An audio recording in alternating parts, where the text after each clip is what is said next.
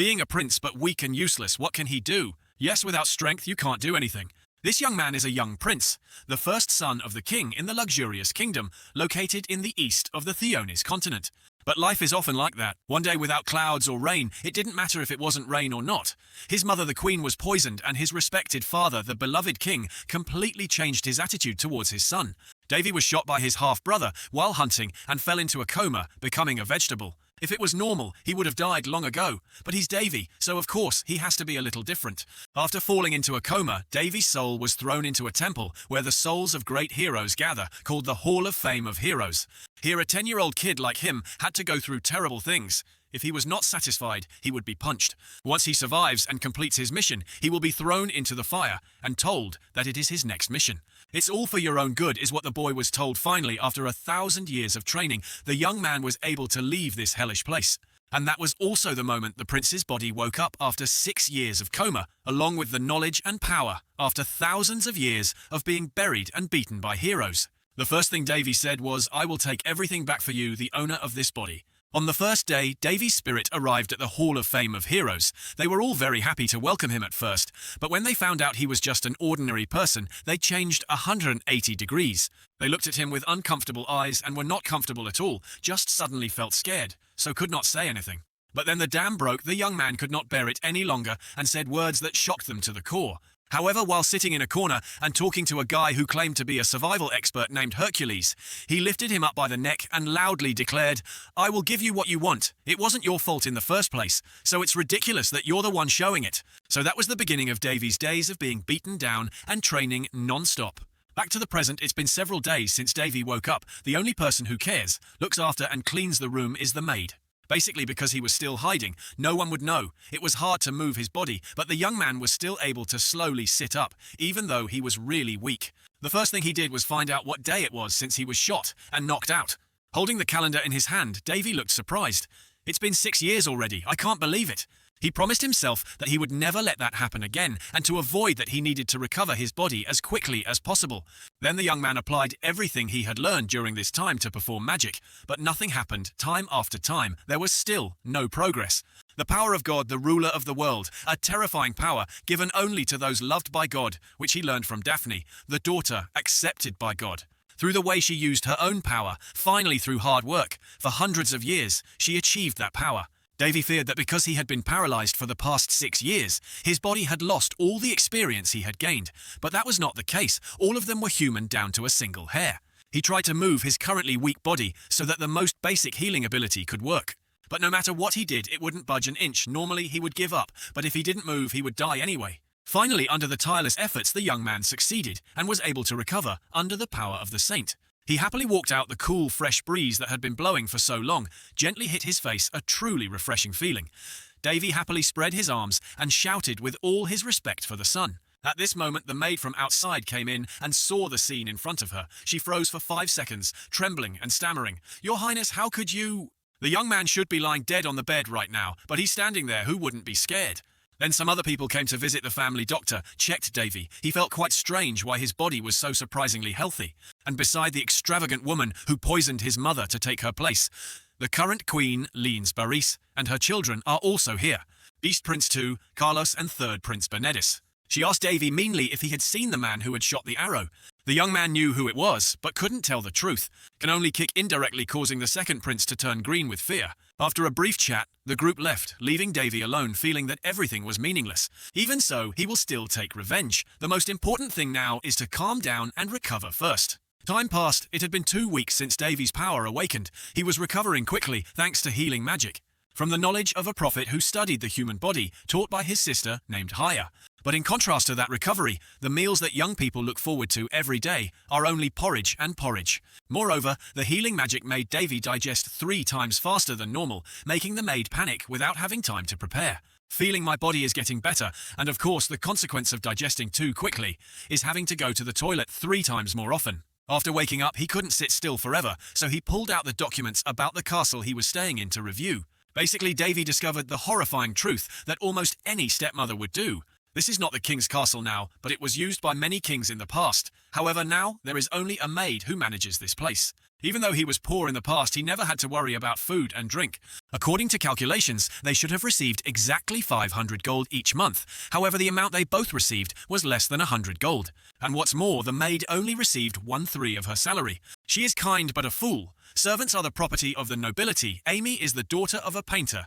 Due to poverty, she became a servant to take care of Davy and the castle without leaving for the past 6 years, even if you have to pay your own salary. To be fair, Davy had let her take her full share of his earnings, even though they had nothing to feed themselves now, and he had also forbidden her from calling him by that damned prince title, since princes were supposed to manage their own fortunes.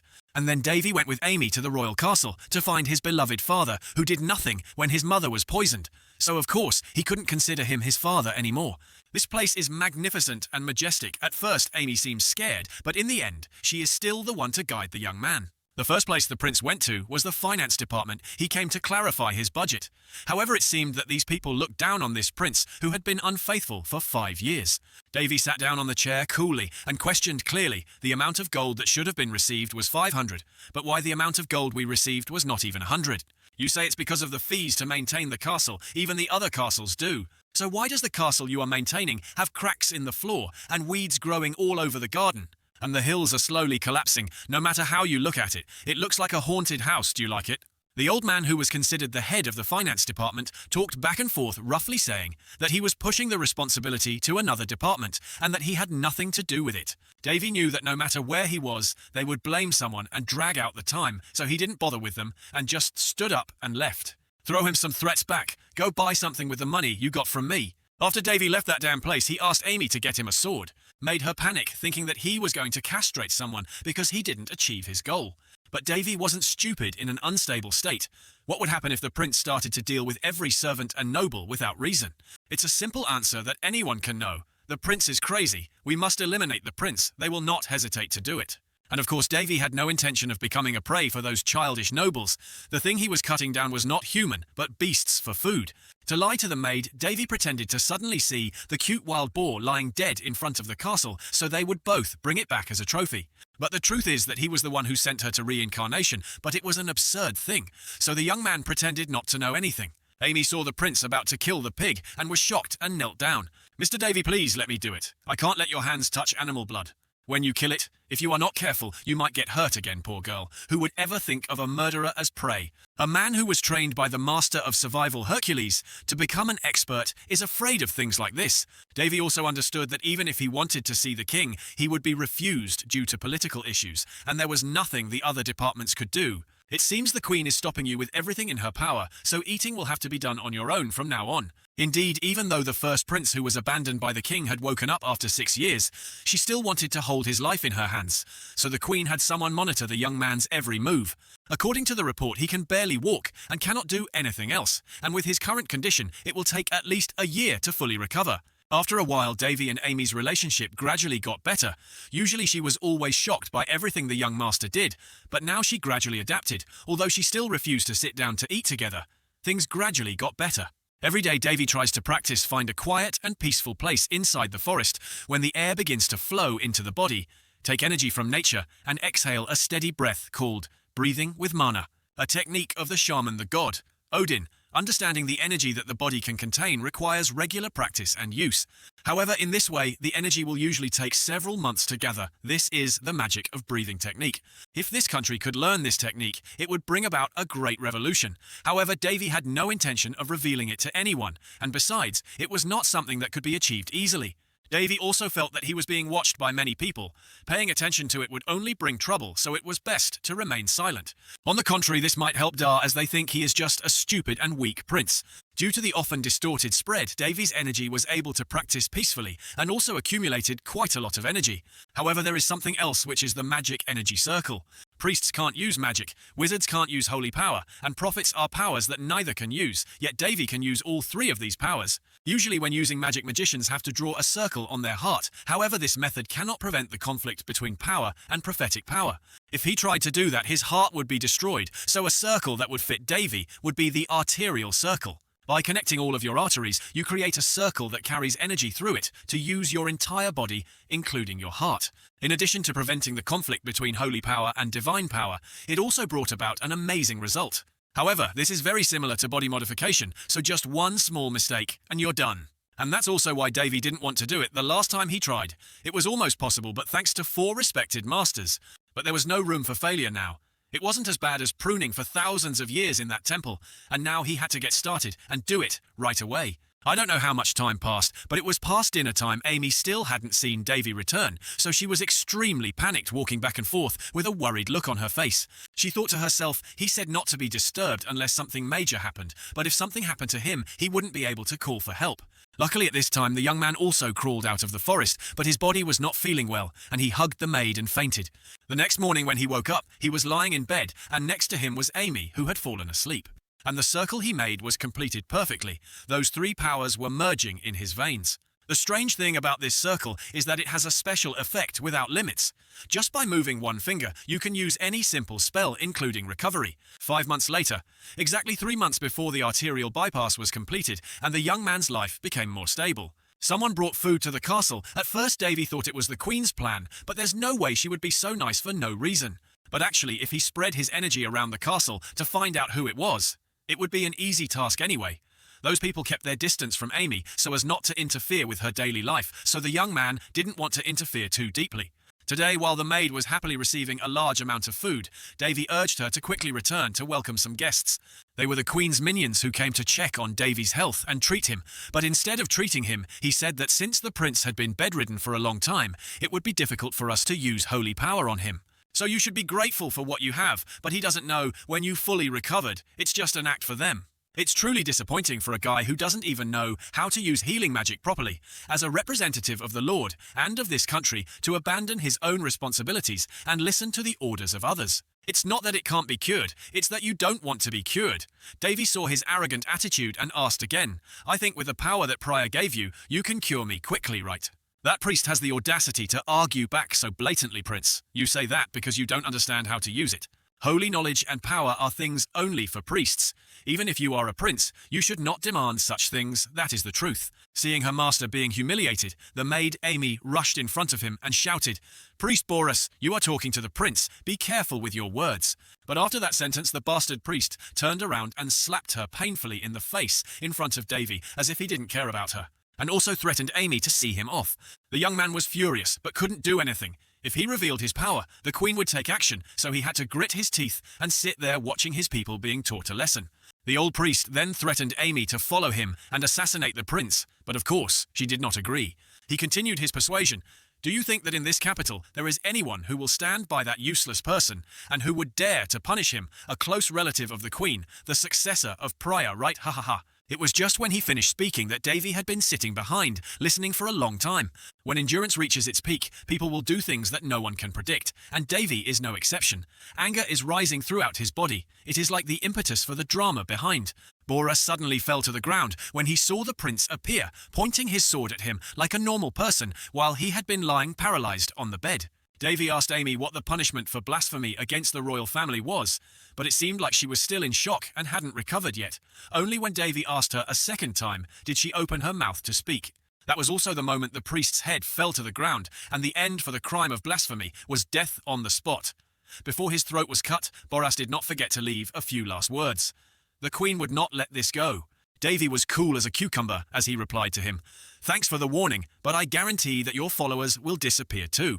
A moment later, the news of the henchman's death reached the Queen's ears. She angrily slapped Davy and threatened him. Are you crazy? How could you kill the disciple of the Holy Land? How dare you do that if you are not? Before the old lady could show off her power, her illegitimate son interrupted and said that disciple threatened my life, so I punished him according to the law. What's wrong with that? It's funny, it's only when we're in a coma that the laws of this country become so cruel. Everything happened and the king just kept silent and did nothing, but for me, I was the one who punished the blasphemer against the royal family. How absurd. Since when did the status of royalty become lower than that of a disciple? The Queen was so angry that she trembled and could not control her emotions to the point of insulting Davy's dead mother. But the next day she was slapped in the face by Davy's words. He implied that he knew that the person who had harmed her that year was Carlos II Prince, but he just didn't say it out loud. If you don't want strange news to be circulated, you should repair this dilapidated castle soon, and don't let this happen again. A few days later, when the priest was punished and the queen was warned, a rumor spread throughout the palace that the prince had a problem with his head after waking up, and that the first prince, Davy Roan, had gone crazy. Because half of the people in the palace sided with the queen, Davy's reputation plummeted. Amy didn't pay any attention to this. She was happy and full of life because the amount of food that the anonymous person sent today was countless. More specifically, the Grand Steward, a branch of the Besfus royal family, brought in the criminals on the Queen's orders who had embezzled money from the Davy Palace treasury and fled. There were a few familiar faces, although they had previously said they were not under their jurisdiction. Their punishment depended on Davy's orders, but would usually behead them and their entire clan. Hearing that they were about to be sent to eat naked chicken, they cried out in pain and begged for their lives without thinking about what they had done. But having the reputation of being a bloodthirsty prince, of course Davy wouldn't spare anyone. He ordered the butler to throw them all in jail and not give them a single drink, then execute them after 9 days. Although he was not very happy because this was the Queen's order, the young man still went along because the situation had become much more interesting. After that, the vacant positions in the palace were filled. Amy was promoted to the prince's personal senior maid, and her bonus was also increased. The only thing is that Davy has not been allowed to see me again, whether by the Queen or by himself, I don't know. Before letting Lord Besfus leave, Davy did not forget to say, "Thank you for sending food regularly." But the old man denied it as if he knew nothing, only reminding the young man that a special guest would come to visit. Indeed, right after that, Amy ran in panting, and before she could say anything, she was kicked out by Winley Al Rown, second princess of the Rown Kingdom, and Baris Al Rown, the fourth prince of the Rown Kingdom, twin brother of Winley. The current king of the Rown Kingdom, Cryanesi Al Rown, has 3 wives, including the current queen, Lines Baris, along with 2 other concubines, Alice and Anisha. While the second concubine, Alive, supports the queen, the first concubine, Anisha, does not choose any side and decides to remain neutral, becoming an outsider among the wives. Baris and Winley are her children, which means Davy and these 2 kids are half-brothers. The 2 of them were so worried when they saw Davy that they argued so loudly that they almost dragged each other out to exercise. Davy stood by and watched everything. He was not surprised because they were still the same, not a single change, still close brothers and sisters, and listened to everything he wanted to say. 6 years ago, when Davy was knocked unconscious and the twins were only 8 years old, they were sent to a remote area. At that time, these 2 helpless children could not do anything else. In addition, the concubine Anisha sent Tana, her eldest daughter, to another country due to the plot of Queen Lines. At least she had to protect the other 2 children, even though this was hard to accept. The brothers happily talked to each other for a while. They had met their father before coming here, and his condition didn't seem to be good. Baris, after learning that the palace had become dilapidated because some people had embezzled money from the budget, became angry and wanted to report it to the king, but was stopped by Davy. He said it would return to its original state soon, since they were all caught, and besides, there was no point in wasting effort on something like that. He could handle it himself. Davy is so happy that besides Amy, there are still many people on his side. This is like a dream. The 2 kids also brought Davy another surprise, which was that Baris would be participating in the Continental Swordsmanship Competition, a swordsmanship competition held every 5 years, this time in the Kingdom of Palisti. It is a competition to promote friendship between continents, like the Olympics. Mercenaries and royalty. Many people from different classes participated. The twins wanted Davy to take the opportunity to go out with them since he seemed to have never been out of the kingdom before, and Baris had also suggested it to their father, so this was allowed. Besides, I heard that Palisti is a city of water with many beautiful sceneries. Winley was afraid that his sick brother would not be able to walk, so he suggested that he carry him everywhere. Davy thought for a while, as Baris said. Davy rarely left this palace, moreover, enjoying the events in this world, at least once, wasn't bad, and could also have a little fun. He looked at the 2 kids with an expectant look and replied, "Okay, I can't do anything either."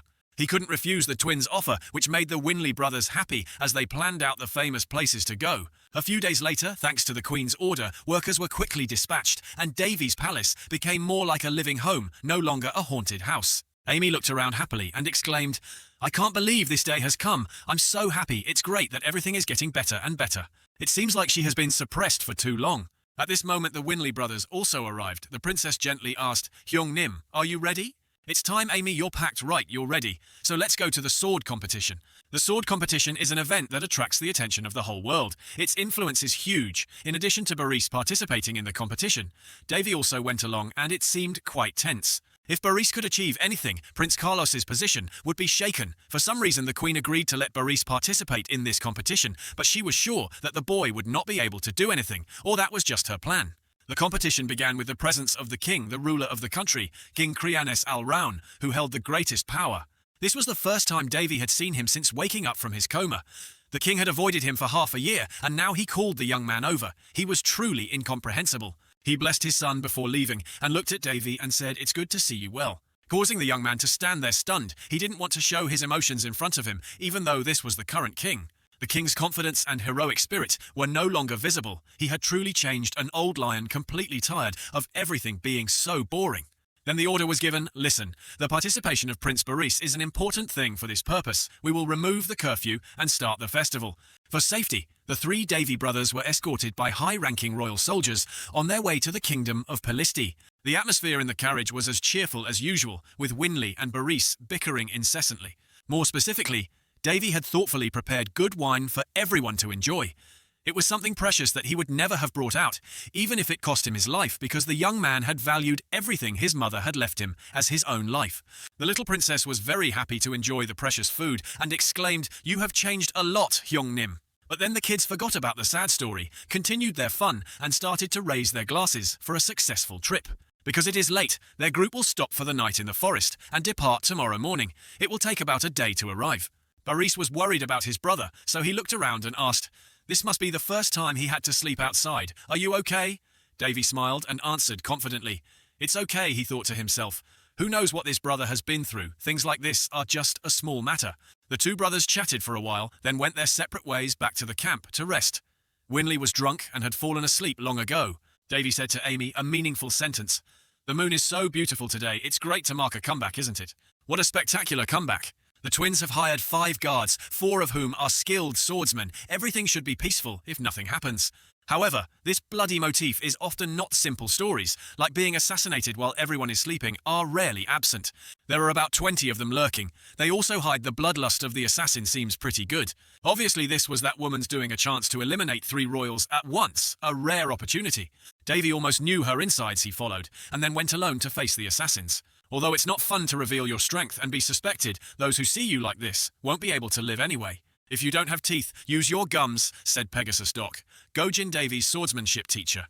Anything in hand can become a weapon. Combat has no rules. Weapons are extensions of the body depending on the way of thinking. A piece of cloth can also be a superior sword. Davy rushed forward with a tree branch in hand. Just a few basic moves made more than half of the assassins lie still on the ground, unable to move. The rest stood still, waiting for a chance to attack, but there was no opening for them. It was a boring hunt. It seemed like it would be a really epic comeback with thrilling twists and turns, but in the end, the stage was all for Dar. Not a single one had time to counterattack. Davy moved so smoothly and gracefully that even if they ran, they still couldn't escape his deadly gaze. Some took advantage of the opportunity to attack from behind, but all were useless. All were prey in the tiger's mouth. To welcome the honored guests, Davy also prepared a magical skill that could instantly remove the invisible, colorless, tasteless soul. Although it was a bit brutal, Davy's teachers told him to end things properly and not to show mercy to those who tried to stab him. In the end, after neatly handling all the assassins, Davy quietly left. As long as no one found out, this was a worthy ending, a perfect assassination. At the same time in the palace, the queen also learned that the people she sent had all died. She was extremely angry, gritting her teeth and venting it all on the maid who followed her. She was from the Black Moon Society, considered to be extremely skilled. Then a slap was delivered along with insults. "What the hell are you guys joking about? Look at what she's saying." It was just 3 children and 5 guards. But the person saying that 20 people were all dead, the maid reported that they were investigating this clearly, and it seemed that someone had helped the prince. Hearing that, the queen became even more furious, using her power to threaten. "Don't forget the reason I work and support you is not to receive failure. Do you understand? If you fail this time, our alliance will end, and I will use the power of the royal family, or even the power of this country, to bury the Black Moon Society." The next day, after a long journey, the 3 princes finally arrived at the kingdom of Pelisti, a small but highly developed kingdom.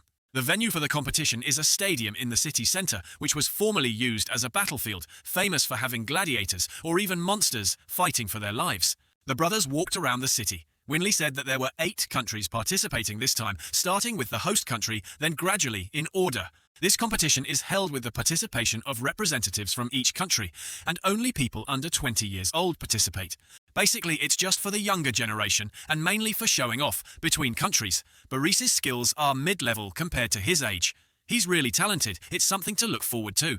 Winley also mentioned the representative of the fallen kingdom, the Princess of Swords. But Davy was confused as to who that was. It seems that it was the new person who appeared while the young man was in a coma. Elena Davy Fallon, the first princess of the 9 princes, is the crown prince's most beloved. Not only that the reason she is famous is because she is the servant of the Holy Sword. Known as the most precious sword, a masterpiece made in 1,000 days and nights.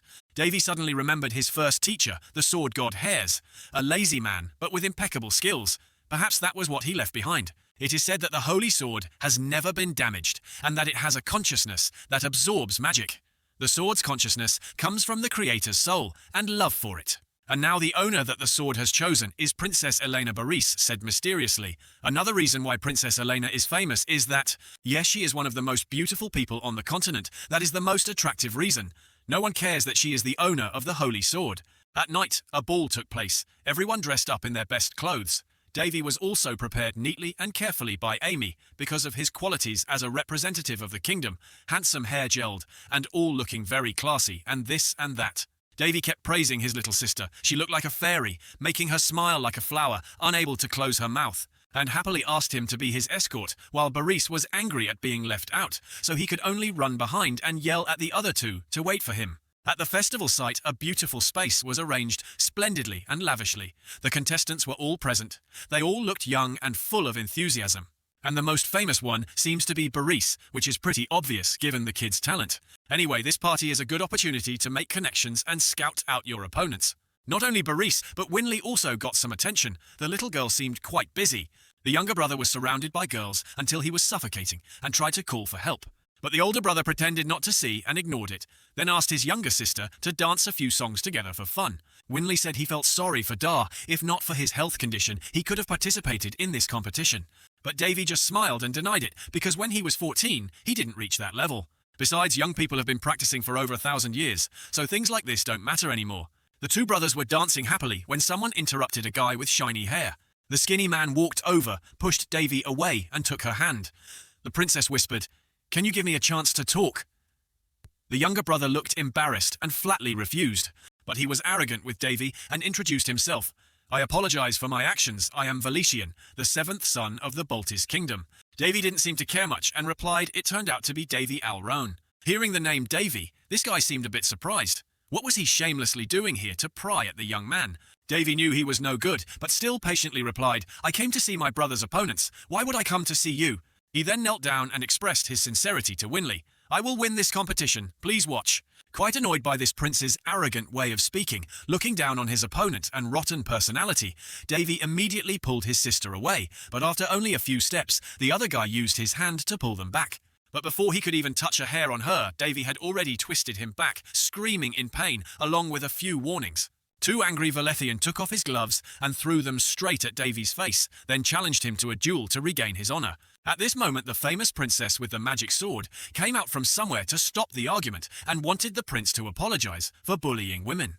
Davy saw her, and suddenly the name of Master Harris, the ancient hero who discovered the Falan Empire, came to mind. It is rumored that he was the first wielder of the Caldara sword, and the creator of the Caldara sword technique, and the creator of the Claymore sword technique. When a sword swing like causing a tsunami, and that is also how he shows his power. Davy didn't know what the hell he was thinking when he thought Harris was in the form of a princess, and smiled to himself.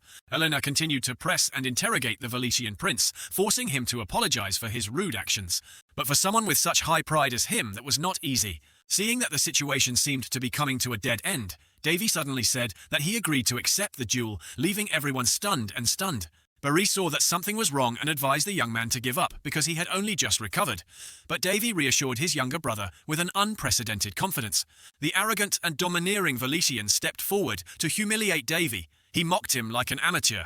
"It's best not to cause trouble for yourself and just kneel down and surrender." Davy didn't care much, ignored his bragging, and started the match. It was quite difficult for Davy because everyone thought he was just a sick person who had just gotten out of bed for less than a year. If he were to beat this guy in a grand way, now it wouldn't work. Well, using him to show off a little power is probably fine. The game is easy. Then, ignoring Valetian's babbling, Davy rushed forward with his wooden sword. Just a basic move, then pretend to slip accidentally, causing the opponent to fall to the ground. Everyone around started whispering, "What a shame, look at his appearance. What a disgrace." A newbie who has never experienced life challenges someone who has thousands of years of training. That's too easy. Valetian continued to stand up, but time and time again, he was hit and fell to the ground. He was furious and didn't understand what was going on, while his opponent had weird postures and didn't even know how to control his strength properly. Why did he lose? Along with the rumors of the people around Valetian became even angrier. And this is also the reason why Davy learned this swordplay. It is called the swordplay of the drunkard drunken swordplay. As the name suggests, the sword style stops the user from getting drunk. It was invented by the greatest drunkard in the Hall of Heroes. Dol-Go-Jun and Haris was the one who got interested in it, and he created the most evil, irregular sword style in the world. When teaching him, Haris reminded him that if the opponent is not someone buried at the bottom of society, then don't use him. Otherwise he will be a heartless person. Yes, even the two creators considered this a taboo sword style, not because of its heavy and sharp attacks, nor because it was too strong, but because this style of attack manipulated the opponent's mind and deceived them. It is a style of fighting that is not intended to protect or even kill anyone, but to humiliate the opponent in front of others. It targets the opponent's weakness by avoiding the attack and delivers a critical hit quite effectively. This swordplay style will really irritate the opponent. The more people watching, the greater the effect. Like now, Davy pretends like he doesn't know anything about swordplay and that it was just luck. Humiliated to the extreme, Valetian rushed forward with anger, wanting to devour the other party alive without thinking of the consequences. The sword stabbed straight in, but before it could reach him, Davy somersaulted down and turned the situation around. Made Valetian spin around and fall to the ground like by accident. I don't know why I won. After that performance, there were countless criticisms of Valetian and compliments for Davy. Princess Elena coldly observed everything that had happened, then left a sentence. That was a good match. Stupid, I came back here, then turned around and left, despite the maids trying to stop me. Everyone did not realize Davy's ability, but completely thought that it was luck that could win. Even the twin brothers had to praise him for being so reckless when they returned to the carriage and said he shouldn't do that again next time. Because they had seen him demonstrate his skills at the meeting before, and since then he had been pursuing Winley in an annoying and arrogant manner. But not to let the kids worry, Davy didn't hide it anymore, because they would know sooner or later, so he showed off some of his strength, then told the two kids not to treat him like a patient anymore. Boris hugged his hand in pain and said yes, yes, obediently, while Winley smiled in joy, knowing that her brother was still as wonderful as ever. Speaking of Valetian after getting pregnant, he went crazy and started smashing things uncontrollably. The one who will become the next prince of the Baldi's era, with a radiant appearance, outstanding talent. There is almost nothing in the world that he does not have. Even the Princess Roan, whose feelings for her were only half-hearted, still chose her as his future bride, because he knew that he would have Boris, a mid-level swordsman, as his subordinate. Thanks to the Queen of Roan, the marriage negotiations went very smoothly. But now he was defeated and suffered unprecedented humiliation, like falling from the 100th floor to under the bridge. Valetuan was played a very painful trick, no longer clear-headed enough to consider everything he angrily shouted, "I will kill you, I will kill you." Just then, a voice like from hell rang out, "Do you want to kill? I can help you deal with him, boy. I will help you tear him apart and break his bones. You will be able to do what you want." Along with those words, a sexy girl named Shario appeared. The atmosphere became ambiguous and hazy. Valetian was almost completely enchanted. The next day was the first day of the competition at the stadium. The crowd was extremely enthusiastic and kept shouting.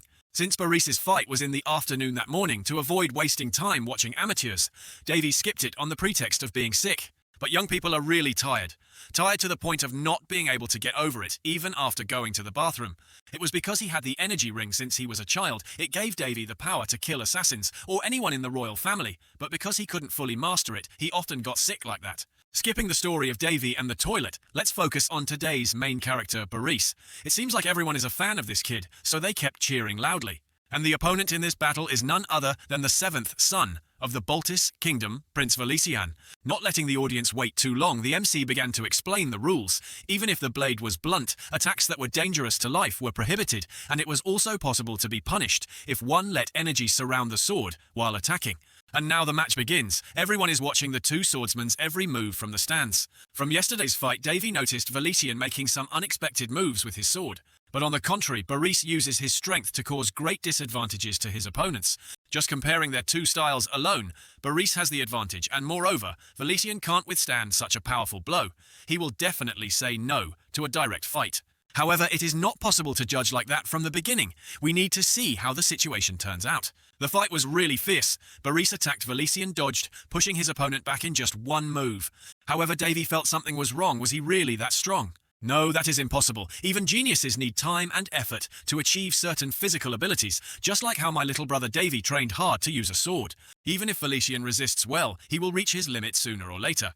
However, a strange feeling suddenly ran through his spine. Valetian moved unusually fast. He was as if a completely different person, with a new and dangerous sword technique achieved in a short time. Baris decided to use the final move to end the match, but his opponent laughed sinisterly.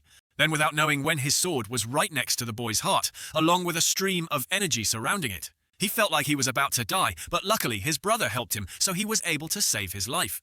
To understand what happened, let's go back to the night before the match. While everyone had gone to bed, Baris was still practicing hard to win. The older brother observed the kid and felt that he was quite good, moving smoothly without any unnecessary movements, a pure and gentle flow. But that was still not enough. The young man decided to lend a hand. This was a method that could cause a stir in public opinion if it was made public, but he was his younger brother, so there was nothing to hesitate about. Davy coaxed him into letting him massage his muscles to relax them. Davy used his mana to stimulate his brother's mana and mix them together. This would force them to work. It looks easy, but this is another world method. It breaks all the rules of this world.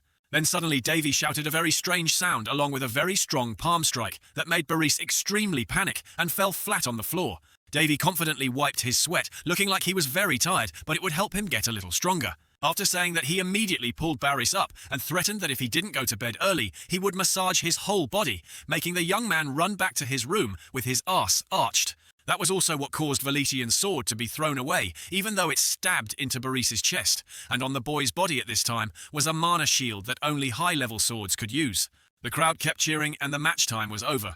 Baris knelt on the floor, blood continuously flowing from his mouth. Valetian violated the rules by trying to kill his opponent, so he was immediately disqualified. Furthermore, the host country will send an official complaint to Baltis about this potentially war-inducing action. The servant came to Valetian's side, wanting him to say something to explain, but only heard a bang, and his head was crushed, and the prince laughed savagely. Then Valetian almost went crazy. He kept crushing everyone in sight. The situation was becoming chaotic. Some mages were busy evacuating the audience, while others were fighting against this mad prince. Davy had already stepped down. Even though he was stopped, he still acted cool and went in to show off a bit. Valetian became more and more excited, bursting with power and charging straight towards Davy. The fingers were about to touch him, and Davy was about to deal with him when Winley came out of nowhere screaming loudly. If he kept going like this, the girl would get hurt. The young man didn't know what to do when suddenly an arm lifted him up and threw him out. It was Princess Eleanor in the form of a female warrior. No words, no time to complain, just attack. Valetian now looked neither human nor ghost, his bloodshot eyes, fangs and claws, and the horns on his back made people even more terrified.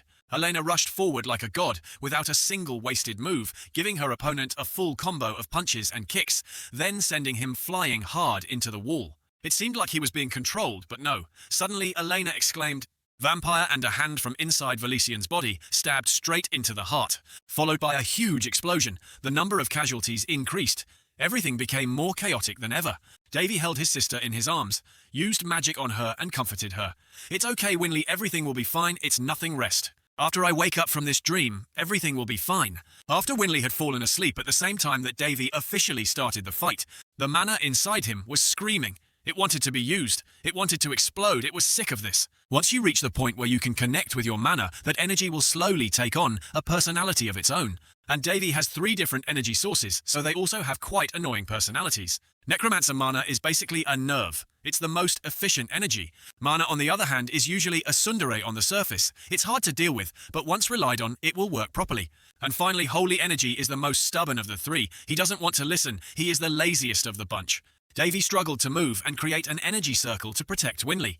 The holy energy has taken care of protecting the child. Now observe everything around you. A very horrible sight, Blood City, a city full of blood. Like the name implies, it is the power that takes the lives of living creatures to replenish the area around it. Davy's current holy energy limit is level 4, not enough to save everyone in the arena, but there's no fucking reason to save anyone either. He walked over to look at the Valetian in front of him, who now had a long tail, intending to slowly deal with him. But things didn't go smoothly behind the blonde princess, still kept her sanity. Dragging her feet in a beautiful manner, even though she looked like she was about to die, she appeared from Wen. She thought she understood the whole story, but she didn't understand a damn thing. Al pulled Davy's hand back, full of wonder. Why was a person who had just woken up from a coma for several months calm in this situation? But even if I say it, you won't understand, so just sit there and watch. However she thinks that she is her true love, there is no one stronger than her. Then stood up and stood in front of Davy like I will protect you, with sincere advice from the position of a princess. This is not something he can solve by luck, like the performance at yesterday's party. The Dark Nobles, it is said that they are the descendants of the blood demons, mentioned in ancient books. I guess you've heard of vampires, you can't do anything to them. Someone like you who can't sense any mana will be torn apart instantly, so run away from here, I'll do my best to stop him. Davy felt a sense of trust, although it was not like yesterday. This time it felt much more sincere, as if she had a vendetta. But it was true when the princess was young. Her mother was strangled to death by a vampire. From that moment on, Elena never forgot. She hated them and was determined to destroy them all to the very roots until she left this world forever. Although he didn't know why Davy couldn't let the little girl get in his way anymore, so he gave her a slap and then personally dealt with the monster in front of him. If it's vampires, no one in the world understands them better than you, meaning those who are still alive, an infected one, being nourished by blood is not a problem. Davy gently hit Valetian. The blows were continuous, graceful, but extremely powerful. Not a single one missed on the monster. The final move is the decisive one, penetrating and burning the blood vessels. Heart broken, body broken. Self-destructive flies, one strong blow to the blue sky. Elena sat watching everything, but still couldn't believe her eyes. An infected that even knights, mages, and the heirs of the divine sword cannot stop. Defeated by a normal human that I can't feel a drop of mana from, and on top of that, a card prince who was still in a coma last month. Davy stepped forward and held out his hand to Elena, not to help her up, but to borrow the holy sword. The princess replied angrily, "You see, my sword was broken from the previous battle." But Davy didn't need that. He used his hand to snatch the tiny sword on her necklace with a very proud expression, as if it was the spoils of war after killing the boss. This is what Davy needs, the so-called magic sword. Not that broken one. It is the thing that the brave craftsman devoted his life to in order to create a sword that could save the world and many other weapons. As one who received the blessings of the spirits and attained the ability to wield swords imbued with mana, he was renowned throughout the continent for thousands of generations. In particular, the 12 famous swords scattered across the continent and were revered as national treasures. Among the masterpieces that Surat created throughout his life, he named one of them Kandiras, which in the language of the spirit means white guardian. Surat's swords were all swords throughout, but Kandiras stood out among them, for he burned his life when forging it and gave it to his friend the divine sword Haris. The sword has developed a consciousness of its own, a separate ego able to use its own power. It sounded great, but as someone who knew the truth, Davy knew his personality from a long time ago, a rather rude person. Davy took advantage of the fact that his master Elena's safety was about to be threatened to successfully awaken Kandiras, forcing it to cooperate and lend him its power to fight. He swung his sword into the air. The sky seemed to be torn apart. A hole from the crack began to appear, followed by the appearance of the vampire demoness. She looked at Davy and said with disdain, "When my subordinates were destroyed, I thought someone was secretly helping the humans, but I didn't expect it to be you." Davy nonchalantly teased her. "I guess I'm quite the surprise. Come down here and look at you. My neck is sore. Also, I can see your panties with that skirt black, just like your personality." He swung his punch and continued to explain. "That's right, if you create such a great tragedy, then even if you defeat us, Queen Lines won't have to bear any consequences. Relations with the Baltis kingdom might be getting worse, but Baltis' situation isn't getting any better either, so there's no way they'll declare war on the Roan kingdom. You dared to appear before me so I can see that you are confident that you can kill me. You are quite smart, but how should I say it? It's closing time, dear customers." Enraged, she attacked, swinging her arms, creating large cuts and a series of stones like sharp arrows flying towards Davy. It was too trivial. He had experienced this kind of thing thousands of times, so Davy easily avoided it and even danced with great skill. Sword god Haris once said that the vampire lord is very strong, unreasonably strong. The vassals are the strongest species. They have special abilities that can inherit the legacy and become lords. They are not easily eliminated unless faced with their arch nemesis, the high-level elves. So to defeat them, Haris thinks that just making them mad and then smashing them to pieces is enough. No matter what creature it is, if it loses its composure, its movements will become obvious.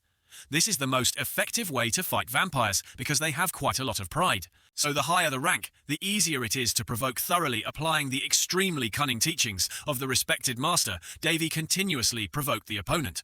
Each blow was swung but was blocked by the blood shield, but that was not a big deal. She still thinks Davy is just a little prince who just died and came back to life.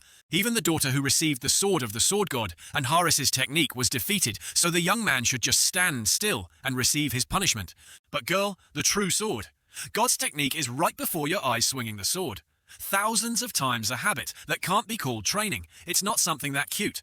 Davy jumped high and somersaulted, then delivered a blow to her midsection. A force so strong that the sky and earth exploded, leaving only ruins and desolation around, and at the same time the vampire girl also disappeared from the world.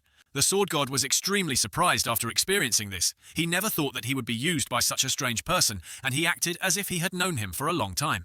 But if Davy told him that I was actually your first master's apprentice, there's no way he would believe it. Instead, he might just scream and say, "You insulted the dead." So silence is golden, don't dig up each other's past. The young man looked around for a while, feeling fortunate that the core of the previous explosion had been destroyed and would not spread further. However, the remaining bloodstones will not stop until all the humans here are dead. Considering the current situation, it can be resolved in a few months by using a level 6 large-scale purification spell. While most of those who lose their vitality will die, what's worse is that those exposed for a long time will turn into an infected crowd. The two young men chatted for a while before focusing on the main purpose, which was to clean up the mess in front of them.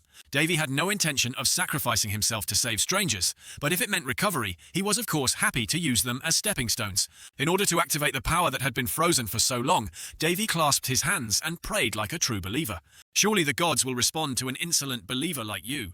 The holy energy that Davy obtained was a bit stubborn due to the influence of Lady Daphne, and the young man received holy energy not through worshipping a god, but through understanding and faith. If one had to classify it, this energy was due to the gods' curiosity, not their love. I wonder if the church knows that devoted believers who only use their mouths to pray are not the ones who receive the love of the gods, but those who can attract their curiosity receive that love. The gods love madmen, especially crazy ones. If it is said that there is no way to save those who have lost their vitality, then that is wrong. We just need to replace it with a greater power. The spell was created by the greatest holy energy user in history. Daphne, the highest level of holy magic that can only be used with the permission of a god. Finally, under the sincere prayers of an arrogant believer, the supreme level 9 holy power erupted. A ray of light like the sun pushed back all the darkness that covered the city. Davy looked like a supreme being with 2 wings on his back. As the last feather fell, the remaining blood vessels dissolved, and Davy passed out, no longer knowing what was going on. At the inn on the dukedom of Borisisetti, Davy woke up after 2 days of coma. Winley threw herself into his arms and reproached him. "I was so afraid that you would never wake up again. I had a dream that day, a dream that you saved me when the red curtain of bones surrounded us. Tell me the truth, did you dispel the red curtain? I found something when I searched you, a mark engraved on your back. Is that a holy mark? It was about the size of 3 hands, and the person who found it was a high priest who had taken care of him. Because of it, the Duke's territory is in chaos. Since all the red bones have been purified, and you are lying in a place surrounded by holy energy, with a holy seal engraved on your back, I was wondering if you have any clue about the truth." Davy was so confused by his children's series of questions that it took a few seconds for his mind to load the whole situation. It turns out that the feeling of his back being torn apart was due to the holy seal being carved into it. This had never happened before in the temple. It was understandable that everyone was panicking. The holy seal basically indicated that he was the one chosen by the gods, with the holy seal on the outside. No one seemed to know much about what had happened. Davy was wondering whether he should continue to hide his power or not. If we reveal them, who knows what terrible things will happen, and if we make the situation worse without thinking, it will probably cause trouble for others. So Davy explained to his children that since he was unconscious, he didn't know what happened, and that his body was fine, so there was no need to worry. But it was too good. The last battle gave him quite a few benefits. In addition to using level 9 Holy Magic Holy Land to remove the Blood City, the youth can also increase his holy energy by stimulating it. It was just a simple experiment, but the results were extraordinary. His mana had increased greatly, everything from normal mana, the one affected by holy energy, to necromantic mana, and now Davy was able to use his own sword energy. Winley saw that his brother was silent and continued to complain about how the maid had been so worried that she had made a fuss when he had passed out, and how Princess Elena had suddenly come and said she would take him to a good doctor. To keep his sister from saying anything more, Davy had to politely tell her to go somewhere else to rest, so he could have some quiet time to contemplate life. Davy suddenly appeared from nowhere, a system board that could see other people's status, like some swordplay youth travelling through time. He was also quite curious about it. Was it because he sent a request to Dionysus, or was it because he used magic that was supposed to be used in the celestial body? But whatever it was, it seemed quite complicated. Just at this moment, a voice suddenly appeared from somewhere and echoed within you. You seem to enjoy seeing other people's states and psychology. Davy jumped. He looked everywhere but couldn't figure out where the sound came from. After a while of searching, I finally found a beautiful little demon that was not even as big as a finger. She is the demon lord of the abyss, Persil von Palan, who was accidentally freed from her seal thanks to Davy. When she still looked human, the sword god Haris adopted her and personally taught her swordsmanship. And just like what was recorded in legends to end the Great War, he personally cut her down and sealed her within his sword. To know the whole story, Davy used his holy power to tie up the female demon and interrogate her. But then the position seemed rough and inappropriate, so he had to let go. Persil is quite lazy and not very demon king-like. She started introducing herself and said that she was the one who observed everything from the side of nothingness. Just like the saying goes, when one looks into the abyss will look back. Davy knew that the main cause of the Great War between humans and demons, recorded in ancient history, was standing before him, and it was Haris who used the divine sword, Calderus, to stab the demon and end that battle. The demon king's soul should be sealed in the sword, but now that she's here, it's too illusory. After teasing for a while, Persil began to explain that by the will of God, she was transferred from Calderus to him, and the holy seal on her back contained her soul. And everything turned out like this because Davy used holy magic, so he had to take responsibility for this, and she also knew about his past life in the Hall of Heroes, so don't be so slippery. Persil also said that he was not a peeper from the abyss, but only borrowed the will of a higher being, and that the status window was not his thoughts. The Demon King then suggested that the two of them become each other's partners, as the only thing that interested her after living this long was seeing the world. In return, he would gain power from her. Having no choice, Davy had no choice but to shake hands and agree. Moreover, he had accidentally met someone with whom he could share secrets that no one else could understand. A few days later, the main event in the country of Philistine was going to take place thanks to the mainland swordsmanship competition, which had now turned into a celebration of the appearance of the Holy Seal after the surprise attack, and of course Davy became the main focus as the one who possessed that Holy Seal. Many people gathered here to see the evidence that a person had received God's love. During the past 300 to 400 years, only 3 gods have appeared, and one who received the Holy Seal is even rarer. Unable to let the situation get any worse, Davy decided to pack his bags and run away that night with his 2 younger siblings. Leave all the trouble to Princess Elena to handle. Before leaving, he spread the rumor that in that situation he had dealt with the enemy after being awakened by her divine sword, and the reason the Holy Seal appeared was because of the divine sword's hidden power. The usually cold and indifferent Ice Princess was extremely angry after hearing that absurd news, wanting to rush over and tear Davy into 100 pieces. After successfully escaping from the country of Pelisti, the 3 brothers entered to attend the king and queen. The sickly king sat on the throne. He did not criticize Boris, but had some compliments for the boy, and also congratulated Davy for receiving the Holy Seal. The queen beside her was very angry, but could not do anything, so she had to open her mouth to praise in a very hypocritical way. This was very happy. The son's blessing was also the mother's. The king then had Duke Beretta write a petition with a bitter complaint to the alliance about the things that the prince of the Baltis kingdom had done. He told everyone to go home and rest, leaving his son in Han Huyen for a while. This was the first time in half a year since Davy woke up that father and son had the chance to talk to each other. The king got straight to the point, asking Davy directly if he resented him. As a father, he realized that Davy changed a lot after being in a coma, even though he himself did not deserve to be called that. Davy was quite surprised by what the king had just said. He only had one thing to ask him, which was how he really felt after his mother's death, the feeling of throwing away the person he once loved. 4 years passed, and when Davy was 9, he discovered her murderer, but the king kept avoiding the subject despite his son's pleas, using her illness as an excuse. And His Majesty chose the kingdom over his dead wife, who remarried the enemy.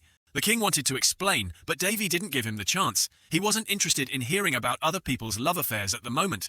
Without any excuse or words, the king looked at him and replied, "Become king. I cannot be a good king or a good father. I lack both knowledge and power. A king is not someone who can do everything a king has to make choices that others cannot understand. So train yourself and become stronger so that no one can stop you." After hearing the answer, Davy realized this irresponsible bastard had not completely forgotten his mother. He argued back angrily and then walked away. People say children often resemble their parents, but not me. If my father abandoned his family for the sake of the kingdom, and if being a king is like that, then I want to walk a different path. A king of the magnificent positions that many people want to sit on, give it to someone else. Even if someone gives it to me, I will not take it. That night at the Dark Moon Squad's mansion in the Roan Kingdom, the guild members were arguing loudly due to the disappearance of Shari, an A-rank messenger with extremely skilled skills, a very dangerous woman. Shari and other assassins were assigned to assassinate the three Davy brothers, but they mysteriously disappeared without a trace, while the three brothers were still alive. The branch chief sent another person to investigate. He arrogantly and confidently asserted, "The target has been designated. I will bring back Shari's head and their remains. I will show you what is worthy of the kingdom's best assassin, the true power of an A rank." Thinking about Shari's failed assassination and disappearance, the branch chief felt scared. It was like an unusual case that was unlikely to happen. He planned to clean up and leave as soon as possible. But when he pressed the alarm button, no ghost came, and he was controlled by a hidden person behind him. And that person was none other than Davy. He coldly threatened, "Do you want to live? Maybe I will let you live if you give me some information." The other guy was scared to death and quickly agreed. What Davy needed was a list of every noble loyal to Duke Varietta and records of their embezzlement. Also the information the Duke had gathered to entice the others. The branch chief felt like he was about to die and obediently listened. He didn't know how a master assassin could be in this small kingdom and wipe out the entire Black Moon branch in the blink of an eye. Davy got the information and quickly left, but it was all rubbish. There were only a few fake names and unnecessary information to hold him back. The real information was probably hidden in another office. The youth's true intention is to gather all the information to eliminate the nobles, and of course there will be a massacre, because even if they are nobles, they are not above the law. He sent a letter to the Queen's personal knight when she was alive. He was one of the three swordsmen of the Round Kingdom, Marquis Peltrice. There was something inside that shocked him when he read it, and that was how Davy eliminated Duke Variette's subordinates. Purcell asked Davy what his ultimate wish was. The young man thought for a moment and then said that he wanted to repair his family, have a warm home and a full stomach, not need to worry about anything and live a long and healthy life. He would move to a small land owned by the royal family to live a peaceful life and do what he wanted, at least using the knowledge from his previous life, and somewhere creating a high-tech city of the continent, for example. And of course you will still take revenge, but it is a process, not a goal after taking revenge. You still have to live on, and you will build a place to return to. A few days later, the reigning queen reported to the king that the owner of the Holy Seal should be rewarded because he was the blessing and pride of the kingdom. She happily said that the prince had been granted a land before, and now that his body had recovered, she thought there was no better reward than bringing him to that land so that he could contribute more to our country. But there's no way she's naturally that good. It's all a dark plot that was planned. Linus originally planned to act out Davy's insanity and send him to jail, but couldn't do that, so he came up with that. The assassin Shari was sent to fail, and the young man returned with the holy mark on his back. And the Duke's information archives were attacked, and not just one, but 7 guilds in the kingdom were wiped out by one guy in just one night. Valuable information was gone. It could have been used to incriminate the king if it had fallen into the hands of Marquis Peltrice. She suspected that the person who caused this and protected the prince was a good guy, so she just needed to get rid of him. If assassination and imprisonment fail, the only option left is to legally send the young man away. She smiled slyly, thinking that the king would not agree to this. But before she could rejoice, he ordered someone to call Davy to discuss the matter immediately. Davy had predicted this beforehand. The king had realized he was a time bomb, so he must have decided he couldn't keep him in the palace anymore. But if it weren't for that, he would have decided to leave as he originally intended. Davy was not surprised at all. On the contrary, he happily agreed, because he had already done what he needed to do here. And the re-establishment of the kingdom needed to be completed before the new king ascended the throne. The youth didn't want to leave this mess to Barris. Moreover, this was a good opportunity to attack the enemy. Soon the news of Davy's departure reached the twins. They did not believe it was true, so they wanted to go to the king to plead. However, Davy pretended to be fine and comforted the two kids. "I want to leave the palace. Don't worry too much, I may look like this, but I am the one who owns the Holy Seal. Trust me." Winley took his hand with a worried look and said, "You have to promise to tell us when you're in trouble. No matter how dangerous it is, we'll help." The young man felt so lucky that they were always the ones who cared for him. He promised to make Heinz Land a wonderful place and would invite the two of them to visit. So just wait for news from this big brother. He sent his servant to the Treasury and Land Management Office to get all the documents related to the Heinz region for research. But Amy quickly returned not long after she left, and the documents she brought back were only a few pages. Heinz was a remote wilderness, yet Davy held firm to the belief something was better than nothing. It would be easier to develop. But it seems like God is playing a trick on Davy or something. From the information that remains, Heinz is not only a land of monkeys and storks, where dogs eat stones and chickens eat gravel, but also a cursed land. The next day, Davy packed his bags and prepared to leave. The number of people he was travelling with could be counted on one's fingers. They were truly a humble group. Since there are basically no knights or nobles who swear allegiance to him, Davy is like a poor mendicant monk. Before Davy left, Marquis Peltrice came to see him off. He said to contact him if he had any trouble and he would do his best to help him. While sneaking into his house earlier, Davy discovered that Patrice was gathering evidence about the manipulator behind his mother's murder. Unlike the other guy who left everything behind after her death, Davy promised him that he would make the place livable and hoped that Patrice could fulfill his duty there. Duty drives the kingdom's blood-sucking nobles crazy, and Davy will be the last of them. After a day of travelling through the Manor Gate, Davy's group finally arrived at their territory. The Hines area is quite close to the capital, so it can be quickly reached without wasting too much time.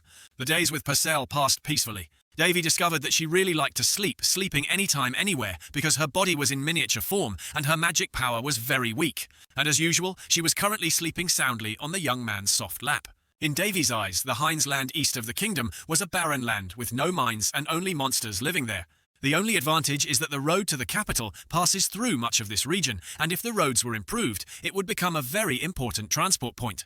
However, that was only when this land was normal, but now it is a cursed land, a barren land suffering from endless drought, a dead land, and so on and so forth. A territory that was ruled 10 years ago died within 5 years of drought, and the cause is still unknown. At this time, Purcell woke up looking at the system board. She said that it was a type of contagious curse. A vicious curse, which started out small, but then spread to infinity.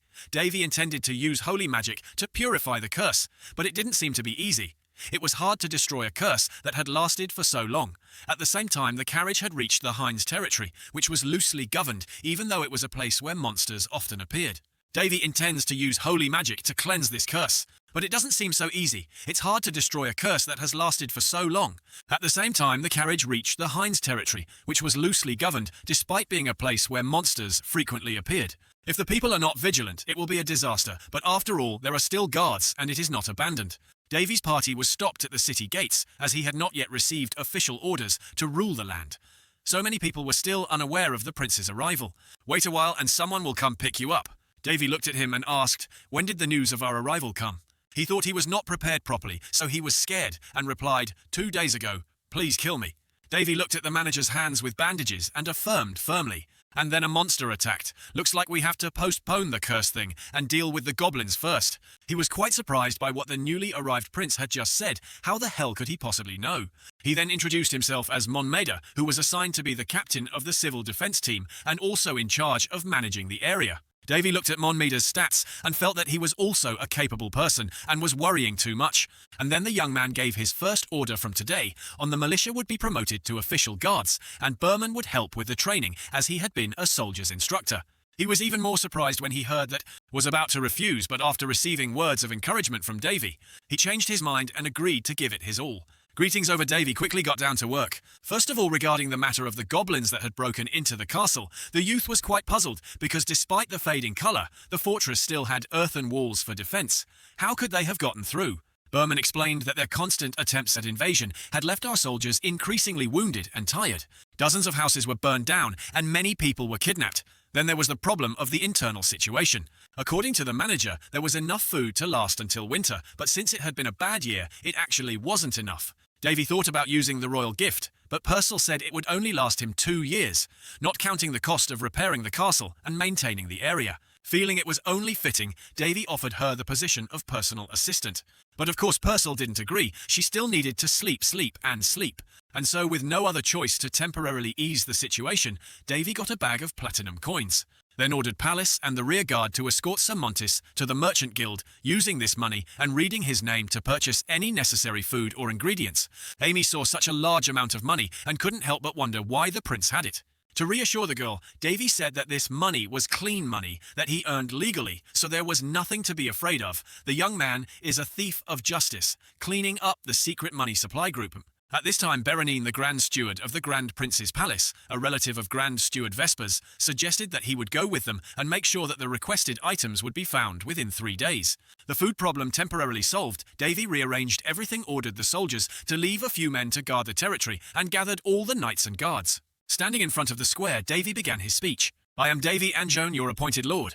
As you all know, last night many villagers were kidnapped by goblins. I'm sure some of you want to chase after them immediately, but there are still some who are scared and want to run away. However, if we do not act, those blue cunts will return to this territory, and I do not intend to let intruders of my territory live. That is why. Before the youth could finish speaking, a few people spoke up to object. Going out with the remaining people was no different from committing suicide, and besides, they were the last line of defense. Davy still tried his best to convince him. As long as he didn't fail, he would come along too, so there was no need to worry. Even though they didn't say it, Davy heard it through the system's readings, and he understood why they thought that. A young prince who only knows how to rely on bloodline and cannot do anything. To reassure everyone, the young man continued his psychological manipulation.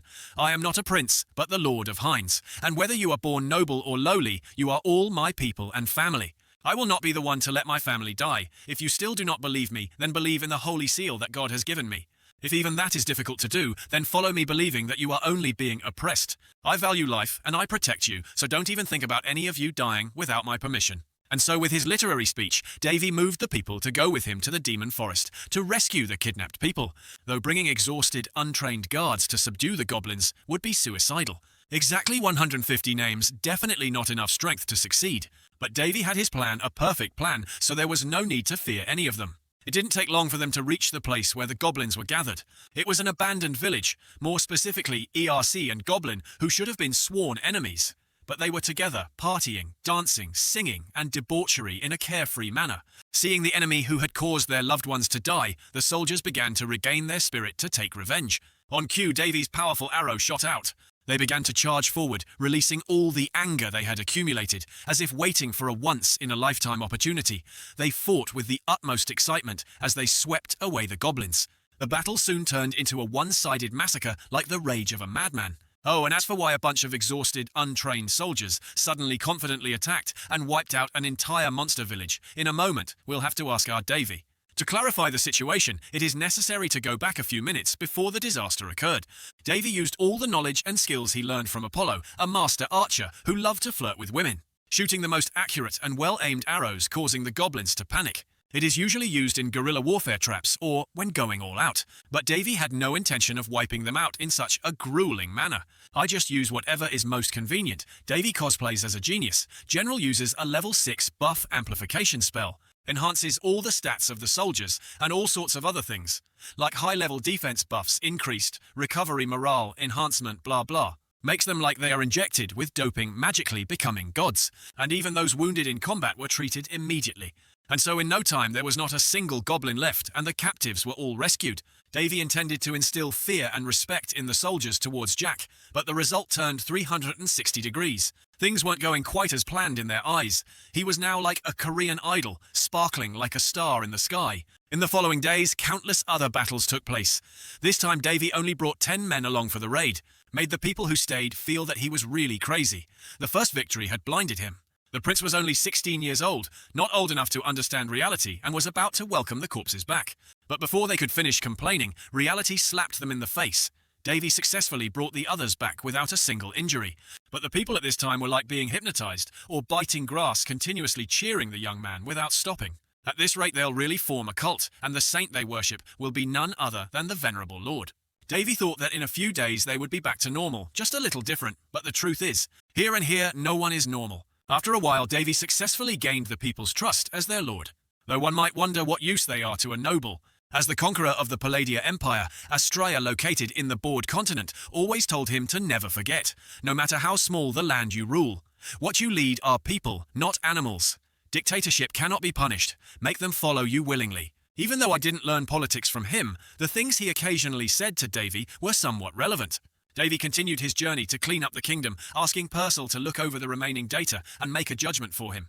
She felt very suspicious if the curse could be removed, and only for the sake of satisfaction, then the land could probably return to normal within 5 years. And within 20 years it would become like what the young man was celebrating, because this dead land would not recover immediately after the curse was removed. Purcell continues to make his point as he navigates the book. The land has no underground plumbing, so the water supply is terrible, and crop failures have led to low food supplies, as well as loss of agricultural jobs. The large amount of platinum obtained from the Messenger Guild was only a temporary measure. The biggest problem was the lack of funds. What Purcell said was perfectly reasonable. The profits in this area had always been close to zero. If money was the concern, then Davy had a way. However, there are still a few young men in the area who in desperate situations hunt monsters or small animals to survive. The second is to cultivate regional specialties, but this is difficult unless the land issue is solved first. And the third and final way is trade exchanging grain for diamonds. With this third way, Purcell was a bit puzzled. No city would choose to trade with a place like this when there were no special products. But Davy says that trading partners don't have to be. People, we have to use what's available. So just in case, Davy took Purcell out to investigate first. In front of him was a large area of land, once farmland, but because its owners lost ownership and left, the entire place was now his. Hidden somewhere in this land is the medium where the curse was established. In the old days long ago, Davy could have cast a spell to remove it, but in the current state, no, never. Davy had a fleeting thought in his mind at this moment, which was to send a request to Princess Elena. Quickly borrow the Candiraz and pretend to glide over for a bit and restore the lost bar's energy. But that was just an intention. Everyone knew that the princess hated him so much that she wanted to tear him apart. Well, it's better to do it yourself. And besides, Davy's 3 energy sources have been complaining about not being used lately, so now is the chance. Then Davy knelt down and began to chant the spell that corrected the curse. From another continent created, or also known as the language of curse spells. Accordingly, curses are specially programmed spells that use additional mana. And the dark magician must have used a lot of artifacts or spent a considerable amount of time to cast a curse, and this is the magic that complements that mana arrangement. Looking at what appeared before him, Davy had some doubts whether it was really a curse or an electric heating room. After a while of searching and repairing, the young man found the location of the hidden intermediate object. There are 7 of them, and they all border Hines and surround the land. Davy's debugging has only found one effect of the curse. Although it is unknown what purpose the curse was set for, it succeeded in destroying the land in the worst way possible. Davy secretly thought of a bright future if he could control, reprogram, and adjust the curse. Then this place can be turned into a tourist attraction that makes young people very happy. But strangely enough, before them appeared a ruin with a structure built before the Great War. If alchemists and historians saw this, they would go crazy. What's more, this place isn't the base of dark magicians. Maybe even they don't know about this place. Davy was bored and complained to Purcell. Usually, there should be at least a guard or something on guard. But as soon as he finished speaking, a magic golem with a mana stone as its core appeared. Looking at the huge animal in front of him, Davy suddenly froze for 5 seconds. He jumped on it and laughed happily, then snatched the mana stone from the golem's head. Then scream in joy, "I can smell it! I can smell the money, it's magnificent!" While the prince was struggling to go out and survey the situation, the people were leisurely enjoying the feeling of peace. Many people still did not believe in such an amazing feat, unable to believe that the 16-year-old crown prince could do so well. The current country, the Roan Kingdom, is being usurped by the nobles to a serious extent, although no noble would dare to come all the way to this remote area to find a place to live or exploit the people here. All the kingdom has done for this territory is reduce taxes. There hasn't been any relief for a long time. Meanwhile, they suddenly sent a boy to take up the position of lord. The adults told each other that he was being held at gunpoint because of a power struggle, which only added to their anger. It would be a lie to say that no one was worried, but the truth is that there was nothing anyone could do. Not only that, the constant goblin attacks made people have no mind to pay attention to anything else. The goblins eventually broke through the walls and kidnapped the villagers. And then in this wretched territory, that person came the new Lord of Hines, who was also the Grand Prince of the kingdom. Is a teenager with a gentle smile on his face, but cannot be clearly understood. He was angry when he heard the situation of the territory, quietly observing the situation. It both captured the goblin attack and gave them the opportunity to get revenge. Call the people family and find the kidnapped people. All are favored by the word and power of the Lord. He complained that he wasn't that kind. Yet he became a special existence that was even more than a god in the hearts of the people. Even though this might be a case of being arrested for disrespecting the gods, there would be no one who would change their minds compared to the gods who were always watching. Then, the one who created the miracle before their eyes was more trustworthy. Moonstone is naturally created, so it is a stone filled with mana. If compared to the same size, it has 100 times more energy than a mana stone. Most of the moonstones on the continent were discovered in ancient relics. Just one can be traded for hundreds of silver coins, but there are 30 moonstones this size here. And right now, Davy was looking at it right before his eyes, a giant stone, the core of the curse. If this gets out, war might break out between countries that want it. Davy then cast his magic. After a round of searching, the young man found the mistake and successfully filled the bottle with water. A misty shower poured down on the dry land, as if to wash away all the impurities. At the same time, in the capital, the kingdom of Roan, the nobles were discussing and fearing for their future, when many low-ranking nobles were purged by Marquis Peltris. They thought the Queen was paying too much attention to Davy, whom they considered an incompetent half-brother. Duke Variata was determined to fight back, even if it meant bloodshed, and find a way to regain the secret information. With a hunch over decades, he knew Davy was anything but simple. Once he gains power or any political foothold, he will not hesitate to bare his sharp fangs and seize the opportunity. Even though he wouldn't be able to do anything about the Hines region, a hopeless dead land, where countless mages of the continent had been unable to find a solution, and even with his mysterious abilities, it would be difficult to handle. But little did they know, the barren Hines was happily burying itself in a downpour, the wettest ever. Davy leisurely lay on the chair and checked the environment of the land through the connection with the spirit stones scattered throughout the area. Although it was a bit unstable, he could still control the mana arrangement from a distance and change the weather of the area. Since humans are a species that evolved through laziness, the youth couldn't always go to the ruins and then start casting magic, and Davy temporarily decided to use the remaining precious spirit stones to expand the storage. What a waste of resources. A week later, Davy had soldiers mark out the boundaries around the areas and had everyone gathered. There were about 60 men and women, young and old, big and small. Then he ordered everyone to clear the land within 4 days, and he would calculate the exact work. If they couldn't do it, they could just give up. The young people are assured that they will have time off, but it depends on their performance. At least, they will not go without pay. The manager was afraid and spoke up for the people because they thought it was impossible to tree all this land in 4 days. It was too much. Below, people began to talk. Some thought that the prince would show another miracle, others did not believe it. But not to disappoint, Davy showed them what the male lead's halo was. Immediately, everyone was empowered to the point that even the person filming could walk again. And then in order for this poor land to develop successfully, the young people came up with a way to make money in the shortest amount of time, which is to rely on the huge supply and rarity. The thing that can satisfy either of those requirements is moongrass. Nothing sells better than rare items. Due to the special weather soil and temperature conditions required for cultivation, moongrass is not a plant that can be grown on the eastern mainland. But they are used in alchemists' research in magic towers and as medicine in temples. It is exported by the Western continent at a very high price, sold in small quantities but very expensive with overwhelming competition in the market. They are truly the blue ocean of the agricultural sector. And of course the young man already had a plan, just needed to change the environment settings and set up this place, and that was it. So a great place to grow is born. Now just need to find a supplier of seeds and it's done. In the Hines forest where the elves dwell, elf leader Yuria Helishana is welcoming Medith, her master. Medith said she had a dream that the spirits had placed a curse on the forest. So this place is drying up, so he advised her to go back, return home to the holy tree and take the people here away, so that they would not be affected by the curse of the spirits. If they stayed here, they might die. Faced with such a warning, Yuria did not fear, but believed that it was part of the natural order. She figured that maybe someone would save this place. After saying that, she turned around and bragged about the tea she brewed according to her own special recipe from grasshopper wings. Made Medith almost choke. He is indeed the one called heretic or insane in the clan. Yuria gently enjoyed the cool breeze passing by, waiting for the special guest to visit. And that guest was none other than Davy, who was lurking outside the forest with Purcell. The youth discovered the presence of some spirits while raiding the goblins. If there are spirits, there will also be elves because they are symbiotic species. The elves are a rare race, hard to find even in the continents. Records say that since the Great Chronicle about 300 years ago, they began to go into hiding, and now not many people know of their existence anymore.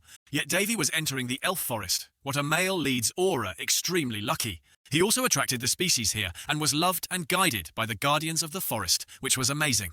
But that attraction is not easy to obtain. The boy had to climb mountains of knives and down seas of fire to practice day and night without stopping to increase his fiery attraction.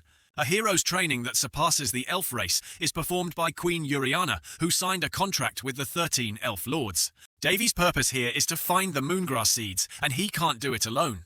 But with the ability learned over the past 1,000 years, he was guided by the spirits to the garden of the moon goddess, the Weeds.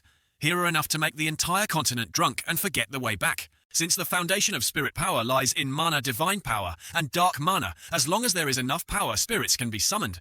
The only difference is the level of attraction to them. So it can be said that there is no spirit that Davy cannot summon. It's just that summoning the Spirit King will be a bit more difficult. But this is the garden of the moon goddess. As the name suggests, it is part of the spirits. So if one takes the flowers without their consent, a disease will strike. Davy then opened Purcell's eyes and revealed his special ability to speak to his own species. So no problem, they agreed to let the young man take them without any hindrance. Davy looked at Purcell happily with a cheerful face helping her. They agreed, hurry up before the elves find out. The reason why the young men were afraid of encountering elves was because this garden was their holy land. If they were unlucky enough to encounter one and get into trouble, it would only make matters worse. But the young man, who knew that what he had just done to easily fool the elf was clearly seen by Yuria, receiving the blessing to enter the forest, communicate with nature spirits, and gain permission without suffering any consequences, all the while being just a human and a kid. This was so extraordinary that she didn't know what to do next and could only quietly observe from afar.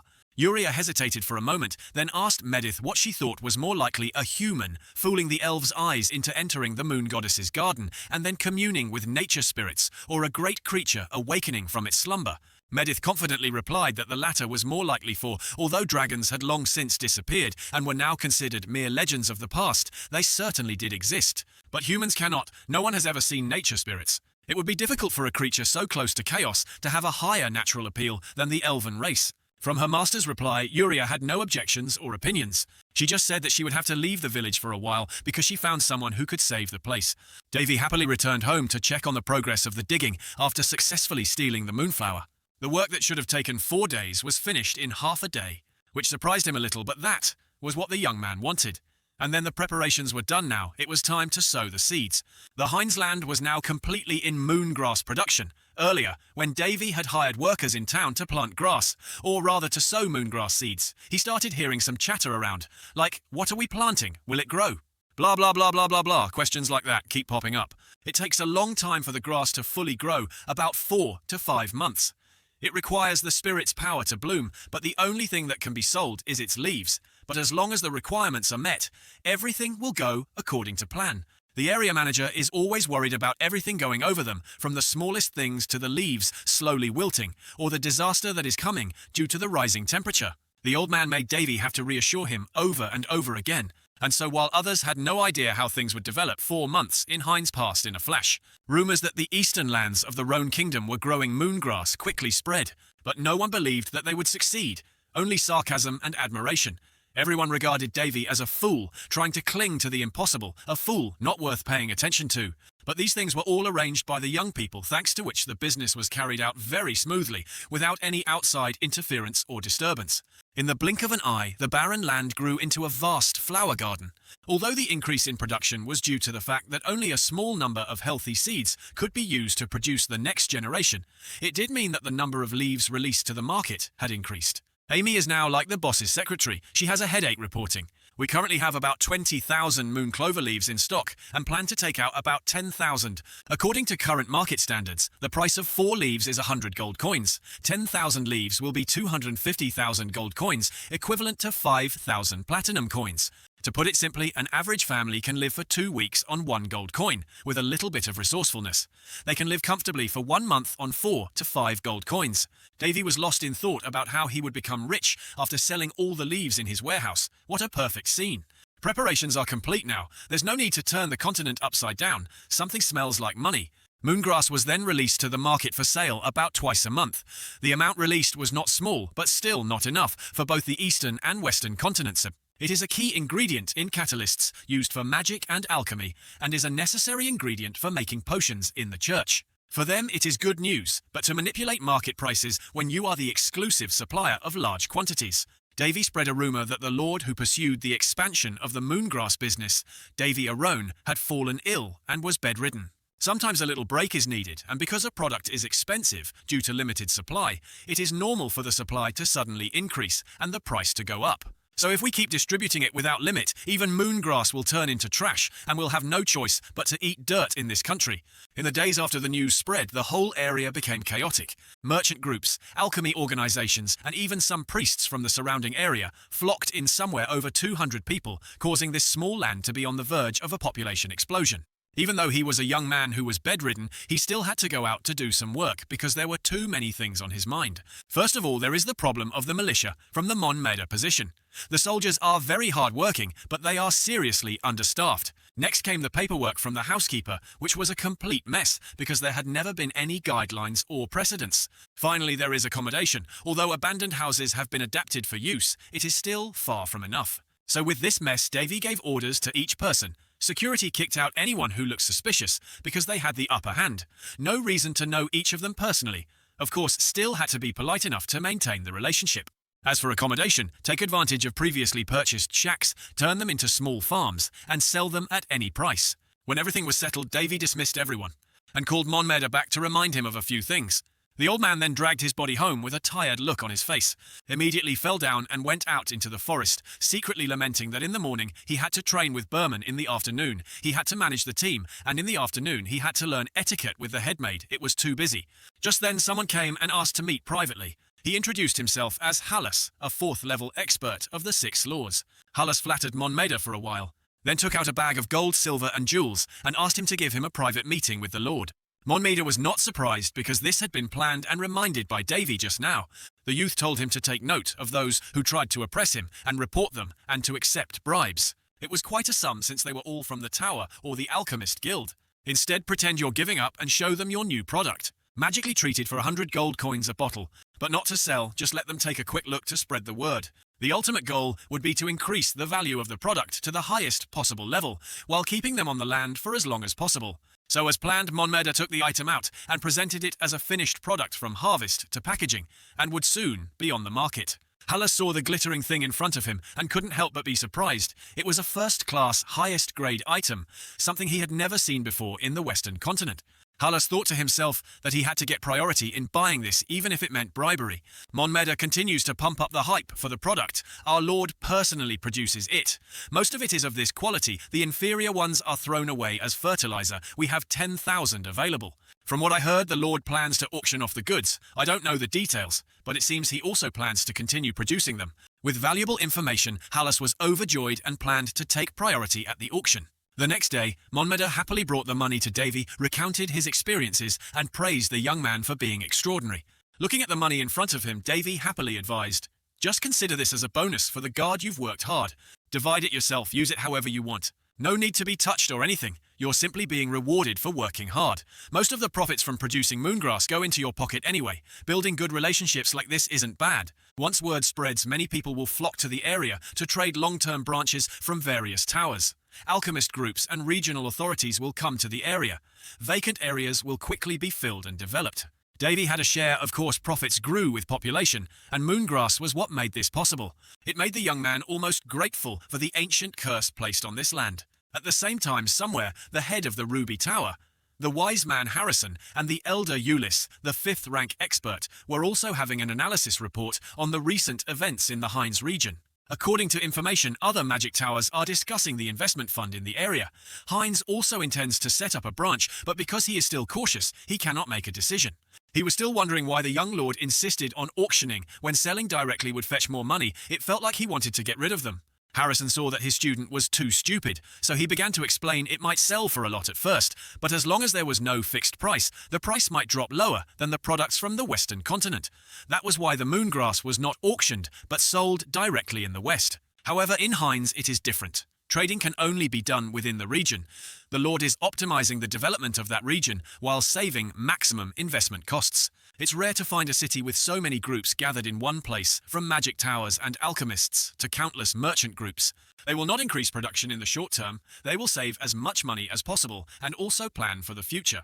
More specifically, the prince is acting like he has nothing to lose, even if things go wrong. That is, for him, producing moongrass is not just the beginning. Ulyss was stunned after hearing that, wondering if he was that stupid. Now he wanted to meet that talented prince right away and talk to build the best relationship possible. And so, as expected, a large number of requests for long-term residency came in, as well as an increasing number of land transactions. Any conflicts that arise are resolved by the youth through auction at the highest bid. Davy is a money man, and real estate is his most profitable business. Thanks to Monmeda's success in laying the foundation, competition at the new moongrass product auction became extremely fierce. One paid 100 gold coins, the other paid 130. In the end, we fought to the death and got nothing. But all of them fell into the hands of the Alui merchants at the exorbitant price of 150 gold coins, and the rest are sold on the market in combos of 500 to 1,000 for 130 gold coins, distributing the products to each organization so as not to offend either side. Davy was successful. From the first day, the profits were huge. The houses were bought back at a rate that could compete with those in the capital's development. If this continues, the annual revenue of the Hines region will be around 105 million gold coins, making it the richest region in the kingdom. Davy ordered the continued planting of moongrass, but not to increase the quantity. Too much of anything is bad, and supply and demand had to be maintained. And he also let Monmeda and Leatherpants discuss to repair the unusable places, setting up a large area as soon as he returned. The young man went back a few days before the auction, while he was lying on the sofa with his evil laugh that smelled of money. Then Amy ran in panting to report that a letter had arrived from the royal family. The content inside was very simple, first praising Davy's achievements because they had not realized it, and to properly commend him, Davy was allowed to visit the kingdom for a while. After reading the letter, the young man immediately burned it into the red-hot fireplace. He was sure that the nobles were fighting with Marquis Paltris and wanted to find a way to relax a bit. The young man was thinking about taking the next step of his plan anyway, and his destination is also on the way to the kingdom, so it's convenient for both sides. And so Davy set off alone on his horse, not forgetting to tell the butler to take good care of the maid Amy. If she were to overwork herself and faint, no one would be worried. Along the way, the young man stopped by the blacksmith Surat's hometown Valashad region, one of the few beautiful landscapes in the kingdom of Raun, which was also the region that the Continental Alliance jointly maintained and researched. While in the Hall of Fame, he asked Davy to complete his legacy, which Surat created using the same material as the holy sword Kandiras. But that place, according to him, is not good. Mountains and rivers change throughout the decade. It was his homeland over 1,000 years ago, but is now the domain of Queen Linnaeus, the domain of the Varietta house, his enemy. The security here is very strict to get inside. You need to prove your identity. Anticipating this, Davy created a new identity for himself as an F-rank freelancer. It would be useless if someone recognized his face, but here it didn't matter. The soldiers examined for a while and then approved the young man to pass. However, it seemed that something was wrong. As soon as he reached the door, the group of soldiers stopped him and chased him out. Davy sat there stunned and sighed. The old man next to him saw that he didn't understand what was happening, so he showed it to the young man. Then give him 2 gold coins to give to the guard as the entrance fee. Davy looked at them with an unprecedented coldness. Return the 2 gold coins to the old man and say that you don't need it. 1 forbearance is 9 humiliations. The young man just walked up to the soldier and forced him to hand over all the money they had collected from the people and explained to them about the law. But these guys must have cried until they saw the coffin. They patted Davy's head like a child and laughed gleefully in his face like this guy was crazy. The leader pointed his sword at Davy's neck and threatened him. Who the hell do you think you are? Do you think anyone would care if you disappeared? Davy asked politely again, so you have no intention of obeying the law. Taking advantage of the situation, they became even more pleased. We are the law according to Duke Varietta, he said as he swung his sword to attack Davy, but the old man came to stop him. However, this fox did not distinguish between children and adults, and kept changing targets to slash the old man. But before he could even take a single hair from him, Davy executed him without hesitation, according to the law, and immediately executed him. The cool young man ordered the rest of the group to call their superiors out to discuss peacefully. But these guys are still very brave, not afraid, and continue to attack. They say that only when you are determined will you get things done.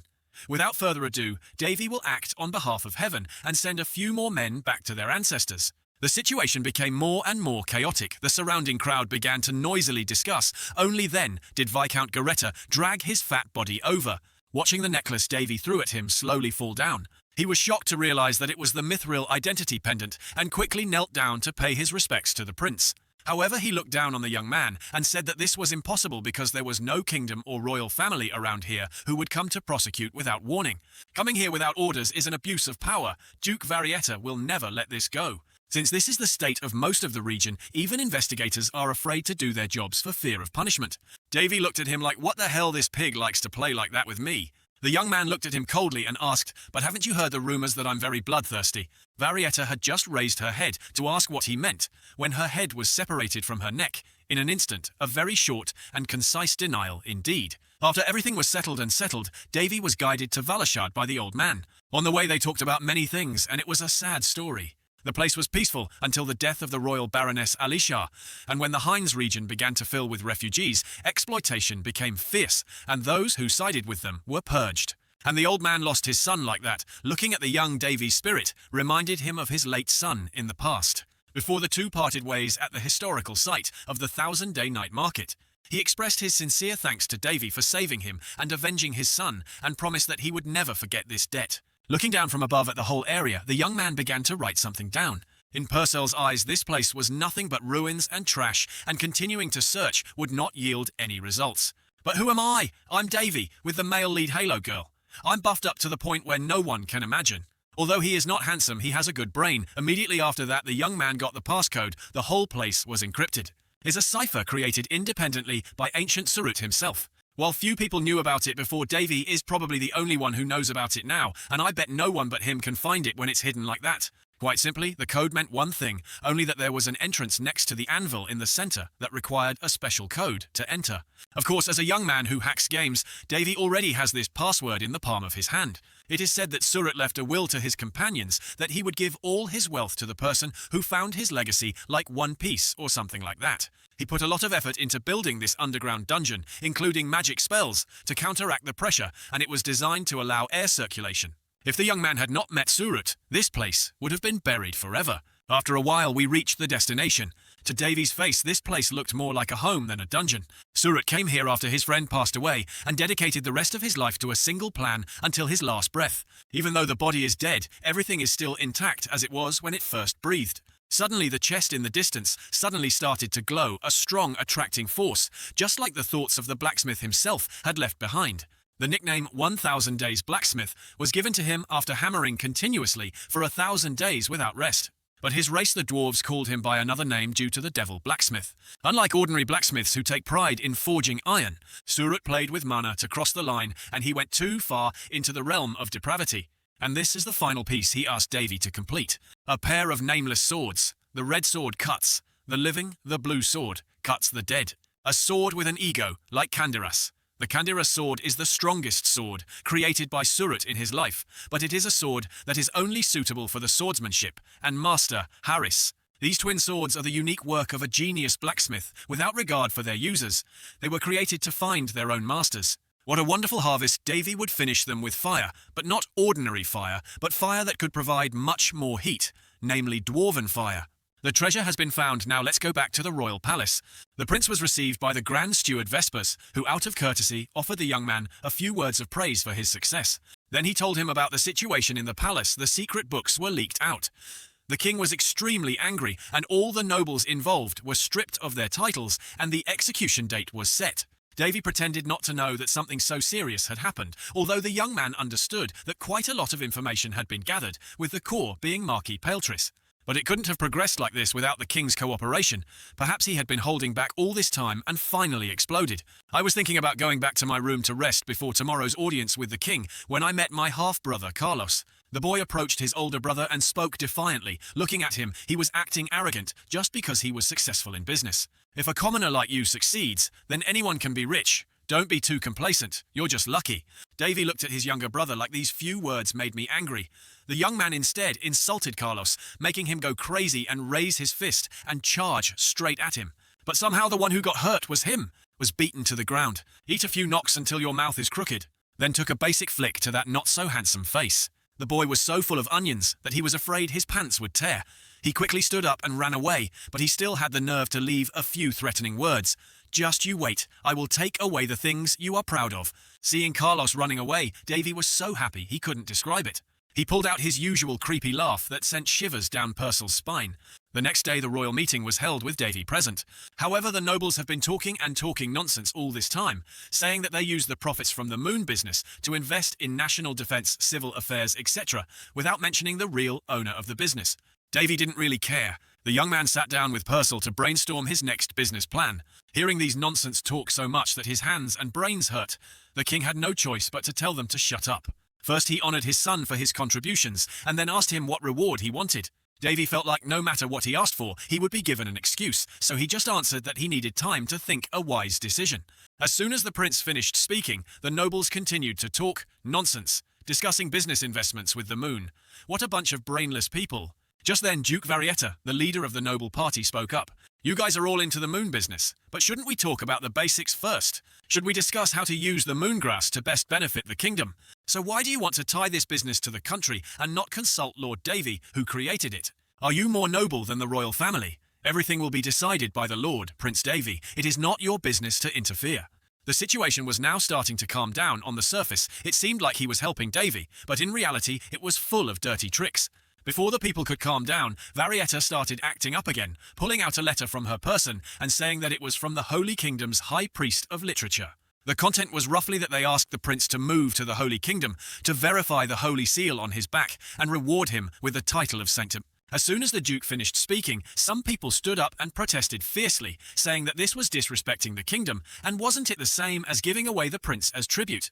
There was so much talk about him that Davy had to stand up and ask, okay, so they mean that my holy seal is proven, and so I have to go to the Holy Kingdom. If I accept the title of saint, then what will the Holy Kingdom protect our country or something? When questioned by the Grand Prince Duke, Varietta acted as if he were all high and mighty, and replied in a preachy manner, "My lord, you must look at the whole forest, not at one tree. It is your responsibility as royalty. Don't forget that angering the Holy Kingdom won't do you any good." The nobles, after hearing this, stopped paying attention to Davy and turned to wanting to know what would happen to the Hines area and the moongrass business. Varietta then showed her true colours, saying that when the prince became a saint, he would no longer be able to rule the region by himself, by law, and would immediately have to appoint a new lord. Hines has become a more important place than any other place in the country, and it is not possible to just appoint anyone to such a position. There was only one suitable person proposed to take over that role, and that was Carlos, the second prince of the kingdom. It turned out that was the reason why he did not agree to nationalize the moongrass business. He wanted to privatize the business and hand it over to the Queen's son, his nephew Carlos, and profit for himself. Going around and around like those nobles, all just to show Davy's face that it will not belong to him. As he planned, the second prince was already waiting arrogantly. From outside, come in, kneel down to receive orders, without knowing that he was about to become a laughingstock when Davy placed a curse on him. So the fun part is behind. As soon as he opened his mouth, countless words uncontrollably came out. Woof, woof, quack, quack. Meow, meow made everyone shocked. The king was extremely angry and immediately had Carlos imprisoned for his son's actions, mocking the royal family. Davy then spoke up to turn the tables first, questioning the old duke if his status was higher than the king's, or if this country belonged to him, but brought a letter from the Holy Kingdom that even the king had not seen. And most importantly, what did he gain from today's debate? Sell out the country at the request of the Holy Kingdom and then take the opportunity to take over the Hines region's business. Hit right in the heart. Varietta couldn't even muster a word of resistance. He asked him back how to solve the problem. Davy, of course, there is asking, that is like asking a stupid question. After all, even though the Holy Kingdom was built on the territory of the gods, it was still just a place where humans lived, so they also needed to do business. Young man used the magic ball to directly contact Bishop Viliam, the budget management department of the Holy Kingdom, to quickly resolve the problem in just a moment. The whole thing was the Grand Priest's doing alone, and he assured that nothing similar would ever happen again in the future. Davy was so confident because he had foreseen everything and had already made contact with the one who held the highest authority in the Holy Kingdom, the Pope, and told him one thing, that if either of the two factors is the Hines region and he is out of the picture, then it will be impossible to cultivate moongrass. And of course, not only that, Davy also sent them special portions of the product and promised to clear out a special plot of land to cultivate more moongrass to sell them to the Holy Kingdom. This deal looks materialistic and has some hidden agenda, but it doesn't matter. If you want special treatment, you have to give us something in return from the beginning. This deal was set up with that in mind. If everyone is in trouble, no one can blame the other. Everyone is in trouble together. Davy really has a head full of sand and thinks like a god. Although Davy has restored the land that was nearly destroyed and escaped the influence of outside forces, this is only the beginning. Because this territory has been rotting for so long, it is technically difficult to improve the underdeveloped areas. The estimated time until completion of improvements can be up to 10 or 20 years, and this is not something that can be solved with money. Davy came up with a second idea for his business, which was a corn for diamonds opportunity. There is nothing better than an item that can bring high profits with low risk, that is stone. Davy had previously proposed his reward to the king, which was trade with the dwarves.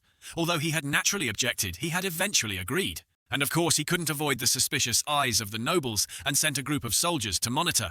It didn't take long for the group to reach the Golden Stone tribe, a tribe of dwarves in the northern part of the kingdom. Dwarves are considered poor engineers, with an average height of about 100 to 100 cm, and are famous for their strength, many times that of humans, and their ability to withstand high temperatures. In other words, they were born to be engineers. Unlike the elves, who are only known in legends, dwarves still maintain contact with humans. They live in a tribe near the volcano and dig for rocks. However, they do not like other races, so there is a limit that only those with power equal to the king of a kingdom or their representative are allowed to enter the clan. Davy requested to waive this limit as a reward for his successful moongrass business with the king. With the title of the first prince, Davy was easily let inside by the dwarves. However, the gatekeeper also warned him that because the clan was having some problems, they had no time to trade. Welcoming him was the 8th elder of the Golden Stone clan, Golda. With minimal courtesy, Davy respectfully greeted the elder and introduced himself. He seemed very pleased with the young man's polite attitude and the small gift he brought. However, when Davy offered to cooperate, Golda refused, citing the tribe's difficulties, and allowed the young man to rest for a few days due to the long journey. He also warned him not to cause trouble. Otherwise, I will kick your ass out at any time and just leave. Watching the elder's figure leave, Davy had to use the system board to check the information. Nothing special except that he wished to participate in the creation of the primordial fire, famously known as the Sword of the Dwarves. The primordial fire is called by Surat the sword that does not cut. It was created by a collaboration between the rested craftsmen and the dwarves, and it was also the first collaboration between humans and this tribe.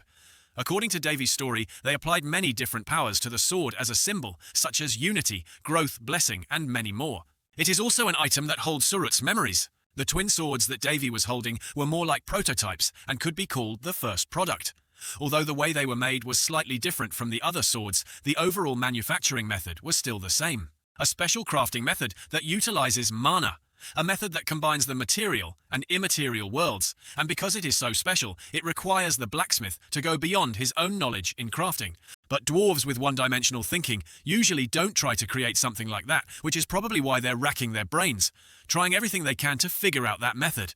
Davy decided to carry out his next plan, ostensibly to borrow the dwarves' skills to develop his territory. But the young man came here for another reason, the great furnace created by the dwarves with powerful techniques. As planned, first of all, they had to get on good terms. Davy went to the pub, so they often sat down for a few drinks to clear their heads. Fortunately, Elder Golda was also present, and so to start getting close, Davy suggested they have a drink together. As soon as he made the suggestion, everyone around was extremely surprised, because dwarven wine was considered very strong. Few humans dared to try it. But without saying much, the young man finished the whole glass and put on a calm face. After drinking, he also praised the wine as delicious. The reason he pretended to be a high alcohol drinker was because gambling and alcohol were two of dwarves' favorite things. And so Davy proposed a drinking contest with the elder on the condition that if he defeated him, he would be granted one wish, and if he lost, he would have to leave immediately. So the fish took the bait according to the young man's plan, drinking cup after cup, drinking from late night to tomorrow morning. In the end, Golda had to give up in defeat to Davy's drinking. Not only that, after the fight, the young man continued drinking with the other dwarves. As for how the young man became such a heavy drinker, it was because of one of his two swordsmanship teachers. The hero who unified the martial arts world of the Central Plains, Cheonma Doko-jun, and it seemed he was an object of fear in that world. Even Daphne, a wine-loving immortal saint, wanted nothing to do with him. But the problem is that when Davy learned swordsmanship from Cheonma Doko-jun, drinking became a daily habit. If you don't drink, you won't be taught anything, and if you pass out, you'll be punished by running 100 laps for 100 consecutive days. A terrible time. He considered alcohol as a god, and compared to such a person, dwarfs were nothing. The bets lost, Golda kept her promise to fulfill Davy's request. He explained that the reason for the chaos in the tribe was because the ancient sword that protected the dwarves had broken. It was a sword that was passed down through the clans in rotation to guard it, and they promised each clan would be in charge of protecting it for a period of time. Golda's father was responsible for protecting the sword in this generation, but he passed away earlier than expected, so the job was passed to Golda in the Golgoda clan. Knowing the situation, Davy said that he also had some blacksmithing skills, so he offered to join the project to restore the sword as an assistant. Then the young man was led by Golda to the central workshop of the Golden Stone tribe for a visit. His presence made the others seem to dislike him and strongly object. Even Elder Golgoda spoke up and wanted his younger brother to explain this matter clearly. When everything was finally cleared up and on behalf of the elder, Golda asked permission to let the young man stay and observe, promising that he would not do anything to disturb them. Before returning to work, Golgoda did not forget to warn Davy that if he went too far, he would immediately crush his head. They were trying to repair the sword that could not be cut, or rather the sword that could not be cut. A great sword that was 2 meters long and 30 centimeters wide. Although it was called a sword, it was nothing more than a large decorative item. Davy knew very well that the thing could not be repaired, because it was not a finished item like a sword. So its lifespan was not very long, although it was regrettable, but it was the truth. At this moment, Thors of the Black Rock tribe outside barged in with an unpleasant expression, opening his mouth to start kicking. "You guys broke the real sword for someone who breaks a sword item. You did pretty well, Golgoda. I didn't like what you guys in the mountains said from the start. It's not too late to hand it over to the Black Dar tribe at least. Our blacksmiths are better than you." The insulted blacksmiths began to protest back, but it seemed that what he said was true, because they had been repairing for a long time without any progress. Golgoda threw the hammer to the ground with force, silently watched them prepare to take the sword away. At this moment, Davy stepped forward, picked up the hammer, and asked him a question. "Are you really a master blacksmith?" Seeing the human Thors became even more sarcastic. Golda also advised him to back off and not get involved in this. However, Davy continued regardless. A true master blacksmith would feel the soul in each piece and respect them. But from the very beginning, he abandoned that way of thinking. Then he threw the broken sword into the furnace and started to knock, making everyone who witnessed it extremely confused. Along with that is the brainwashing that the solution is like a master from the young Davy Elder. Do you really want to solve this problem? Why do you keep acting like this? Do you really think your ego will solve the problem? You must have realized about 3,000 years ago. Reset imposes unnecessary thoughts on this sword and tries to forcefully repair it. You dare treat the village's pillar like that and call yourself a master blacksmith. Since when did dwarves become so shameless? The continent's best craftsmen don't know the condition of this irreparable item. It's absurd. Watching the sword being thrown straight into the fire. They were all extremely agitated and wanted to fight to the death with the young man. But this item was created by Davy's craftsman, which meant it was somehow related to him, so Davy couldn't just stand there and watch. Golgoda was helpless and didn't know what to do. He could only scream in despair. Perhaps they realized that the life of the primordial fire was over and that trying to repair it was futile, but cannot be recreated with one's own skills. They don't want to admit that fact and end up justifying that the item won't have any meaning if it isn't passed down through generations. That's the worst thing a craftsman can do. Thor angrily questions him for taking the holy item lightly, as it has nothing to do with humans. Even the most skilled craftsman can't recreate it. Don't get cocky when you can't even create this damn holy item.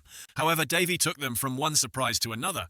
Directly let them see who is the one who can't do anything. Because Surat was a gifted teacher, Davy's skills improved very quickly, becoming the most proficient of the countless skills he had learned. Though there is still much to catch up with the exact progress of his beloved. But he created countless items, like the primordial flame that was just a prototype. Finally, after breaking the common sense imposed by the dwarves, changing the way they handle fire, combining different methods to create new things, which they call desecration, Davy has succeeded in producing a product that sparkles even more brightly than their original fire. Everyone looked at the sword in front of them and were extremely surprised and couldn't help but admire his talent. Davy then handed the sword back to them and said that he could only do so much. For even 1,000 days' time could only accomplish so much, and it was left to the dwarves to complete. Golgoda was quite surprised and quickly replied that they lacked the skills to complete it. The saint just coldly said that if you don't know, you have to learn and he will teach you, but for a fee he can't teach for free, and pulled out his twin swords as a bargaining chip. Seeing the sword that Davy had just taken out, the dwarves immediately went forward to observe.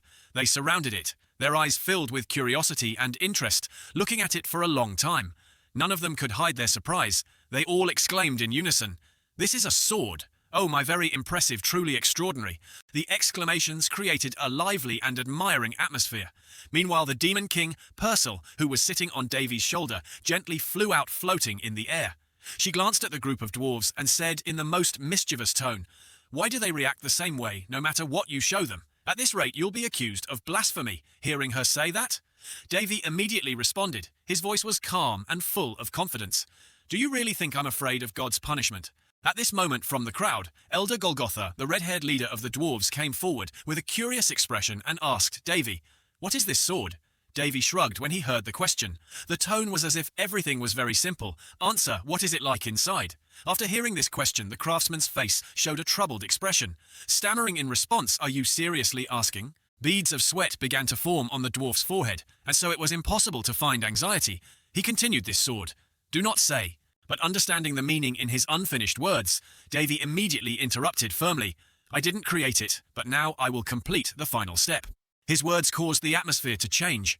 The other dwarves who were standing around could not help but take a step forward. They cautiously asked, "Then the blacksmith who created this sword?" However, before Elder Golgoda could finish his sentence, Davy interrupted him. He quickly replied he had passed away a long time ago. Hearing this information, everyone was surprised. Meanwhile, Elder Golgoda let out a soft sigh. He bowed his head and said in a low voice, "Ahem, I'm sorry." However, Davy did not respond to him. He seemed to be lost in his memories. He muttered in a thoughtful voice, "It's been a long time, probably thousands of years." Hearing this, everyone's faces were blank. This information was like a bomb, exploding, shocking all the dwarves present. They were constantly talking about it. "A few thousand years. Don't tell me, is that it?" Our male lead heard these words of gossip. He smiled slightly and then spoke up. His voice was clear and strong. "Yes, it has been a few thousand years." Davy looked at the sword thoughtfully. This posthumous work had always aged while being stored for such a long time, and because of that, its power had increased by more than 10 times compared to when it was created. Sitting on Davy's shoulder, the demon Purcell heard this, and her eyes widened. Her voice was full of questions. "You just said the sword is getting old, like leaning on a star." Davy heard that and nodded slightly. A smile appeared on his lips. He slowly replied, "When using this type of mana processing, the sword must be processed within a certain period of time." Then he added, "You can only complete the new primordial flame after a few months. Well, the difficulty will vary between different items." After saying that, many thoughts crossed Davy's mind. He thought to himself, "That's why I'm worried. How to complete the final step for an item like this?" While Davy was lost in his thoughts, paying no attention to anything around him, Elder Golgada, who had been standing nearby for a long time, suddenly spoke up. "Hey, do you have the ingredients needed to complete the final step?" This question pulled Davy out of his thoughts. He stroked his chin. A thoughtful look appeared in his eyes as he replied, "Of course not. I was thinking of borrowing mithril as a raw material." Speaking of which, another thought appeared in his mind. It would be best to use orichalcum or adamantine, but I don't have much of either right now. But since this is dwarf medicine, maybe I can get some high-quality mithril. Standing behind Mr. Golgoda was silent and thoughtful, calculating and weighing, as if searching for a solution. After a moment, he raised his head. His expression became more determined, and he spoke with sincerity. "Yes, if it were you, then perhaps," he suggested without hesitation, "you can use this repair shop to work, because my skills are still lacking compared to yours. But I guarantee that I will create good conditions in the repair shop. I think this repair shop is enough for you to use." Hearing the other party say that, Davy was surprised. A look of surprise flashed across his eyes. He began to secretly calculate in his heart. "For blacksmiths, their workshops are off limits to others. I thought they wouldn't lend it to me, even to repay me for teaching them a new technique." While Davy was still thinking, the surrounding dwarves started to become noisy, their faces filled with anger. They spoke one by one. "Elder Gondola, what do you mean? Are you serious? You never showed it to us, even when we asked you." Hearing that, the dwarf elder's expression remained calm, heedless of the objections of those around him. They walked to a corner of the renovated house and took out an old but sturdy-looking antique box. Davy and Purcell stood there, both of them unable to hide their curiosity and confusion, silently observing his every move. As he opened the box, a strange object that looked like a large bone appeared before Davy. The light from it seemed to confirm that this object carried some mystical power. The elder held the box towards Davy and said in a deep voice, "Take it." The demon Purcell hovered over Davy's shoulder. Her eyes narrowed in suspicion, trying to raise her voice to ask, "A bone?" Meanwhile, Davy, as if shocked by what he was seeing, his eyes widened in delight. He couldn't help but exclaim, "Oh my God, these are the bones of an unknown old dragon." The blacksmith Golgoda remained calm, continuing to explain, "You will not find anything as perfect and pure as this. It is a family heirloom passed down from our first ancestors. We kept it because no one was skilled enough to use it, but if it were you, you would probably ignore his words." Our male protagonist's mind was now filled with unspeakable emotions. His eyes seemed to be shining brightly, and the thought rang out in his head, "How crazy, I never thought I would see a cactus in a place like this." Great. While Davy was still admiring, from behind, a dwarf suddenly called out loudly, "Look this way, master." The voice made Davy startled and turned his head in surprise. Master the little devil Purcell on his shoulder couldn't help but sigh. Their attitude changed so quickly, the dwarf just called out and walked towards Davy. He said softly, "If you take everything Elder Golda has, including the old cactus and his workshop, don't you think it will cause trouble for him?" Then he added with a determined voice, "So I would like to give you my factory to use if you need anything. Just tell me, I will find anything you need." The angry dwarf elder shouted loudly, "Hey, who do you think you're interrupting?" As soon as he finished speaking, the crowd immediately exploded. The sound of arguing was warm. Everyone wanted to speak their mind. They were all agitated. It was unfair for him to take all the honor. He was right. That was tyrannical. What did you say? Standing on one side watching the debate, Davy helplessly thought, "What is this?" After a while, the dwarves suddenly came and surrounded our male lead. They enthusiastically brought all kinds of precious items to him. Their faces were all radiant. While giving them, they talked to each other. Although there weren't many, I also had a few pieces of O-Chan Kung, so I would be very happy to present this heirloom to you. It was medicine that had been stored for more than a century. 100 grams of adamantine. This is my family heirloom, was suddenly approached by the enthusiastic crowd. Davy did not have time to react. His eyes flashed with confusion. He reluctantly spoke, said, "Really, you guys? How can you give away a family heirloom so easily?" Hearing these words, the dwarves laughed happily and waved their hands in unison, saying, "It's okay. I've never been able to use it. At least I can brag that it was used to perfect the posthumous work of a 1,000-day blacksmith." Hearing them say that, Davy could only sigh in his heart and apologize to his dwarf ancestors. Scene change. After finishing everything, the two people's eyes looked over the pile of precious materials stacked on the roof in front of them. Purcell turned to Davy and said in a slightly sarcastic tone, What did you say just now? Not enough ingredients. He heard that and replied with a helpless smile. Well, I guess it's not a problem anymore. Impressive, the blacksmith's willpower. Then the dwarf riggers came forward, their faces full of hope, and asked, how was it? So Mr. Davy turned his head, smiled slightly, and replied, very good. Hearing this, the elder, although somewhat pleased, still looked a little sorry. Then he added, I really want to help, but riggers must keep to principles with each other. So a dwarf behind whispered, stingy old man. Understanding what Elder Golgada meant, Davy then thought to himself, I don't mind if he stands there watching the elder, then continued speaking. Feel free to do your work. In the meantime, we will learn the process of forging the holy item you taught us. He replied, thank you. Soon the dwarves dispersed, each returning to his or her work in the hot confines of the forge. Davy gently took off his coat, hung it on the rack, patted the mountain of ingredients in front of him, and said softly, then... Davy then rolled up his sleeves with a determined look in his eyes, said, let's get started. The scene changes to the past on a paved road, with rows of green trees rustling in the wind on both sides. A blue-haired guard hurriedly chased after her. Blocking the path of a blonde young lady, his face showed a pleading expression. He said, hey Miss P, get out of here. Hearing this, Miss P's stubborn eyes filled with anger, and she immediately cursed, who are you calling a flat-chested P? You bastard! The servant who was scolded waved his hand, and hurriedly explained, what are you talking about? I never told you to be abusive. The blonde lady suppressed her anger, her face flushed, gritted her teeth, and said, shut your mouth, I will burn Davy right now. Hearing this, he was stunned, his voice full of confusion. He cried out, why did she burn an innocent boy? At this moment, our Davy came from afar, walking slowly and helplessly, thinking to himself, she was the one who teased her, so why did she burn me? Looking around the scene here, Davy couldn't help but sigh. The Hall of Heroes was almost like heaven, created from the subconscious of heroes. He thought this place gave heroes a chance to rest after all the hard work they had done while alive. Thanks to Odin, who could create dragons, I had the chance to touch the bones of the nameless old dragon. Meanwhile, the bean lady was now sobbing, making him think that the poor mage lord had been suffering for a while. Davy approached and held a piece of cactus in front of her. Seeing this, the guard lightly tapped the young lady's head because her crying was too loud. Looking at the old cactus in his hand, Davy said thoughtfully, the dragon joke was one of the ingredients to create the holy sword. The guard laughed, not joking. I think you can't do it, and Miss P kept muttering in anger, I will burn you. Then the guard added, but in case you find the real ancient relic, at least you will know how to use it. Recalling the old story while forging, Davy thought at that time he was very frustrated, having to use an ancient relic that he thought would not exist in the real world. But I was wrong. Just as he was reminiscing, the fire in the forge suddenly flared up fiercely. The rising temperature made sweat run down Davy's face. He looked at the red-hot forge for a moment and thought to himself, it's hot.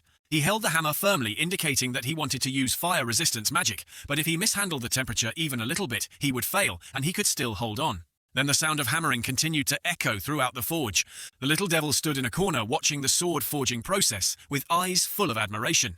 The sword, with its occasional flashes of light in front of her, made her unable to contain her surprise. Purcell exclaimed, so beautiful. It used to be crimson red, but has now turned a transparent ruby color. The blue sword looked like a meteor in the sky, as if it was interfering with Davy. Meanwhile, the sword forging process continued. The hammering sound is sounded in a certain rhythm. The little devil admired the meaning. What an impressive concentration. After a long while, our Davy smiled after a hard time. Suddenly, a blinding light appeared in front of them, and both of them couldn't stop looking at it. Wait for the light to fade. Everything gradually becomes visible. Davy and Purcell were both shocked, their eyes looking straight at each other, with expressions filled with anticipation. Two perfect swords finally appeared before him. One pink bar, one sky blue bar. It looked very eye-catching. Davy smiled happily and exclaimed, it's done! Looking at the two completed swords that had just been forged lying on the table, Davy let out a soft sigh. Phew! A look of satisfaction crossed Davy's face. Sweat still beaded on his forehead from the tense hours, but his eyes were still shining with excitement and pride. Then he mentioned the next step. Now we should name them. Purcell was still hovering nearby. Hearing this, he immediately became curious. His small wings fluttered slightly. He leaned closer and asked, have you thought of a name yet? Our Davy nodded slightly with a thin smile on his lips. Yes, actually, I have already decided on a name for them. Hearing Davy's words, Purcell couldn't help but be surprised. Her eyes widened, shining with curiosity. Oh, in Davy's mind, he was thinking of the name he had thought of since the first time he saw a pair of daggers. Then Davy stepped closer, with a calm yet majestic look. The two swords in front of him seemed to sense it as well. The blade reflected the light from the fire in the furnace, emitting dazzling rays. Davy reached out and lightly touched the two blades. A feeling of power was transmitted straight to his palm with a deep and firm voice, resounding in the now quiet space. What are your names? Scene change. System voice sounded. The first sword is called Hong Chi in the state of completion, double-edged dagger shape, 8 cm long, 6 cm wide, signed by Davy A. Rown, completion 99. 9% other details are the posthumous work of a great blacksmith who used mana to nurture the product. He devoted his last breath and strength to creating this piece, the great blacksmith's sole disciple inheriting and perfecting the first sword work to extraordinary standards product. Second sword named Lam Kai, in a state of completion, double-edged dagger shape, 8 cm long, 6 cm wide, signed by Davy A. Rown, 99.9% completion. Other details, second sword, with extraordinary standard second sword in a pair of swords. Name, Honkai status is under construction. Signatory Davy A. Rown. Other details, elemental mana and spirit mana. Both flow in the sword, has the right to cut.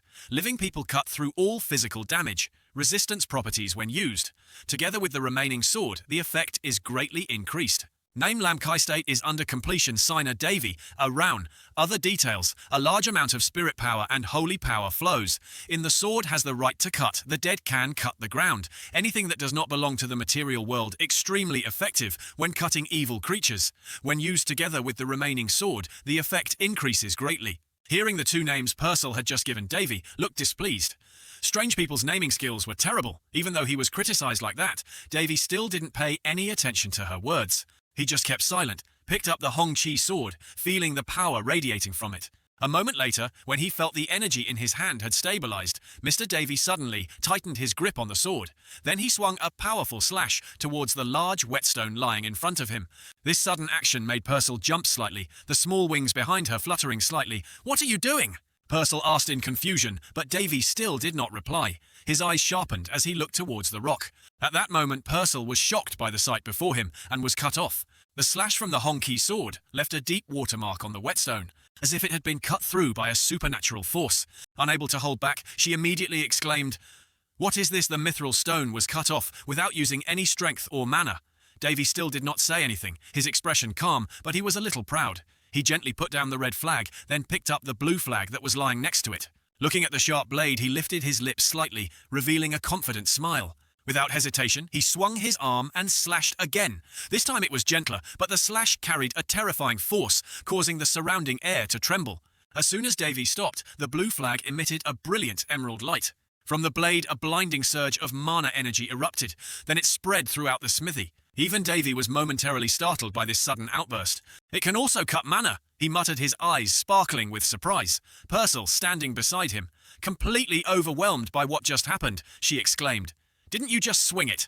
At her question, Davy smiled wryly, replying briefly, "Yes." Then he turned the blade, taking a closer look at its surface. The light from the blue flag gradually dimmed, revealing a flawless surface. Then he added, "The sword was not even scratched.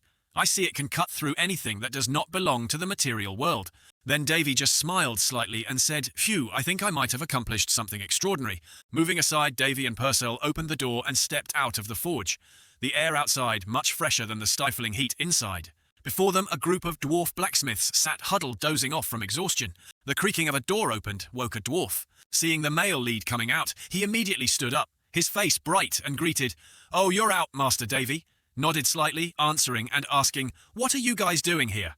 The dwarf heard the question and smiled as wide as the morning sun. He replied proudly, "I was just keeping an eye out so no one would bother you. Master, seeing this?"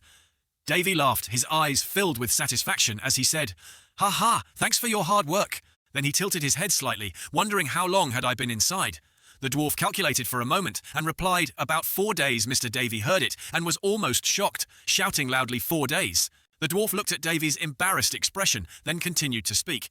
"You don't know how worried we were when you didn't eat or respond when we knocked on the door." Davy kept repeating the same words, 4 days, still unable to digest the information.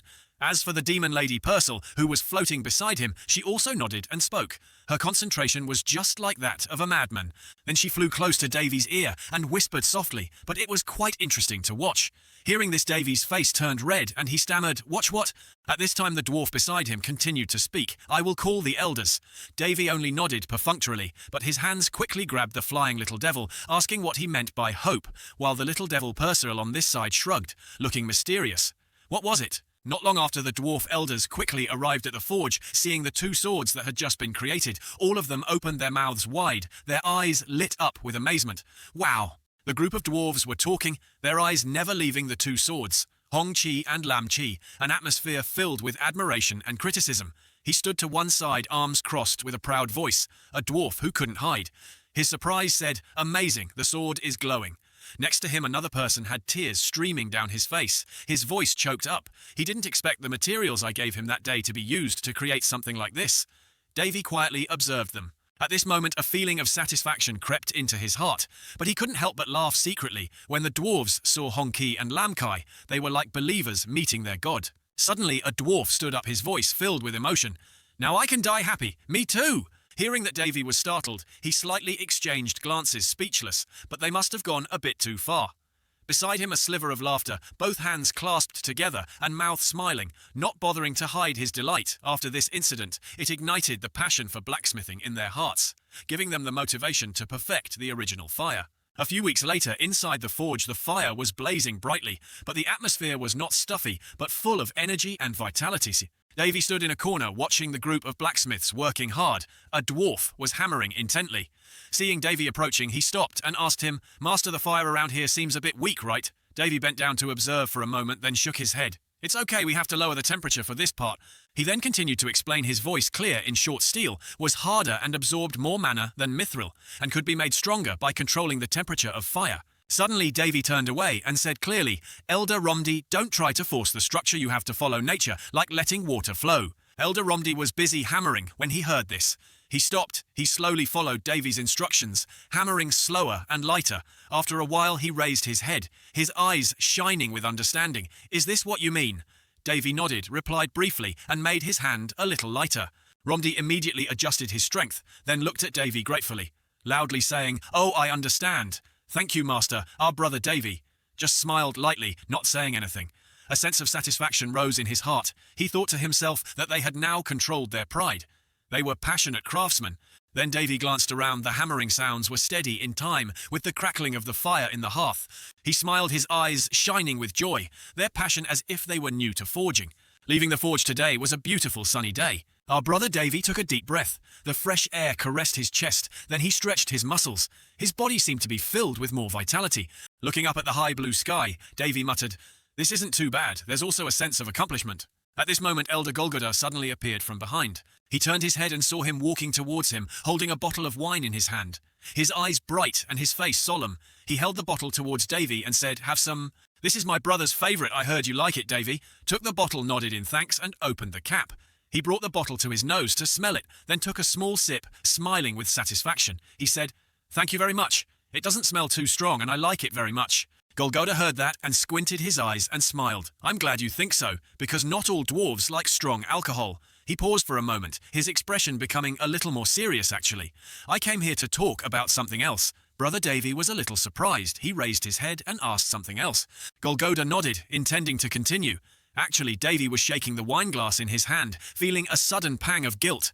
"Ah, I apologize for the grindstone." He silently recalled the scene of the sharp blade destroying the rock. His expression slightly embarrassed, he softly said, What do you mean?" Hearing that, Golgoda frowned in confusion. "Oh, isn't that it?" His curt reply made Davy breathe a sigh of relief. It was nothing really. He hid. His embarrassment, took another sip of wine and pretended to be calm. Golgoda ignored Davy's embarrassment and continued, "Ahem, from what I heard, it seems like you also want to repair our private facility to complete the posthumous work of the 1,000-day blacksmith." Davy breathed a sigh of relief that he didn't come to ask for compensation for the other day, then smiled and said, "Oh, that's right." Elder Golgoda was pleased, but his voice was low and solemn. "So I will tell you this. We dwarves never forget to repay a favor. Although we are not as good as you, we will help no matter what you ask." Hearing this, our brother Davy opened his eyes wide in surprise. Then he asked doubtfully, "Are you sure it might take a long time to do?" The dwarf elder Golgoda replied in a decisive tone, "We owe you a lot. Master, the entire Golden Stone tribe will follow you." He said in a determined tone, "We swear to the Iron God that we will always follow you, Master, in the peaceful space of that clear blue sky day." Under the old tree, our brother Davy officially had a group of dwarf disciples following him to the meeting. Then a gentle wind rustled, and in the distance another dwarf's voice suddenly rang out. The man called out in panic, "Elder!" It was Romdy running over in panic, Elder Golgoda. Waiting for the person to arrive, Elder Golgoda asked what happened. Romdy replied breathlessly, "It's an emergency. An intruder has entered our village." Hearing this news, Golgoda opened his eyes wide and asked worriedly, "An intruder?" Romdy nodded and replied, "Yes." Golgoda was about to say more and was about to come here when a sharp sound of wind came from afar. Davy was extremely alert. He quickly pushed the two dwarf elders aside, avoiding this surprise attack. Then Davy's face looked horrified as the sharp dagger sliced through his arm. He looked at the sharp weapon and couldn't help but exclaim in surprise, "A red assassination dagger." The image of the castle appeared hazy and grey. Someone shouted loudly, "Ooh-ah, ah, ah, ah." The maids were trembling in fear because of the scream. Around the broken objects, the servants were cowering, hugging each other. Someone's voice shouted again, "Davy." It turned out to be Carlos. The shout rang out again, "Davy, Davy." He stood in the middle of the rubble. All the objects around him were scattered on the ground. He shouted loudly. Carlos seemed to have gone mad. His head was bald. His eyes were glowing a dazzling red.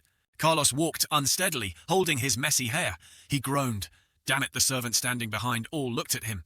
Carlos covered his face. He stared blankly. He thought, Davy, it must be him. Then Carlos recalled the events that had happened. He continued to reason in his head. The strange animal noises I made and the loss of my hair all happened after I met that lowly prince.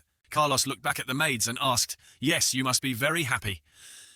The maids were terrified when they heard this, their whole bodies trembling. One maid replied, "Of course not, Your Highness." Suddenly, Carlos grabbed one of the maid's hair. He pulled it up and said loudly, "You dirty lowlife," the maid screamed in extreme pain. "Kia!" Carlos grabbed her hair and dragged her across the floor. The maid could only scream and beg, "Your Highness, Your Highness." Then Carlos gave an evil smile. He grinned and said, "Even you guys look down on me." Carlos used force again. He squeezed the maid's neck and asked, right croaking.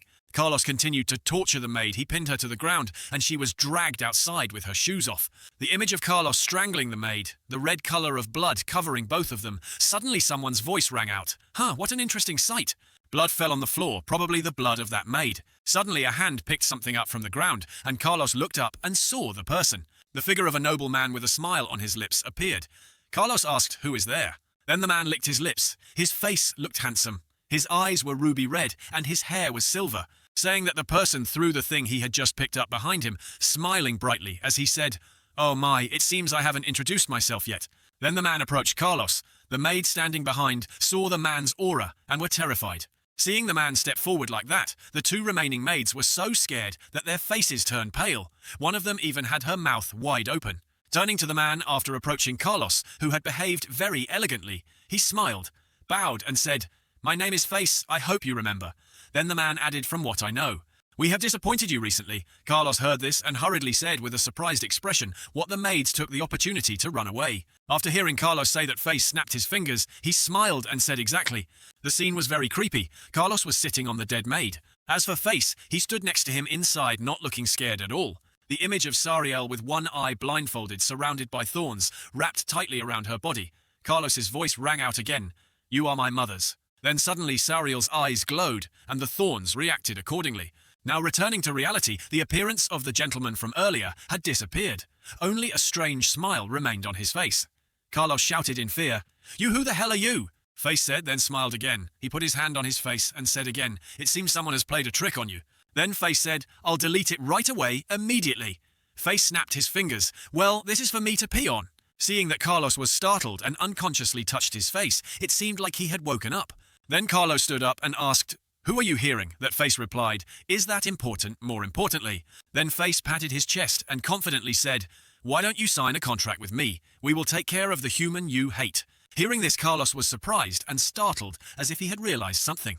Then Carlos gritted his teeth, crossed his arms and said in a jealous tone, Davy had the holy mark engraved on his body. On top of that, he had someone to protect him. Then Carlos looked towards Face and said, "He is not an ordinary person." Face heard that and just smiled faintly, then said, "But he is still only human." Face held a wilted flower in his hand, and Carlos said again, "You talk as if you're not human. Face is just gentle, right?" Face turned away smugly. He said proudly, "You will know sooner or later." Face then added, "Because I have already sent one of my servants to him." Hearing this, Carlos finally smiled. Face suddenly threw the flower in his hand. The flower branch immediately turned into bushes. Face said again, "Then it must have dealt with him." Suddenly a hand rushed out somewhere now, only to see Davy rush forward and fight the two men. Suddenly, while running, Davy seemed to see something. He widened his eyes to see more clearly. Purcell looked at the strange object on the ground. She thought deeply and said, "It's not a normal assassination weapon." She picked up that object. It was a villager. The edge continued. It was blood. There was only one power that could do this. Davy looked in that direction, holding the strange object in his hand, and thinking silently. The clawed monster appeared again, its hand on the rock. Then the monster bared its sharp teeth, and then it growled and groaned.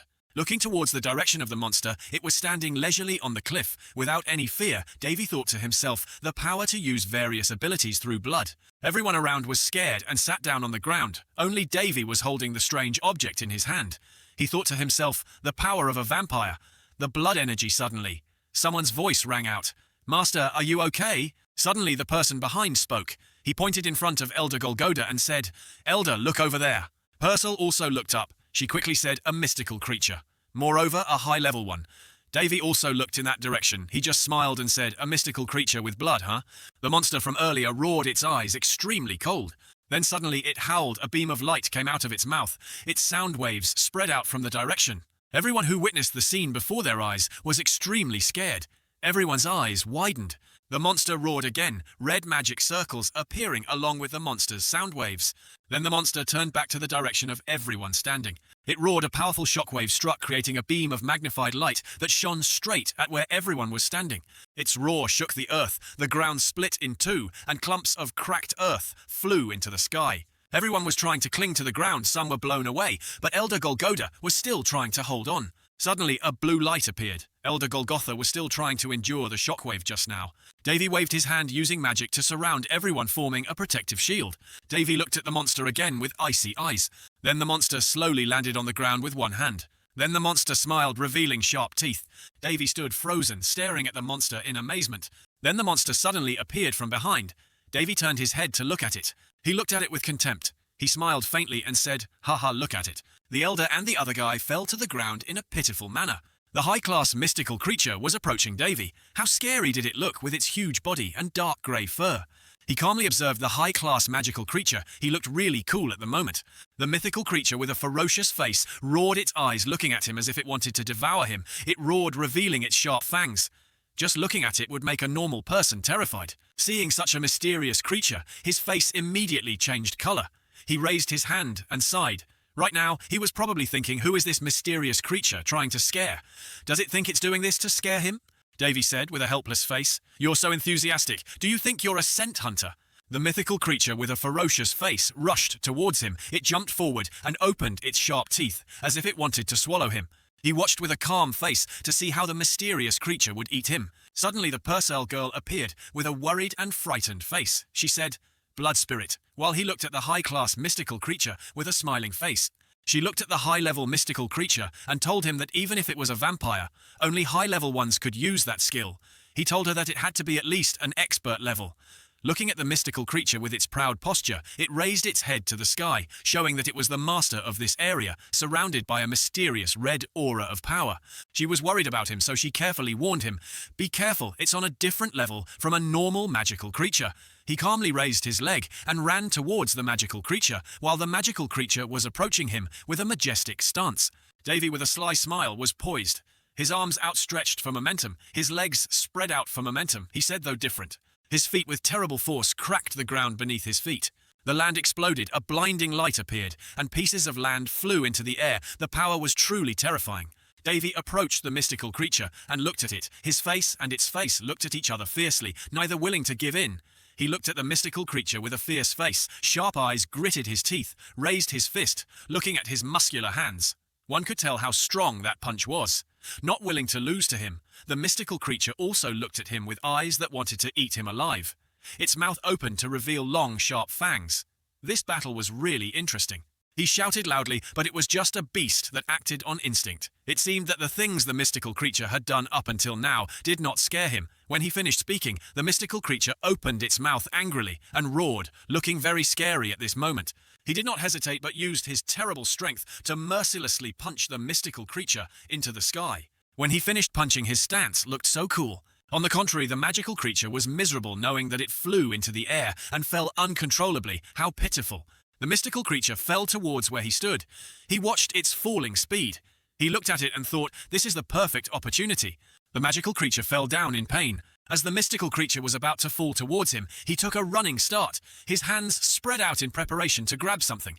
Looking into the eyes of the mystical creature, he saw him in a majestic pose, pulling out something to attack it. He pulled out a knife and poked the magical creature's eye, causing the light to appear again. He said, let's see. He looked at the mysterious creature with a sinister face and a sword. He said, you have to drive the car to know if it's good or not. He pointed the tip of the sword at the beautiful green circle. He jumped up, raised his red sword, and slashed at the mystical creature, causing it to cry out in pain. The sword move he just used to slash was the 24th form of the demon spirit sword. He slashed at the mystical creature repeatedly. The sword strokes were soft but extremely decisive.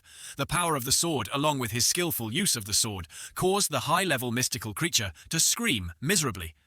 Looking at it now, it looked so pitiful still with the same fierce face, but now screaming in pain. He drew his sword back and watched the creature cry out in agony, surrounding his battle, and it was a fiery red. In a mystical way he shouted, 8-way destruction slash. Suddenly there was a bright light emitting the image of 2 swords with 2 colors appearing. One side is a blue sword, the other side is a red sword. They look like 2 powerful magic treasures, but it turns out they are. Cell storage space, replacing the 7th level storage spell. A special spell created by Davy, who has not yet reached 7th level, that can store a small amount of items, used to store red and blue flags. He recalled the previous incident. The scene of the royal palace appeared. The ancient houses, the sunlight shining down on the balcony, was so poetic. Below were the clear blue lakes that just looking at them made anyone want to stay. But during the golden age of the Chinese martial arts, the high-ranking officials of this sect were all bribed, hindering martial arts and driving people into poverty. This is sad, he said, that memory sob. The red-haired old man holding a jug of wine shouted, what am I saying again? It's true that when you're drunk, it makes you not normal. He looked at him with a helpless face, holding a small cup of wine in both hands, probably feeling very angry with the red-haired old man right now. He looked at the red-haired old man with a look of discrimination. He helplessly sighed and said this unreliable drunkard had unified the entire martial arts world with just one sword. It was unbelievable. That old man created the 88 sword styles he created and left behind are quite interesting. The red-haired old man said, I give up. Let's drink. But his hand still held the wine bottle and drank, looking so hateful. Each sword style was as strong as the ultimate moves of other swordsmen. After he finished speaking, he and the red-haired old man stood up to say goodbye to each other. The two shook hands, looking at how warmly they shook hands. The old man shook hands with him with one hand, and with the other hand, he held a wine jug, smiling while he shook hands with the red-haired old man with one hand, and with the other hand, he held a sword, looking so majestic. The two of them spoke to each other, and it matched with the holy sword Harris, and evolved into its perfect form. After speaking, the two of them left. He stood walking away, probably because of the cold. He hugged himself and shivered. The red sword with its brilliance appeared. The bloodstains on the sword were mysterious. He said clearly, humans must use tools. Davy stood tall and proud in the pit, where he had just fought, one hand holding onto his shirt, the other hand carrying his sword, looking so cool. He drew his sword out and pointed it at the ground resolutely. He exclaimed, amazing. There were still pools of blood on the ground below, and the cracked ground in the scene was haunting. He spoke, this should be enough for ready to go. The girl Purcell, with a panicked and worried face, pointed at the monster and said to him, this monster is not dead yet. He, with a calm face, looked at the monster and said, I know. Suddenly, where the monster was lying, a bright red light appeared, very mysterious. As for him and Purcell, they stood there looking at it without fear, as if this scene had been predicted. He looked at the monster in it. It was terrifying. He said, a survival tool similar to a corpse. By hiding the source of their immortality somewhere nearby, they were capable of infinite regeneration as long as the source was not destroyed. The image of the monster was no longer intact as usual, but had now turned into black shadows that rose up in a ghostly manner as if it would explode at any moment. He told her how to destroy them once and for all. Of course, he said, if you cut them to the point where they have nothing left to regenerate or destroy them with holy power, they will die. However, using this move in battle is much harder than it looks. The image of the holy sword that appeared was dazzling, and one look at it told you that the holy sword was no ordinary one. He turned to look at her with a curious and questioning face and said, Purcell, do you know how a mystical creature has the immortality of a high vampire? She said to him with a sinister face from the very beginning, it was abnormal to use blood energy. He and she both turned their eyes towards the monster. The two of them were deep in thought. He sighed helplessly and said to her, although I also want to check, but I have no way to do so. The scene has become more tense now, he said to her in a helpless voice. It had revived after Reddy's slash. This level of immortality must be a trick of the Lord Vampire. Why is it attached to a monster like this? The monster lies there with its eyes still closed, but its body still has a red, ghostly blood running through it. This monster looks so cute, completely different from when it was awake. It was fierce and looked very scary. He looked ahead at the scene of devastation, the exploding debris, and in the distance was the image of a tree. It looked so desolate, he thought sadly, he didn't have time to investigate in such a situation. He had a worried face, his eyes filled with sadness. He held the holy sword and thought about what was about to happen. Would his next move be as he had predicted? He no longer hesitated and decisively held the holy sword and slashed towards the monster. He slashed a blue light and a pair of monster children appeared. The power of the holy sword, combined with his power, created something terrifying. He slashed the monster and the tree far away from him broke in half. Not only that, the ground also cracked into many membranes. That power was truly terrifying. His sword was stained with blood. The image looked dark and mysterious. And on the ground below, the monster's blood was splattered in streams. Davy and Purcell looked at the monster. He held two swords, one blue and one red. Looking very cool, he told her, "Did we destroy the source?" She told him, "I feel it. It feels like it distorts the system itself." She and he turned to look at each other. He lifted the holy sword onto his shoulder, and she stood on his holy sword. He looked at her with a confused face and said, "System." She gently said yes. Looking up at the sunset sky, how beautiful is the sun slowly setting? He asked himself, can this holy sword kill even a god? He looked up at the blue holy sword that had just destroyed the monster and wondered, all the time, what did he put into this holy sword? It had been a long time and it was finished with the best materials that must have increased its power. He walked forward with one hand holding the holy sword and the other holding the sword, looking really cool. The sunset scene was even more obvious with the red sky. He sighed, thinking about complicated things later. He said with a gloomy and thoughtful face, it seemed. The scene changed suddenly. The wind blew loudly and leaves fell continuously. Davy looked around suspiciously, thinking a dirty rat is hiding nearby. He watched the leaves fall to the ground. The silence was so eerie that it seemed to hold some hidden danger. He used his sword to slash, causing the ground in front of him to explode, looking very scary. The Duke was startled by the light and immediately covered his eyes with his hand. Davy said to the Duke with disdain, "Next time hide better." The Duke was startled to learn that Davy had spotted him, his eyes widening in disbelief, revealing shock and fear. Davy suddenly appeared in front of him, making him jump back in surprise. His face was so scary and demonic at the moment. He said to him, "Oh, you bastard!" The sunset scene is so beautiful. The ruined land combined with the sunset light is so eye-catching. Panting sound suddenly rang out. Suddenly there was a sound of hurried footsteps, combined with the sound of rapid, panting breathing. The Duke appeared with a face full of fear and sweat. He must have just experienced something terrible.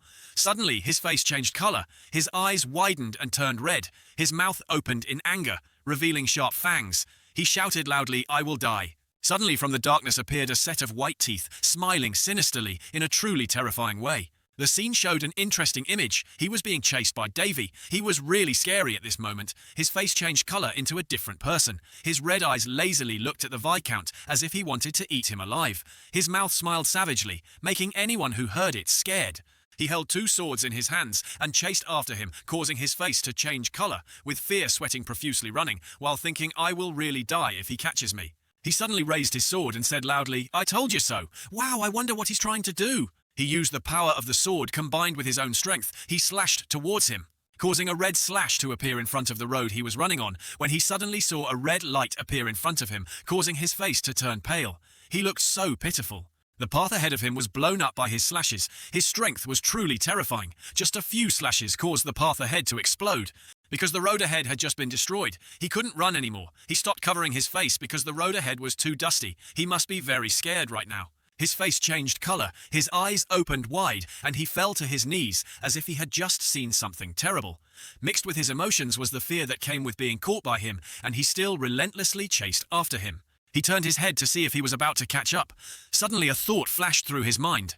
Why can't I play with him a little? He's here to kill me. He shouted with an angry face, "You have to make me look like a bad guy, really. I must be helpless right now." The other guy looked at him with a blank face, probably not understanding what was going on. He looked at him with a puzzled face and said, "Is he crazy? Is he talking to himself? Whose side are you on?"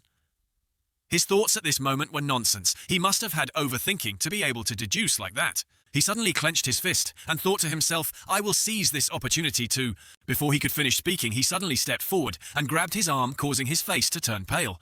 He must be very scared right now. With a bewildered face, he asked him, "What are you doing?" He turned his head to look at him and said in confusion, "When did he get behind me?" The scene between him and her at this moment was interesting. One side was standing with a proud posture, the other side was worried and sat down on the ground. His face became happy at this moment. He smiled so big that his eyes narrowed. His two hands held the sword. He said to him, "Dear customer, you must pay before leaving." He slashed at him, saying as he slashed, "Are you going to eat and laugh?" He was also very alert when he saw him preparing to attack, and quickly dodged. It was a beautiful dodge. Even though he dodged, his face was still pale. He said with a trembling voice, "Damn it." He looked at him with a sinister smile. He said, Damn. He was talking about the power of his family. He just said, "Among our species, we are the most prestigious nobles." In other words, we are generally far superior to humans. Just as he said, picture a noble man sitting very leisurely with his chin in his hands, and around him were servants standing to serve him. Normally this person would be scared out of his wits when encountering a mystical creature, but not only did he corner me, he also intended to play with my life until he got bored. The image of him fighting the high-level monster appeared. He stood very upright now, seemingly without any fear. If ordinary people were to encounter this high-level monster, they would definitely be scared out of their wits. Face stood with the proud posture of a noble. He smiled contentedly, holding a glass of wine to enjoy. Then he shouted, "Mr. Face." His slashes were delivered continuously, but a bright light appeared again. Davy's slash across his neck sent him flying. His face turned pale, his eyes widened, his teeth clenched in fear. "I think we've misjudged him." Davy jumped up to attack him. He looked so cool, and he was so scared he couldn't stand. He said this guy is absolutely not normal, because Davy's attack on him was so strong that it caused that place to emit a bright light. He pressed down on him in an active position. The opponent with a helpless face because of being in a passive position, he knelt on the ground with his face down, looking really pitiful. Davy sat on him arms crossed and said to him, "You finally behaved." He said to him with tiredness and discomfort, "I couldn't move sitting still without trying to resist. It was a pity for him, a noble family member, to have to suffer like this." He angrily said to Davy, "What the hell did you do to my body? Human, you lowly species. Do you want to die?" His face was very angry at this moment. His eyes were wide open, his mouth was open, and he was screaming. He looked like he wanted to eat him alive. He calmly replied to him, "You should be grateful that I didn't kill you." Davy said to him in a serious tone, "I need to confirm something with you." He replied to him in the hardest tone, with a provocative tone. "Humph. Sorry, I regret to say that I'm the most verbally abusive person in the clan." He said to him in a firm tone, "You won't get any information from me." He took the initiative to say to him in a sarcastic tone, "Sorry, but I never intended to hear it from your own mouth. I'm sure he won't forget it when he hears you say it now." Davy pressed his hand on his head. Suddenly he said, "Actually, I accidentally have a perfect magic that I can see into other people's minds. It must be because my power is too great that it made him confess in pain." His face at that time looked very miserable. His eyes were wide open and red. His teeth clenched pitifully. He thought he would believe him if he answered.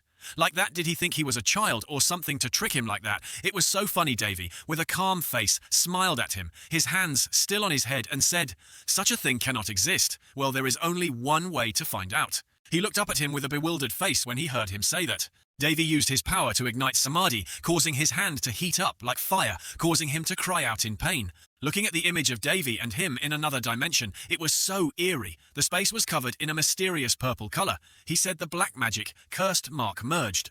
Davy continued confidently, the fire interrogating him.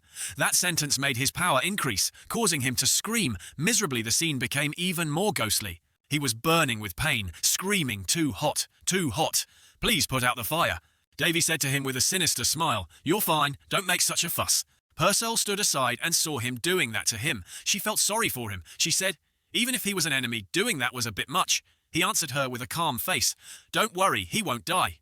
It seemed like he had the situation under control. She and he looked forward. The scenery was beautiful with dreamy purple color. She gently said to him, "You know the person who is worried is not him." He still kept a calm attitude and said to her, "Miss Demon King, do I really need to be lenient with the person who tried to take my life?" She said with a shy and awkward face, "You're right."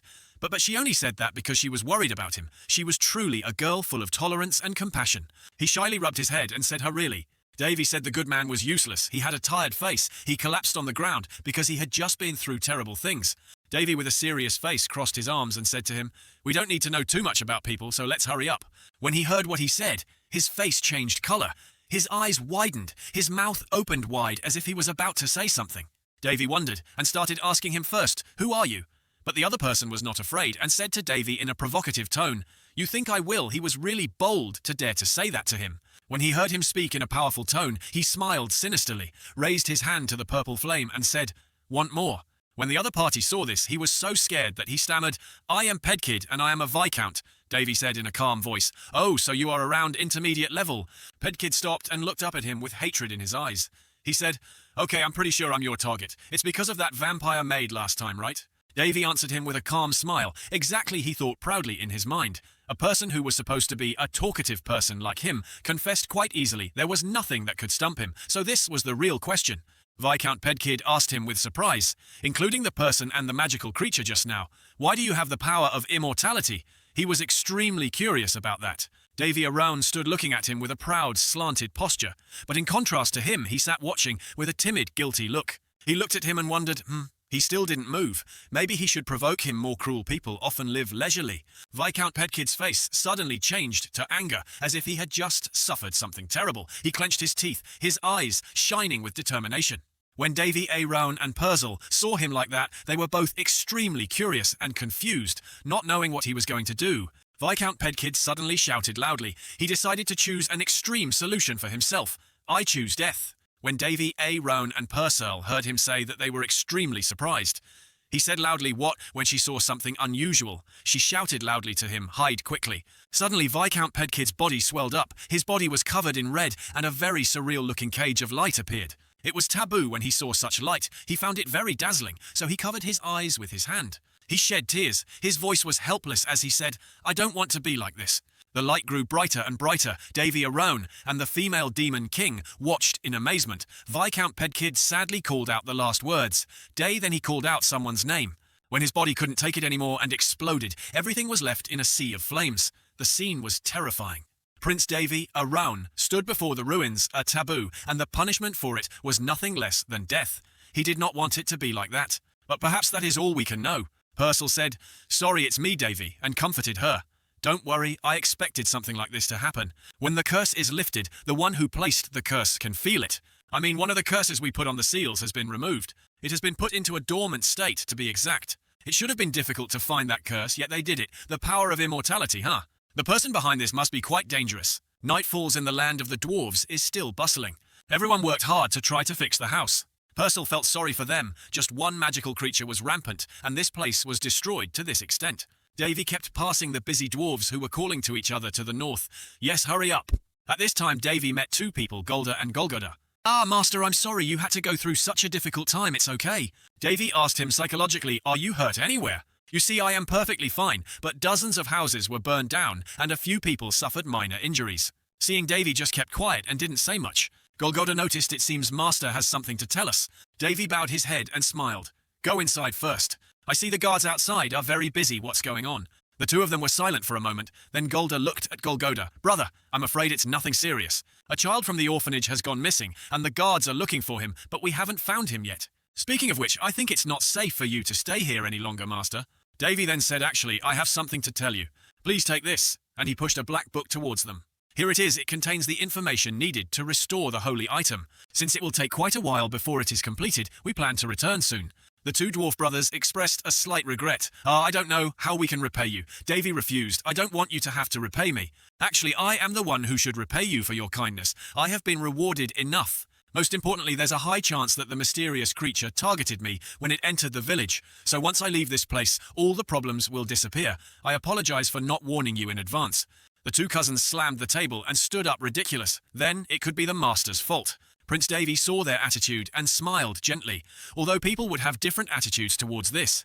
If they had a hostile attitude towards him, they would take this opportunity to criticize him. I then explained the accident, telling them that it was the result of the seal carved on my body. After all, it was true that the mysterious creature was targeting me. The only thing that still worries me is whether the vampires will be a little angry here after I leave, but the current situation doesn't allow me to worry about such things. Davy saves a lost boy crying in a tree. He held out his hand to the boy. Here's what I can do for them. The sooner I leave this place, the safer it will be. The birds are flying in the sky. In front of the citadel, the guards were dozing off when they were startled by a group of people arriving. Stop and say your name. Prince Davy rode up. I am your lord. Saint, I told you I'm not a saint. My father is back. Come home. After returning to extremely busy Heisman territory, although I received reports while in the Dwarven village, more people wanted to migrate to our territory, so by the second quarter we had about 4,000 residents. That number is about 20 times the current population. There will be a lot of problems if the population suddenly increases, but now is not the time to be afraid, because we have strong helpers. Davy stood with Golda looking at the new construction. Master, the state of this territory is exactly as you told me. Yeah, even your mansion looks like that, which scares me, haha. Golda patted his chest confidently. This is my chance to repay you. Please leave it to me. I will turn this place into a place worthy of the title of Master Craftsman that represents the entire continent. Please don't refuse my offer, no matter how great a leader you are. If you don't take care of yourself, no one will follow you. Davy happily replied, No, I won't stop you. Actually, I have a few more requests. I think the other dwarves would like them too. Some people felt uneasy and suspicious because he was so close to the dwarves. What did he do that the dwarves who were barely seen would behave like that? Davy knew, although some people looked at him with doubtful eyes, thinking he wasn't good enough. Well, that was understandable, but the reconstruction of the territory was proceeding very smoothly. At the end of the day, Davy was finally able to return to his beloved room. He lay flat on the president's 500mm bed. I much prefer fighting with magical creatures. Purcell encouraged him. Good job. I think now I understand why the kings in Joseon, Korea didn't live long. Being a leader isn't easy. Davy happily hugged the bed. This bed is so soft.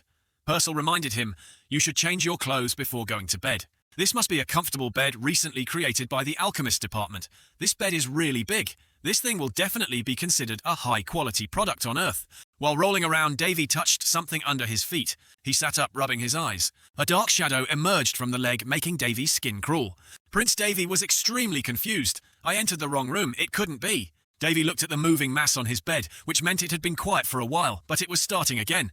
Revenge doesn't always involve money. As the business of the territory grew, I began to encounter many people sneaking into my room with illegal demands. In this medieval hierarchical world, that was not uncommon, but for me it was different. Daphne once smiled brightly and called Davy's name, but then her face darkened, and she held an axe to threaten Davy. If you dare to use the nightingale so carelessly, I will hunt you down and kill that nightingale, even if that means I have to leave this place. I am a saint who keeps her promises. Understood.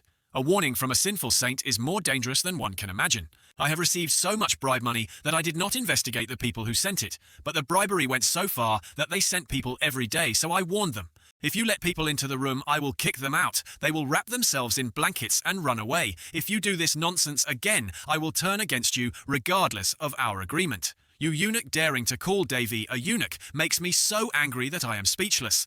Thanks to that, I have been able to enjoy peaceful nights ever since. Davy slowly pulled the blanket back to see who was under the blanket. It's a very cute pink-haired girl. Davy helplessly covered his face. What the hell was this? They wanted to appeal to their hidden feelings by taking advantage of a child, or... Davy sighed. Hey kid, who are you?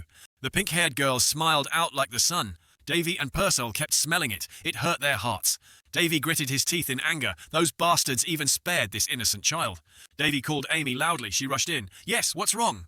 Before he could breathe, he saw a little girl sitting on the prince's bed. Amy was so shocked that she covered her mouth. There must be a misunderstanding. What happened, Your Highness?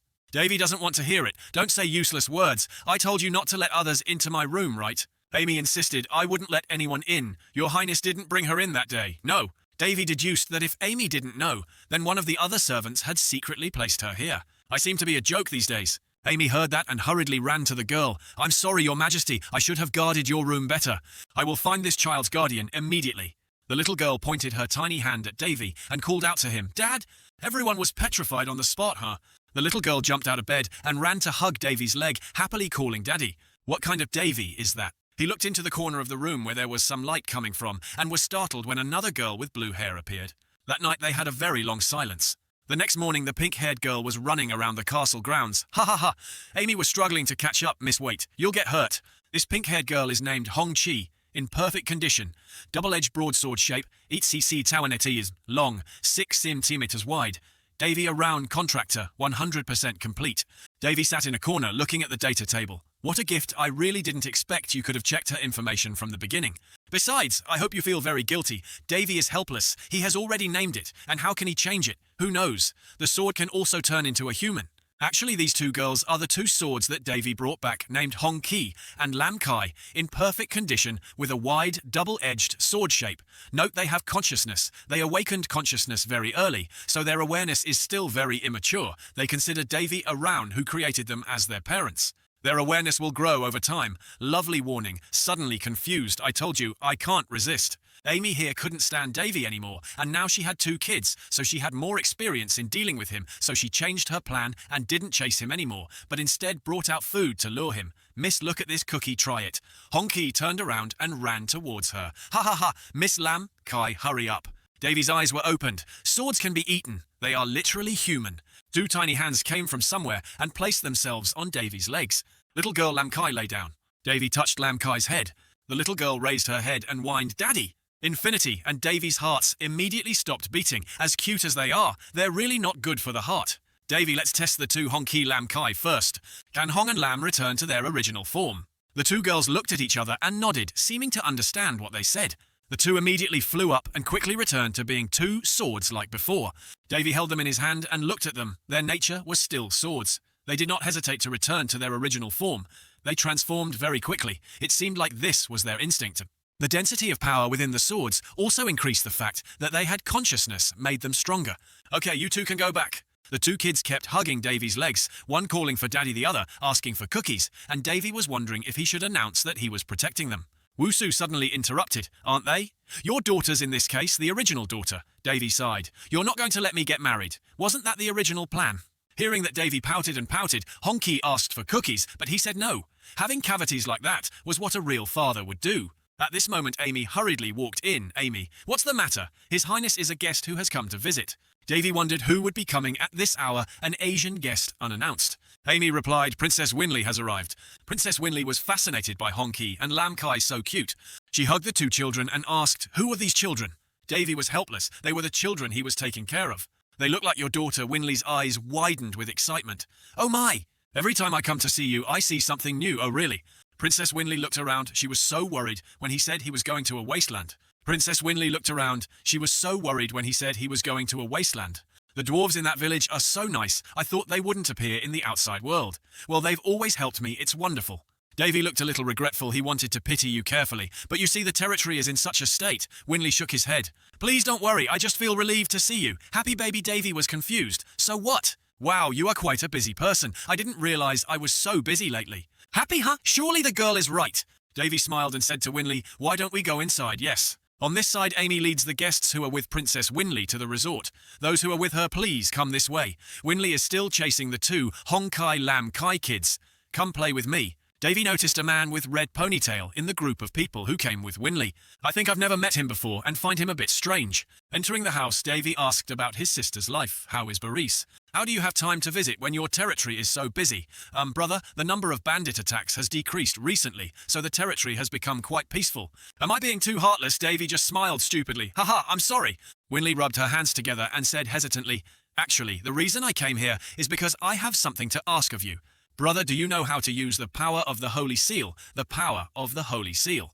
Winley said tremblingly, I know I shouldn't ask that when you're busy, but the only person I can count on right now is... Davy ran to her side and said, tell me, what do you think? Winley burst into tears. She cried, I'm so sorry, I'm sorry. A moment later, Winley was fast asleep on the bed. The butler beside him reported he was just exhausted. That must have bothered him for quite a while. He would be better after a good rest. Davy looked at his little sister with heartache. This place and the Ordem territory where Winley and Varys lived were quite far apart. She must have been travelling for days without stopping. People must be very important to her. Back to the conversation between the 2 brothers. Winley could only hold her hands and cry. She was really sorry. Her friend was about to collapse. Even the doctor and the priest had given up. The summary of her story was like this. Potner is Winley's bodyguard and close friend who took a poisoned arrow from the robbers for Winley. Since Winley fell into the trap after being exhausted from being chased, if Potner had not taken that arrow, Winley would not have survived. The priest removed the poison from her body with an antidote spell, but then dark green stains appeared all over her body. This was the problem. After the poison from the arrow was released, she showed unusual signs. She had a high fever, and dark blue marks appeared all over her body. After coughing up blood, Potner gradually lost her vitality. The priest and many doctors tried to save her, but her condition did not improve. And while unsure of how to cure this unknown disease, Winley, after hearing something from the priest who was treating Potner, that perhaps a great priest with the Holy Seal could cure, it travelled all the way to the Hinds territory to seek luck. Winley helplessly cried, "What should I do because of me, Potner Winley Hick?" Sisters Hong Ki and Lam Kai stood by Winley's bed, wondering if she was sick. Davy reassured the two kids. "She'll be fine after some rest, let her sleep some more." Hong Ki heard the first thing, "She can't be sick, I will stay with her." She climbed into bed and snuggled up to Winley's feet. Davy melted so good. Lam Kai was more timid, standing there confused, then climbed up too. Also, she was so cute just now, she seemed to dislike Winley, so obedient. Davy pulled his legs up for the three of them. Normally I would have stopped them, but they were full of energy, so having Winley lie next to them might help her recover. Davy stood looking out the window at the moon-blue stains and coughing up blood. "Davy, what's wrong?" "Oh, nothing. I just thought the symptoms were familiar." Intuition tells us that there are times when you feel like something is about to happen, even though there is no evidence or sign. Davy called the manager out there, "Our information guilds in the territory. Find the best and most reliable place. Obey." Davy confided to Purcell, "I have a feeling this is going to get complicated." Purcell sympathized with him and comforted him, "But I think you will have no problem. You always turn danger into opportunity." "I know, but I don't want the number of victims to increase. Besides, based on the symptoms alone, I can only think of one disease." Purcell speculated dark blue marks, coughing up blood, and losing vitality. "There was no such disease in our time. Is there really such a disease?" Davy replied immediately, "Yes. But the problem is that the disease shouldn't have appeared on this continent. This is what confused me the most." Princess Winley Hong Ki and Lam Kai played happily in the yard. Three little girls ran around the yard. Prince Davy stood from inside the house watching the three children playing cause and effect. "Wait. The principal says everything has a reason." I summarized the situation as follows. Someone who was given an antidote after being hit by a poisonous arrow showed unusual symptoms and gradually lost vitality, a disease that even the priest had never seen before. Something was very unreasonable. Purcell looked at Davy's face. He didn't look well. "I'm thinking a lot. It's understandable. There are many suspicious things in your sister's story. It was strange that those who lived by thievery on the outskirts of the kingdom should have such a deadly poison in their possession. Although there are more suspicious things, it is still too early to come to conclusions. We need more information. So that's why you called the guilds to gather information. Yes, understanding the situation, no matter what kind of disease, the solution always lies in the cause. This is the first thing I learned when studying medical techniques." Davy sat down in the chair and smiled. "Just mention Tao Thao and Tao Thao will come. Since you're here, come in." A silence fell. "Just wondering who you're talking about." Davy pointed to the empty space ahead. "Don't waste time like that." The gap gradually revealed a mysterious person wearing a cloak. Davy was pleased. "Oh, he looked different," the man asked him. "I heard you needed something from us." "Yes, thank you for taking the time to come here when I'm so busy. Please sit down." The man in the robe just looked at the chair and didn't bother to move, just doing whatever he wanted. He must be wary because I saw through his disguise. "I will say straight out that I want to buy information. How much can you provide?" The person was silent for a moment and then answered everything. "Everything has a price."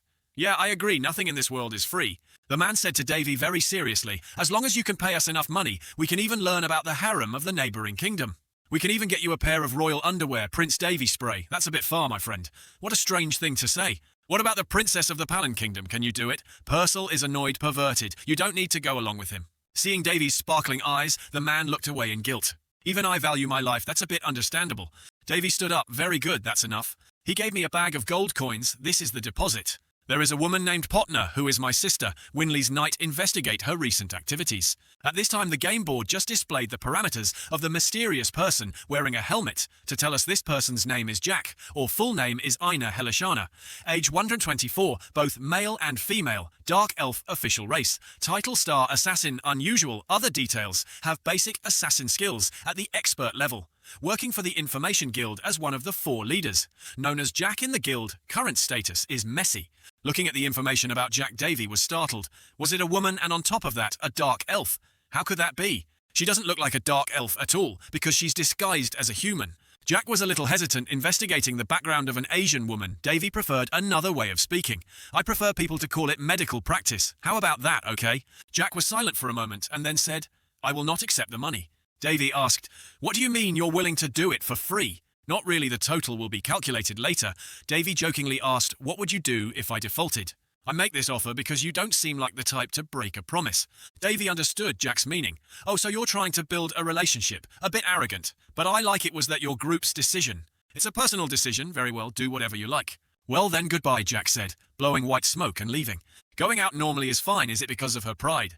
Davy looked at Jack's information. She was a dark elf and was hiding the fact that she was female. More importantly, isn't it considered a very famous guild on the continent? That proves that merchants aren't the only ones who know how to make money.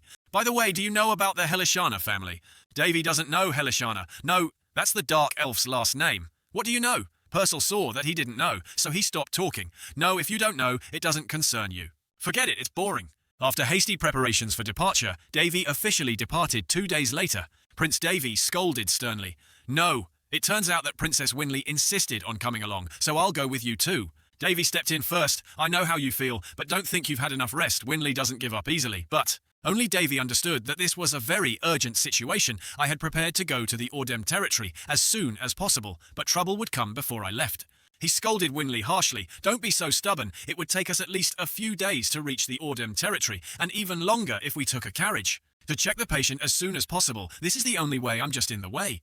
Riding a horse costs a significant amount of mana. Even if the twins stayed with her every night, she wouldn't last the entire journey. Above all, there is something wrong with this, Purcell asked. Is it human intuition again? Probably. Winley is still making a fuss and won't stay home. I can come with you. I'm not weak. At this moment, a stranger approached the two brothers. I see you are in quite a difficult situation. Oh, Lord Eulis, what the hell is this halo? He asked politely. May I ask what is going on, and then Princess Winley will explain it to him. Yes. Look at those two chattering away. Davy knew it. How could his instincts be wrong? This was going to be another problem. The red-haired guy happily introduced himself. Nice to meet you. My name is Eulis, a level 5 mage. Although someone like me is not suitable, I work for the Red Tower. Prince Davy politely extended his hand. I am Davy Arone. I have heard a little about you. It is an honor to have you visit this small land. I just smile like that. But actually, I don't know him, and I'm not interested. There's no reason for us to meet like this. No matter how famous he was on the mainland, he still came from the central magic tower of the central continent. Knowing him would only bring trouble. Purcell thought Davy was overthinking. How could the person who knew he was famous on the mainland be intuitive? Eulis praised this land as not small at all. It is the most unsightly land in the eastern continent. Most importantly, Princess Winley talked so much about this place that I always wanted to visit. Princess Winley was so embarrassed that she scolded Eulis. How could you say that in front of him? Ahaha, why not? The two of them did this in front of Davy the Fox. He is a very dangerous man. Should we kill him? Purcell had to run out to stop him. Don't be rash. You can't act hostile towards him just because he's close to your sister. No, that's enough reason. Who the hell does he think he's talking to? From what I know, he is called the Prodigy of the Magic Tower, has a very good personality, young and already a master, so his skills cannot be denied. And his background is not bad either. Background, wealth, personality, appearance and ability. He is an ideal person with no flaws. But the question is, why is he so close to Willy? What's on his mind? Davy asked Eulis directly. But how does someone like, my sister Willy was startled. She was even more confused than Eulis, even though Davy didn't ask her. Well, Eulis wasn't mad. No, I understand. Even if I were, I would have acted the same way. As I was on my way to the Hines territory, I happened to meet Princess Willy and began to accompany her. Davy smiled brightly and thanked Eulis. I don't know how to thank you for coming with her, but he hid his fist so he wouldn't beat Eulis up. I can't stand this guy. I'll take care of him right now. Eulis replied that it was not necessary. Actually, she helped me more than I helped her. When I was attacked by bandits, Princess Willy used magic to save me. Davy's long face actually looks very inviting. Oh, of course you. Eulis said that, so I wanted to repay her. Actually, I know space magic too. I can create a small mana gate to transport items. Hearing that Willy was very excited, a small mana gate. Is it that great? Eulis was happy, of course. It was more portable than the large gates that had to be set up to use, and it was a super high-grade artifact that only a few people in the Magic Tower possessed. You have to be familiar with the theory of level 5 spatial magic to use it, and only mages with mana on the same level as a great wizard can use this continent-sized treasure. Willy pointed. It looks like this, brother. I didn't expect the red tower to have one. It was just a coincidence. I kept it simply to make sure it didn't get damaged. Princess Willy kept leaning on Euless to praise her. It was so great that she could use 2 different types of magic, and Davy's face was full of praise. Purcell said to Davy, "Isn't that a good thing, because it's hard to move people around Samanyi?" Davy sighed with a headache. "I guess I'll deal with him later." Prince Davy held out his hand. "Then I'll leave it to you, of course." Then the two shook hands and cooperated. At Princess Willy's territory, 3 people, Euless, Willy, and Davy, were able to teleport there. Davy assessed the situation around him. "Oh, so this is it. It felt a little creepy. A heavy smell came. Purcell covered his nose. This smell. It had to be the distinct smell of burning protein. This smell is very similar to the smell of a living creature being burned. Another raid." Willy was confused. "Impossible. We just wiped out the bandits." There was not a sound. "OT, isn't this Princess Willy? She has returned." A well-dressed man with a monocle walked up to them. Who was he? I was supposed to be. From the Central Epidemic Control Organization, the Earl of Lington. Central Epidemic Control Organization. Earl of Lington praised Willy. "She is even more beautiful than I heard. I guess the rumors will die down a bit." His master seemed suspicious. Willy shyly avoided him. "I'm sorry, but we're in a hurry. So I think we'll continue this conversation later." She was about to leave when the knight stopped her. Earl Lington said I would like to do so too, but unfortunately the current circumstances do not allow us to do so. The knight surrounded the 3 of them. "What's the matter? Please follow me for now," Count Lington said. "The castle Princess Willy will be staying in has been isolated with an artifact of the Holy Kingdom. Please follow me." The 3 were then admitted into the castle by the Earl of Lington. He sat in front of them and explained. "First of all, I would like to apologize for mobilizing troops without your permission, but please think about our current situation. Willy is strict. The Lord of the Ordem territory is Baris, but if he is absent, the authority is transferred to me." Earl of Lington calmly held his teacup. "I know that. Well, using force to certify something after coming without notice is an act of giving up the cup. But as I said, we are from the Central Epidemic Control Organization. I'm sure someone in your position knows what powers we hold." Willy grimaced that. As for the Central Epidemic Control Organization, it was an organization that had obtained the Emperor's approval and supervised the 3 kingdoms on the mainland, including people from all 3 kingdoms holding special powers. Their main purpose is to provide medical assistance throughout the continent, similar to the Volunteer Medical Organization on Earth. Earl Lington presents. "I'm not sure if you are aware, but a terrible plague is plaguing this land. And in the organization we call it Blood Demon, Blood Demon." Dark blue marks began to appear on the victims' bodies. Eventually they began to cough up blood and lost their lives. "This disease is also very contagious." Hearing those words, Princess Willy stiffened. Those symptoms. Then Princess Willy remembered her friend Potner, who was waiting for her, and shouted loudly, "This is not the time to talk about this, brother. We must take Potner." He took off his hat and greeted Davy. "Oh, sorry for the late greeting. Prince Davy, I've always wanted to meet you. I heard you received the Holy Seal and successfully planted the moongrass. Davy, you're a guest. It's just a coincidence. Nothing in this world happens without a reason. Those things are possible because of your greatness. Haha, come to think of it all, the rumored celebrities are gathered here." Princess Winley couldn't wait to slam her hand on the table. "I'm sorry, but Earl Lington, I think I need to go out first because I have urgent business to attend to." She was about to leave and call the butler, but no one answered Princess Winley. Earl Lington announced, "I regret to say that everyone in this building, including the soldiers, has been evacuated." Winley was upset. "What did you say? We had no choice but to do so. Demon blood is very contagious. We can avoid the worst by controlling it, but if just a few people get infected, this can get out of hand." Davy has no idea. Well, he's not wrong. Princess Winley was stubborn, but doing so was beyond his authority. The Earl of Lington had given birth to a princess, so there was no way he would give in to this little girl. "You are right, but as far as I know, this is a treaty of the Alliance of Kingdoms. Even the Queen of the Rhone Kingdom has approved. And in times of emergency like this, it has happened before, that a lord's authority has been exceeded in the territory." Winley heard this and was helpless. What was going on? And it was a pity that this disease could not be cured. The holy power had no effect on it. Impossible. With that, Earl Lington laughed. It was time for him to show off his power. "That's why we're here. Please leave it to me. We'll definitely find a cure and report the good news." A moment later, Prince Davy Aran went to the treatment room to check on the situation. As soon as he entered, he heard desperate cries. "Oh, it hurts! Please, save me!" Purcell was horrified. "Davy, this place looked more like an isolation ward to prepare for the worst than a treatment room." Davy judged that although it seemed dire, it was very practical. Purcell covered his nose. "This was horrible. I had never seen anything like it in my life. And what was this strange smell?" An unpleasant smell filled the room, probably coming from the sick people. Prince Davy found a bed. The person lying there had no face left, but relied on the name tag hanging above the bed.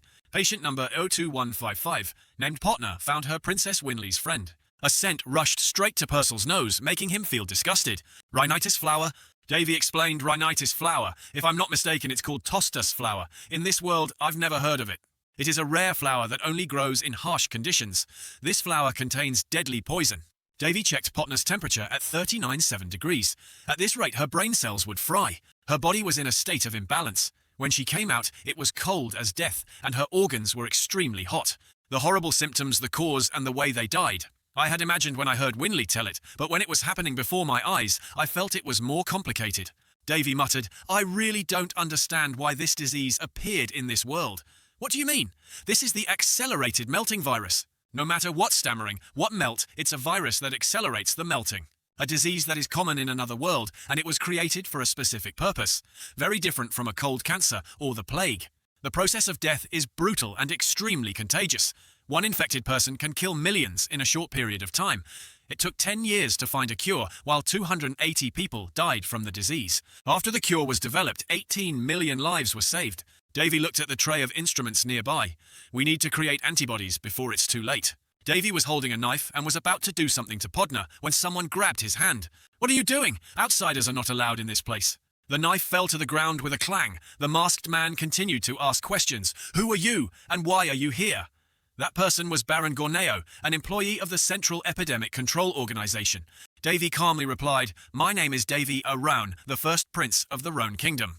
Baron Gorneo narrowed his eyes. I received reports that you were here, but the prince is not allowed in here. I'm sorry, but I must ask you to leave. Davy is not going to leave easily. Can't I stay here? Baron Gorneo looked around. As you know, a plague is raging in this territory. And what we learned is that this disease is transmitted through the respiratory tract. Please cover your nose and mouth immediately. Davy took the towel in confusion. Well, Baron Gorneo breathed a sigh of relief. I know you have a holy mark engraved on your body, but that has no effect against the disease. The Great Spirit, a person with high-level holy power, has come here. And then, while speaking, a scream came. Damn it, hold him back! Since when did he get like this? Baron Gorneo rushed over with painkillers immediately to stabilize the situation first. A doctor tremblingly took medicine from the bottle into a syringe. Davy put his hand on his shoulder and stopped him. The patient will die if you inject that into him now, huh? Give me that tube over there. Baron Gorneo shouted. Listen, you think you are doing... Davy didn't care. He pulled the patient's shirt off and looked at the purple body, covered with swollen sores. Blood was blocked in his lungs by the virus. His heart will stop beating if it is not removed immediately. Davy held up the tube and ran his hand over the body to calculate 8 mm from below. 3 mm from the right. Would it be close? Davy let out a breath to calm himself down. Phlegm, holy mantle, pain relief. Then he inserted the tube into the place you had calculated to let the blood flow out gurgling. Just a little more. Baron Gorneo was now furious. What do you think human life is?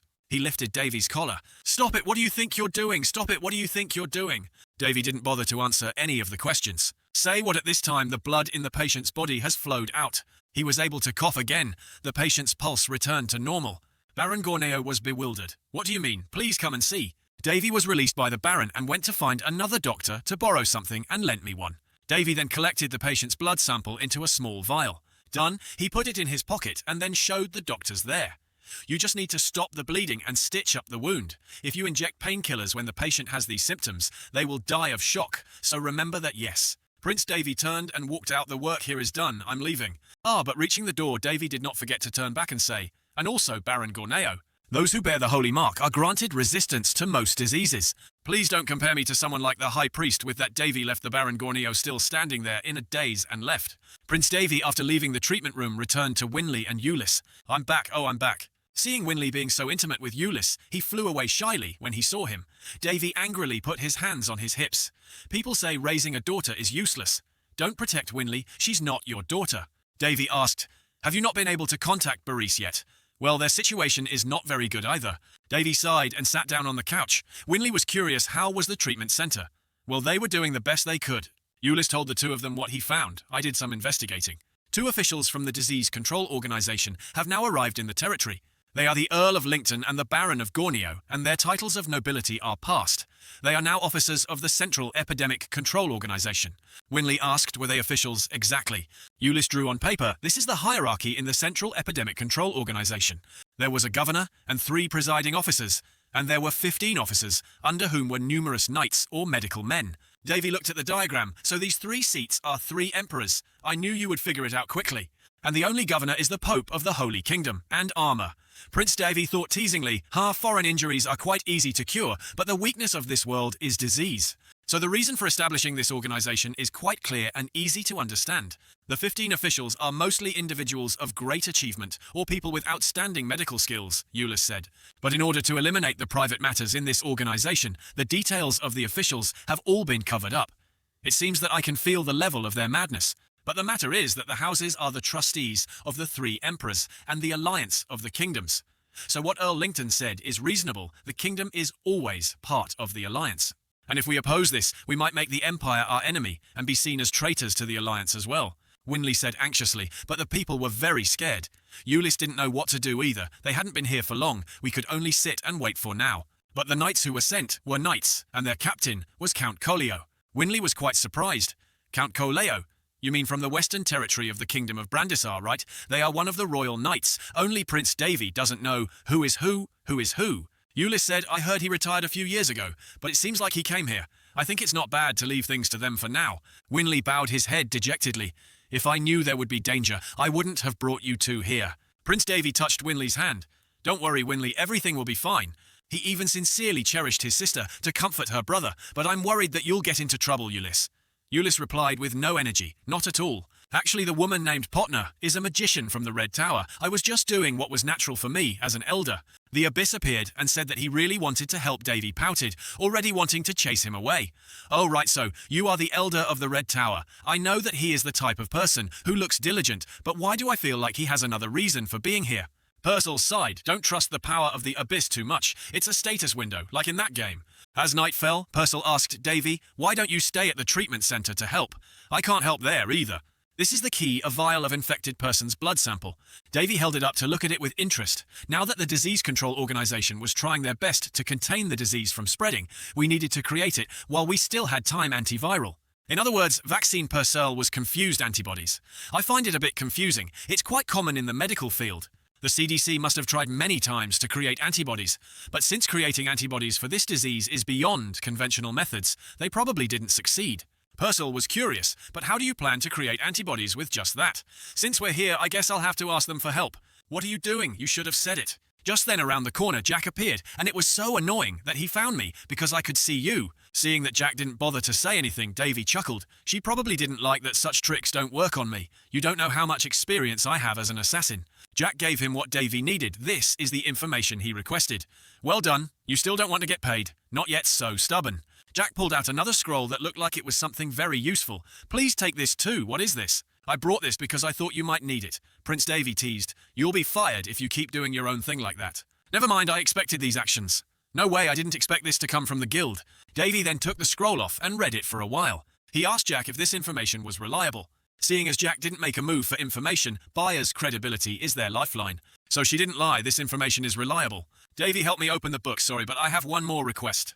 Please tell me Davy wrote something on a piece of paper. Bring me a large quantity of the items listed here. At least a cart full of supplies for each type. I think it's better to give this to people than to mercenaries. As for the cost, right, let's just say it's under the name of the Epidemic Control Organization. Jack hesitated. You really did that. Davy was calm. The Epidemic Control Organization is here. There's no problem. Let's just say that Baron Gornio bought them. Jack was still a bit hesitant. But Davy came close to flicking his forehead to correct him, even though you are a man of the underworld and you consider human life as a fly. But I don't think you are crazy enough to sit and watch others die for trivial reasons. Hurry up and consider it a good deed for humanity. That's what I ask. Jack was still in a daze because of saving Prince Davy's life. I wonder what he was thinking. The next day, Prince Davy went to meet with Earl Lington and Baron Gornio to negotiate. No, Baron Gornio slammed the table and handed over the medical authority. Do you think this is a joke, Your Highness? They are patients who need to be treated as soon as possible. We don't have time to give it to others. Prince Davy just drank his tea slowly, yesterday's patient. He probably would have died if he had been 2 or 3 minutes slower. Baron Gorneo could not resist any longer when he heard that, so Davy put down his teacup. I am very grateful that you prevented a bad situation from happening, but let me ask you this. Do you really have a way to cure this disease? Earl Lington smiled. It seems you have a way to cure, Your Highness. Davy was determined, even if it is the smallest possibility, we must try. I didn't come here to discuss business with you. This is my kingdom's territory, and also my sister's territory. I think I am qualified to ask you this. Baron Gorneo, of course, still disagreed, standing up to continue speaking, but Earl Lington happily praised it as very good. Baron Gorneo was annoyed Earl Lington. Earl Lington wiped his sweat, interrupted Baron Gorneo, and explained to him, "Think of the Sanha territory of the Kingdom of Kontas in the south. In the end, the people all died, 10 members, and knights from our organization also sacrificed themselves. And you were there, Baron Gorneo. What do you think? Don't tell me you're going to let your pride get the better of you in a situation like this. Even though there is only a small possibility, it is worth a try." Baron Gorneo heard that and immediately lowered his head and cursed under his breath. This damn pride. He eventually put it aside, and it seemed Davy had achieved his goal. Night fell. A man came to see Earl Lington to talk. "Is this okay?" Earl Lington turned back and smiled. "What are you saying, Count Coleo?" Count Coleo is the captain of the night squad of the Central Epidemic Control Organization. Count Coleo was concerned. "I mean the Crown Prince of the Roan Kingdom. If something really happened that day." Count Lington sat down in his chair leisurely. "Then the Central Epidemic Control Organization would lose face." Count Coleo questioned him, "And who would probably question our duty? You could have refused that day, like Baron Gorneo. So why?" Earl Lington held his glass of wine in his hand and swayed it back and forth. "You are right, Earl Coleo. But if we could somehow find a cure for this disease, wouldn't it be great? Now that it has come to this, I sincerely hope that the prince will find a cure, which would be beneficial to both him and us. Actually, he is much more cunning than we imagine." Count Coleo stood looking and asked again, "Really?" Laughter then came from their room. "I wonder what these old men were plotting." The next morning, Princess Winley was very excited because Davy had told her the story. When Winley found out she was going to be officially involved in the research for a cure, she was so happy. It was such a relief, even though I thought she would be skeptical because I didn't have much medical knowledge. Winley was both happy and moved to tears. Thanking him, Davy secretly guessed, but perhaps Winley trusted him more than the Central Epidemic Control Organization. Then the treatment with Davy's participation took place. Baron Coleo advised him, but Lord Lington said the Central Epidemic Control Organization would follow his instructions in developing a cure for the disease. "But you must remember that I will always watch over you." Davy saw the Baron's suspicious gaze towards him, which was understandable. People often say a rolling stone will replace a stone that is lying still, perhaps to them. I'm just a pile of dirt pretending to be a stone, so I can guess that they do not like me, and they even tell others not to follow my decisions. Davy sighed, so tired. He began his work moving towards the patient in pain. The disease is a variant of the virus that causes the body to overheat uncontrollably and melt internal organs. When the virus first enters a person's body, its symptoms are no different from those of other diseases. Similar to viral diseases, they become active after a certain period of dormancy. Davy lifted the patient's hand. First they would melt the muscle, then continues to melt the joints and cartilage. Next, the whole body melts. If only that happened, it would be fine. At this moment, the person cried out in pain. "Ah, it hurts! Hang in there!" Davy continued to explain gently. Once the bones melted, the internal organs would also melt, from the rectum to the testicles, the kidneys, intestines, and then the small intestine. When that happened, the fluids from the melted body parts would start to ooze out of the body's orifices. Those were the blue-black spots, and those blue-black spots were the reason why this disease was called the blood demon. Baron Gorneo was stunned as he heard this. How could it be? He understood exactly how the disease progressed. Blood demon is a disease that even the Central Disease Control Organization considers incurable. I didn't expect a prince who had just arrived to know so much about this disease, let alone that he could actually do it. Davy suddenly turned to ask Baron Gorneo, "Do you know why I'm explaining to you?" Baron Gorneo stammered, "Prince Davy, you really can." Davy nodded, "Yes, I know it's called something else, somewhere else. Where that means this is the important part. Usually when doctors see this disease, they will try many ways before coming to a single conclusion. Medication alone cannot cure it. The worst case scenario is, we have to find the source and cut it off from the rest of the body." The Baron was still surprised by what Davy knew. "Yes, so what was the result?" "From my guess, 9 out of 10 patients will die during this process. The remaining will die from the virus," Baron Gorneo thought to himself. Does he know that much? At this time the patient whispered to Davy, "Your Highness, I feel better." Davy comforted the patient. "I know it hurts, but please bear with it a little longer.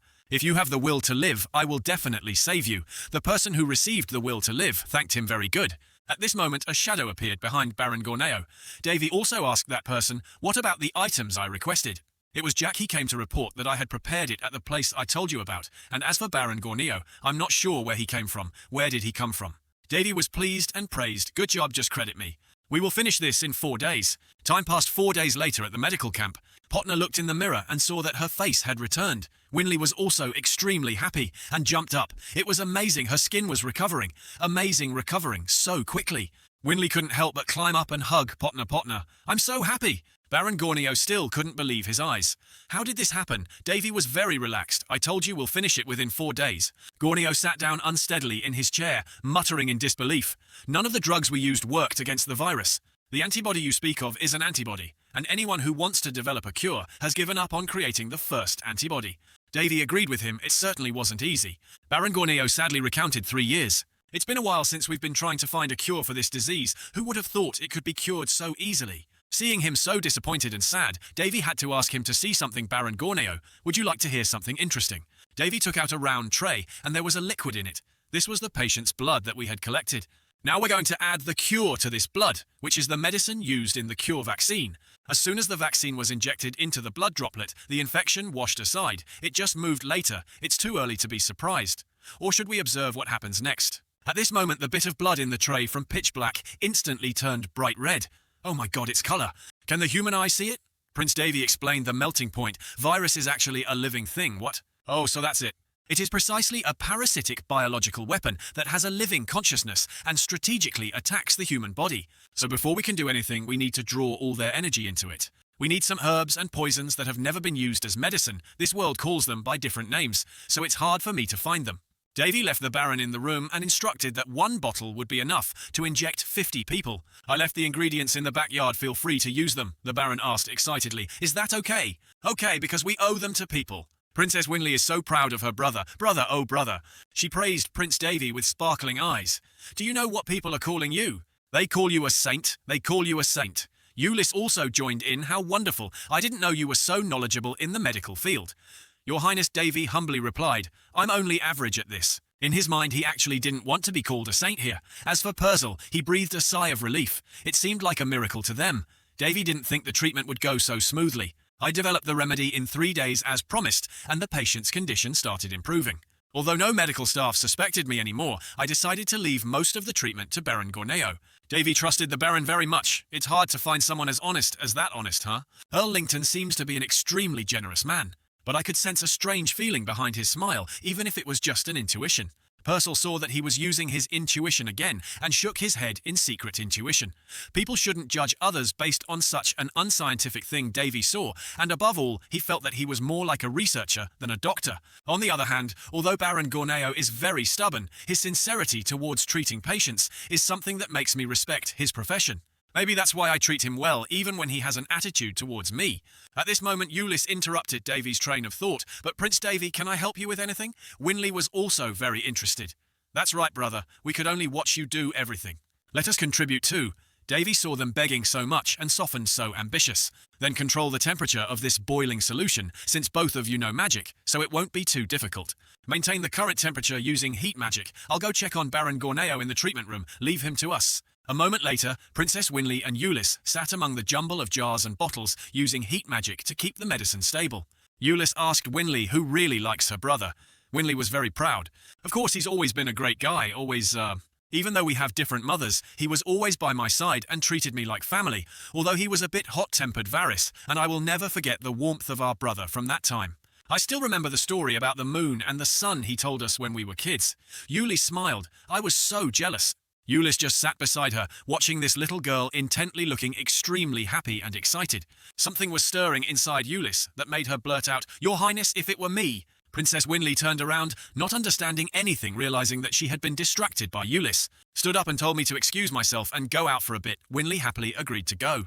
Ulyss turned away and breathed a sigh of relief, almost revealing herself. Only Princess Winley remained humming happily. Hey, I will bake some cakes for my brother when things get better. Ulyss, after running outside, looked for some open space so he could contact his master. Master Ulyss asked, "Yes, sir, how is the situation where you are?" Ulyss recounted, "Yes, Prince Davy was a very extraordinary man. I didn't expect that day to be able to solve the Epidemic Control Organization's father's conundrum in just 4 days. What's wrong? You don't look very well, it's just my feeling." Ulyss did not forget to emphasize one thing to the teacher, but the most remarkable thing was the confidence of that day. How to say it? That confidence can only be found in a person with a lot of experience. Being so young and confident means there is something about that day that we do not know. The teacher agreed. "If you think so, then you must be right. Yes, like I said, there was a lot to learn back then, and I started to explore. Ulyss's master was bewildered. Was he being too harsh? Yes. If it was that person, then maybe we could be real friends, regardless of age or interests. Master laughed loudly. Ha ha ha, you must have met a wonderful person. There are many things in the world that a 3-year-old doesn't realize. There are still things a 3-year-old can learn. Remember that, Ulyss. Listen to me obediently. Yes, sir. Also, I investigated what you told me. Did you find anything? He told Ulyss, yes, about the people in charge of special projects in the Disease Control Organization. Most of the information was lost, but somehow we investigated. Let's go straight to the conclusion. Or should it be? As I predicted, he is a rare talent in this era, but the person who goes with him is a bit different. That person was, not knowing what Ulyss's teacher had said. His expression looked extremely surprised to the point of falling. Was talking to the teacher from the starlight, blew a series of strange sounds. Ulyss stood up and looked into the distance. The medical barracks behind is on fire burning. He also remembered that was where Princess Winley was sitting. Ulyss left without saying a word to go save the princess. His teacher on the other end of the line could only call out in vain. What's the matter, Ulyss, elder Ulyss? Ulyss rushed straight to where they were sitting, holding her nose and running inside. He called out loudly into the blazing fire, Princess Winley. You don't seem well. Ulyss then used magic, taking out her wand to create empathize, communicate whirlpool. The room was immediately extinguished. Ulyss breathed heavily, looking around the room from side to side. She is not here. Ulyss knelt down to see what was going on. He suddenly realized, don't tell me it's like what the teacher said. Thinking so, Ulyss immediately jumped into the sky to chase after the people who kidnapped Princess Winley. Even though his situation is unusual, I never thought he would get into trouble here. Only I can do it. Even though Prince Davy has a lot of medical knowledge and has a holy seal, he can't fight. I can't drag him into this. Ulyss was determined. Please don't let anything happen to you, Princess Winley. On this side, a group of armored men surrounded Prince Davy's group in the middle of the hall. Davy chuckled. This is Baron Gorneo. What's the problem? A voice rang out in the mountains, half hell, created a huge explosion that burned all the nearby trees. Ulyss used magic to stop the strangers. They must have taken Princess Winley away. Ulyss stood firmly before them, extremely serious. Have I ever used such advanced magic on a human? Magic can easily take a life, so the user must be extremely vigilant. That's what I was taught, but now is not the time for that. I learn magic so I can know about mana and protect people. What good is it if I don't use it when I need it most? Thinking of Princess Winley waiting for him to save Ulyss made him even more determined to attack straight to where they were hiding. Ulyss looked around and muttered, I didn't expect them to build a place like this in their territory. This story is beyond what I heard from you. At this moment, a person from a nearby rock ledge stepped forward and looked down. Ulyss looked up in surprise. Count Lear, where are you keeping Princess Winley? The scene shifts back to Prince Davy, Baron Gorneo, and several doctors surrounded by hooded men. Baron Gorneo was stunned, not understanding what was happening. What do you think you are doing? One of them stepped forward and said, We have no personal vendetta against you. We are just following orders. Orders, Baron Gorneo. We need you to die here, and Prince Davy, we need you to come with us. Everyone was extremely confused. Why did they do that? They're holding a sword. He approached the two of them.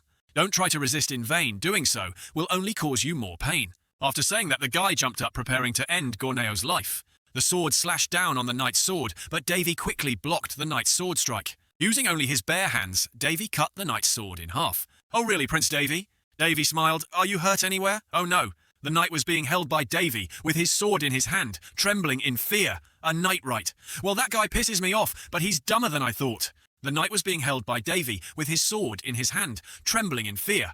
A knight, right? Well, that guy pisses me off, but he's dumber than I thought. There, I didn't expect him to do something like this. Davy gripped the sword tighter, his other hand gathered the lightning, and attacked straight into the middle of the knight's body. The thunder didn't accumulate. The knight died before he could close his mouth and was burned black. Davy watched the guy fall to the ground. If you're going to kill someone, you should know you can get killed too. That is the minimum preparation when wanting to take someone's life. The remaining knights immediately became more alert and raised their swords, while a servant stepped forward to help Baron Gorneo up. Purcell worriedly reminded the Prince Davy, You shouldn't cause bloodshed in a place like this. Davy didn't make anyone bleed, that's why I didn't use the sword. Purcell was annoyed, that's not what I meant, but Davy just used his thunderbolt to burn all the knights. After a while, inside the fortress were scattered black corpses. Prince Davy called Jack. He appeared out of nowhere. What do you mean, dispose of the bodies and cut down anyone who enters this place? Jack's eyes lit up upon hearing that this will also be included in your expenses, or I see what kind of compensation you will ask for, instead of money. Davy raised his finger and said, Okay, approved.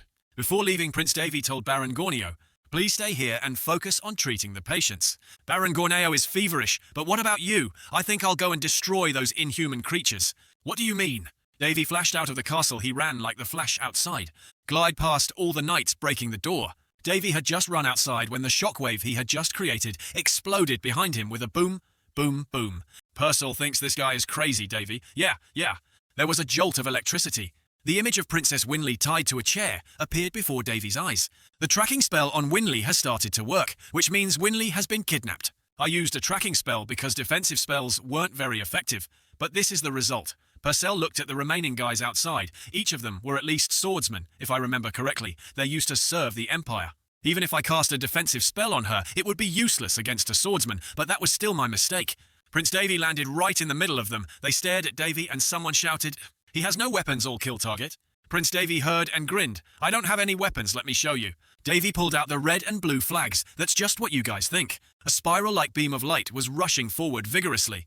The knights were fearless, each one holding a sword in his hand. Suddenly one of them opened his eyes wide in surprise. The spiral-like golden power just now, it pierced through their bodies one by one. From person to person, they cried out in pain. In just a moment, a series of knights lay on the ground. The atmosphere became quiet and terrifying. One man looked at his dead comrades lying on the ground. He trembled with confusion. "What is this?" The sharp beam of light did not stop. It kept moving faster, piercing through each person, one by one. They screamed fiercely in despair. Someone felt something and exclaimed as if... It turned out that the light was made of a red flag. It was suspended in the air, pointing the sword straight down at the soldier who was babbling below. The man felt it and exclaimed in fear the sword was alive. Suddenly Davy appeared beside the other guy without knowing when he was scared and on guard preparing to fight. He gritted his teeth and replied, but he was alerted by the situation, so he could only reply and move on his own. The soldier's oxygen tank was removed, his teeth clenched in anger. Davy quietly assured him yes. A light source emitted from the pink sword. He slowly explained that it was because of this technique, the sword blast, that allowed them to fly around in the wormhole. It took advantage of the ego of these brats. After letting the soldier understand everything, Davy shouted loudly, "Dual swords! Sword energy blast!" Sweet slash passed through his body. He grinned smugly after all. He looked at his firm hands, holding Hong Chi, at eye level, his voice firm. As he continued to speak, the divine sword moved. Next was the sword dance move. Hong Chi and Lam Chi took turns rushing forward, creating an extremely great force. Davy stood tall and said with a hint of sarcasm in his tone, "You guys said you guys are at the level of veterans of the Imperial Knights. Really, I can't help but laugh. They were being pushed around until they were helpless and cried out. The trees were hazy and misty." Davy looked down on this group of people. "How are you guys any different from the assassins we met on the way to the Palisti Kingdom?" He rushed over like a moth to a flame next to Lam Kai and Hong Ki. A voice asked, in wonder, "I don't understand." The Demon Queen Purcell, sitting on Davy's back, kept asking impatiently, "Why are they targeting Winley?" He fought fiercely while smiling in response. "I don't know." He hit the soldier in front and then gave his own guess, perhaps as an excuse. Purcell muttered doubtfully, "What's the reason?" He assured her without any hesitation, "Yes." His slash was flying wildly. Those soldiers were no match for Davy. He guessed they couldn't carelessly eliminate us because we had titles. He quickly finished the ritual and grinned happily, explaining that Ulyss was the elder of the Red Tower and that I was the royal family of this country. If anything happened to us, they would definitely investigate. The best excuse would still be that we were attacked by bandits or monsters. He thought that if it was within the Ordum territory, it wouldn't be a problem. Hearing this, Purcell's face still showed confusion. She frowned and asked, "What does that have to do with Winley being kidnapped?" Davy coldly replied, I don't know the details." He raised his head and continued speaking as if he had to tell a story. Taking advantage of his distraction, a soldier rushed towards him like a moth to a flame and attacked. Purcell discovered it and shouted loudly to remind him, "Davy, ahead." He easily avoided the opponent's attack and used the red flag to stab him to death. The sword pierced the soldier. Davy continued leisurely, and these men would discover Winley was missing. Davy patted Lam Kai's head. Honky was also jumping over from afar. Davy didn't hesitate to explain, and that was why there was an attack on territory without a guard of knights. He thought, well, if they did that, they would be able to escape responsibility. Hearing this, Purcell nodded and said, "I understand." At this moment, Hong Chi was climbing on his neck and playing happily. The lush green forest suddenly had a beam of light like a lightning bolt flash across, and a loud scream rang out. A moment later, Davy continued to climb up the mountain, Purcell flying beside him, constantly asking him 1,001 questions. But I still had doubts, and he was ready to answer them, so I asked, "What about them?" Purcell crossed his arms in front of his chest, his face extremely serious, as he asked if that was the case, then did they really need Winley? They could take care of everything. His feet suddenly stopped at a distance. "Davi va Purcell juamaten hin shuong thi, honjon banduoi." The skeletons were soaking in the test tubes, looking very creepy, and there were not just one, but many. They were soaked in some kind of liquid and covered very carefully. Purcell's face turned into panic as he exclaimed, "Oh my God!" Davy calmly asked again, "Do you remember what the knights said just now?" He repeated the previous content. They asked us to follow them, and the lion Baron Gorneo. He stood tall and explained clearly, since they were doing this, they wouldn't let anything get in the way of getting their hands on a rare high-level mage who possessed a holy mark. Elsewhere, Eulis was studying with a bloody mouth. He was whispering something. Eulis was quite badly injured. He stood up straight with difficulty. The person opposite spoke in a sarcastic tone. "You endured longer than expected." Baron Gorneo, with a cunning face, he continued, "You should not have come here in the first place." Eulis was not afraid at all, he replied firmly. "I came to protect someone." Baron Gorneo heard that and was curious. Protect? He stood tall above him, looking at him slowly, and asking who to protect, the Princess of Rhone, or the people of this dying territory, or Prince Davy, who was about to be dragged here. Eulis's eyes were filled with surprise, sweating profusely, as she questioned, "What are you talking about?" Baron Gorneo sighed, or Elder Eulis. He landed on the ground coolly, and slowly explained, "Do you think we gathered here without any plan? The knights must have killed everyone in the territory." Eulis heard these words like a bolt from the blue. He exclaimed, with a face full of doubt, "How is that possible?" Without a word, Baron Gorneo drew his sword from his body. He charged forward forcefully and stabbed Eulis through the body with his sword. He was still full of confidence, telling him it was too late. Eulis's eyes became full of surprise, wide open in confusion. His glasses also fell to the ground. He was seriously injured and fell to his knees. Baron Borneo's sword tip was bleeding. He spoke in a mocking tone. "If you wanted to protect everyone, then you should have run away." Baron Gorneo grinned and continued, "Then at least you can get one person out of this territory as quickly as possible." Eulis gritted her teeth in anger, glaring at him with hatred. Suddenly someone else's contemptuous voice rang out. "Do you think a fifth-rate like you will be able to protect everyone if you stand up?" said as an attack to Eulis. He embarrassedly lowered his face to the ground. The Count suddenly mentioned Winley, "Or you have feelings for this princess. If so, then you are really stupid." Eulis's eyes widened in shock. He was speechless, sir. Seeing his anxious expression, Earl Lington appeared with a most amused smile. He suddenly stood beside Winley while she was unconscious, and continued, "From what I saw, it was probably the latter." Eulis looked towards her and called out, "Princess Winley, please open your eyes," but in response to his words, she remained still sitting there unconscious. Earl Lington reached out his filthy hand and began to caress her face. Well, she was pretty sloppy inside. Eulis was angry, his eyes filled with panic, as he didn't know what he would do next. He used all his remaining strength to draw his weapon. Eulis rushed forward without hesitation, like a moth to a flame, shouting out his name, Lington. But before Eulis could reach him, someone's hand from behind was about to stop him. It turned out that Leo's Baron standing below his head let him go easily. He quickly pressed Eulis's head to the ground painfully. His face was not stupid. Earl Lington's voice rang out again reassuringly, "Don't worry."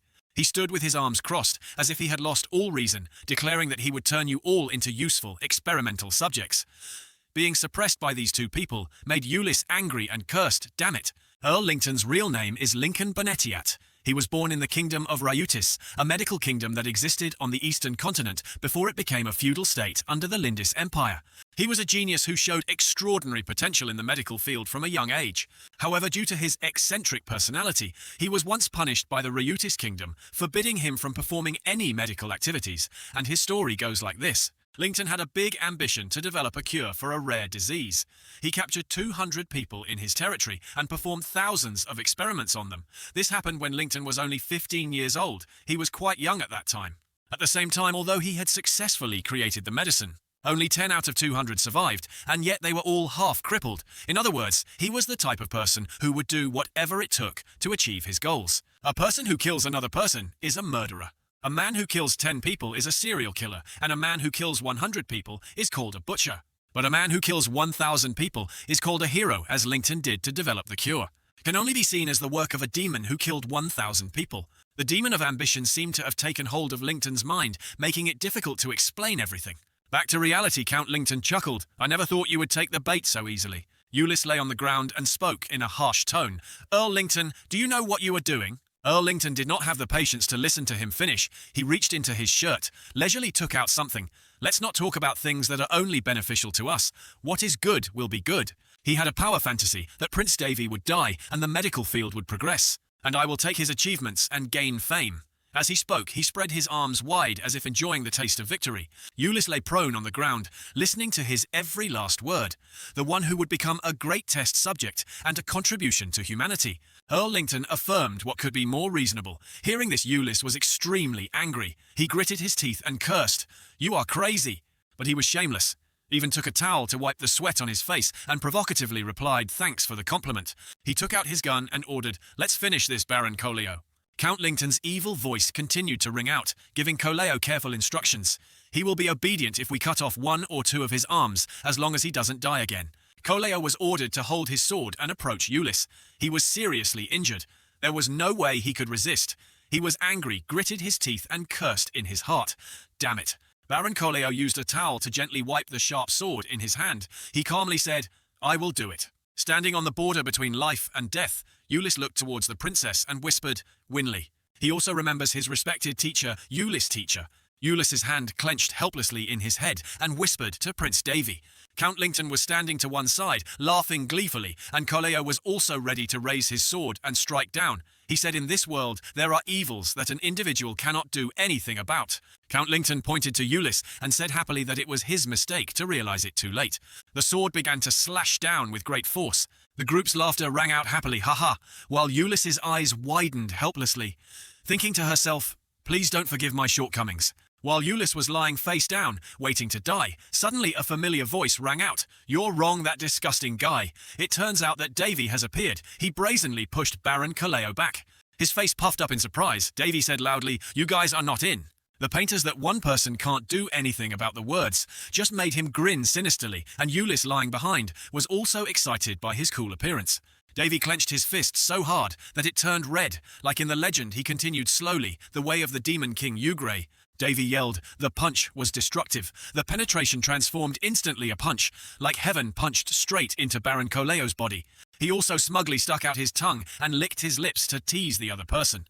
Then he punched him hard in the stomach, making him unable to counterattack, and was beaten to the face by the male lead.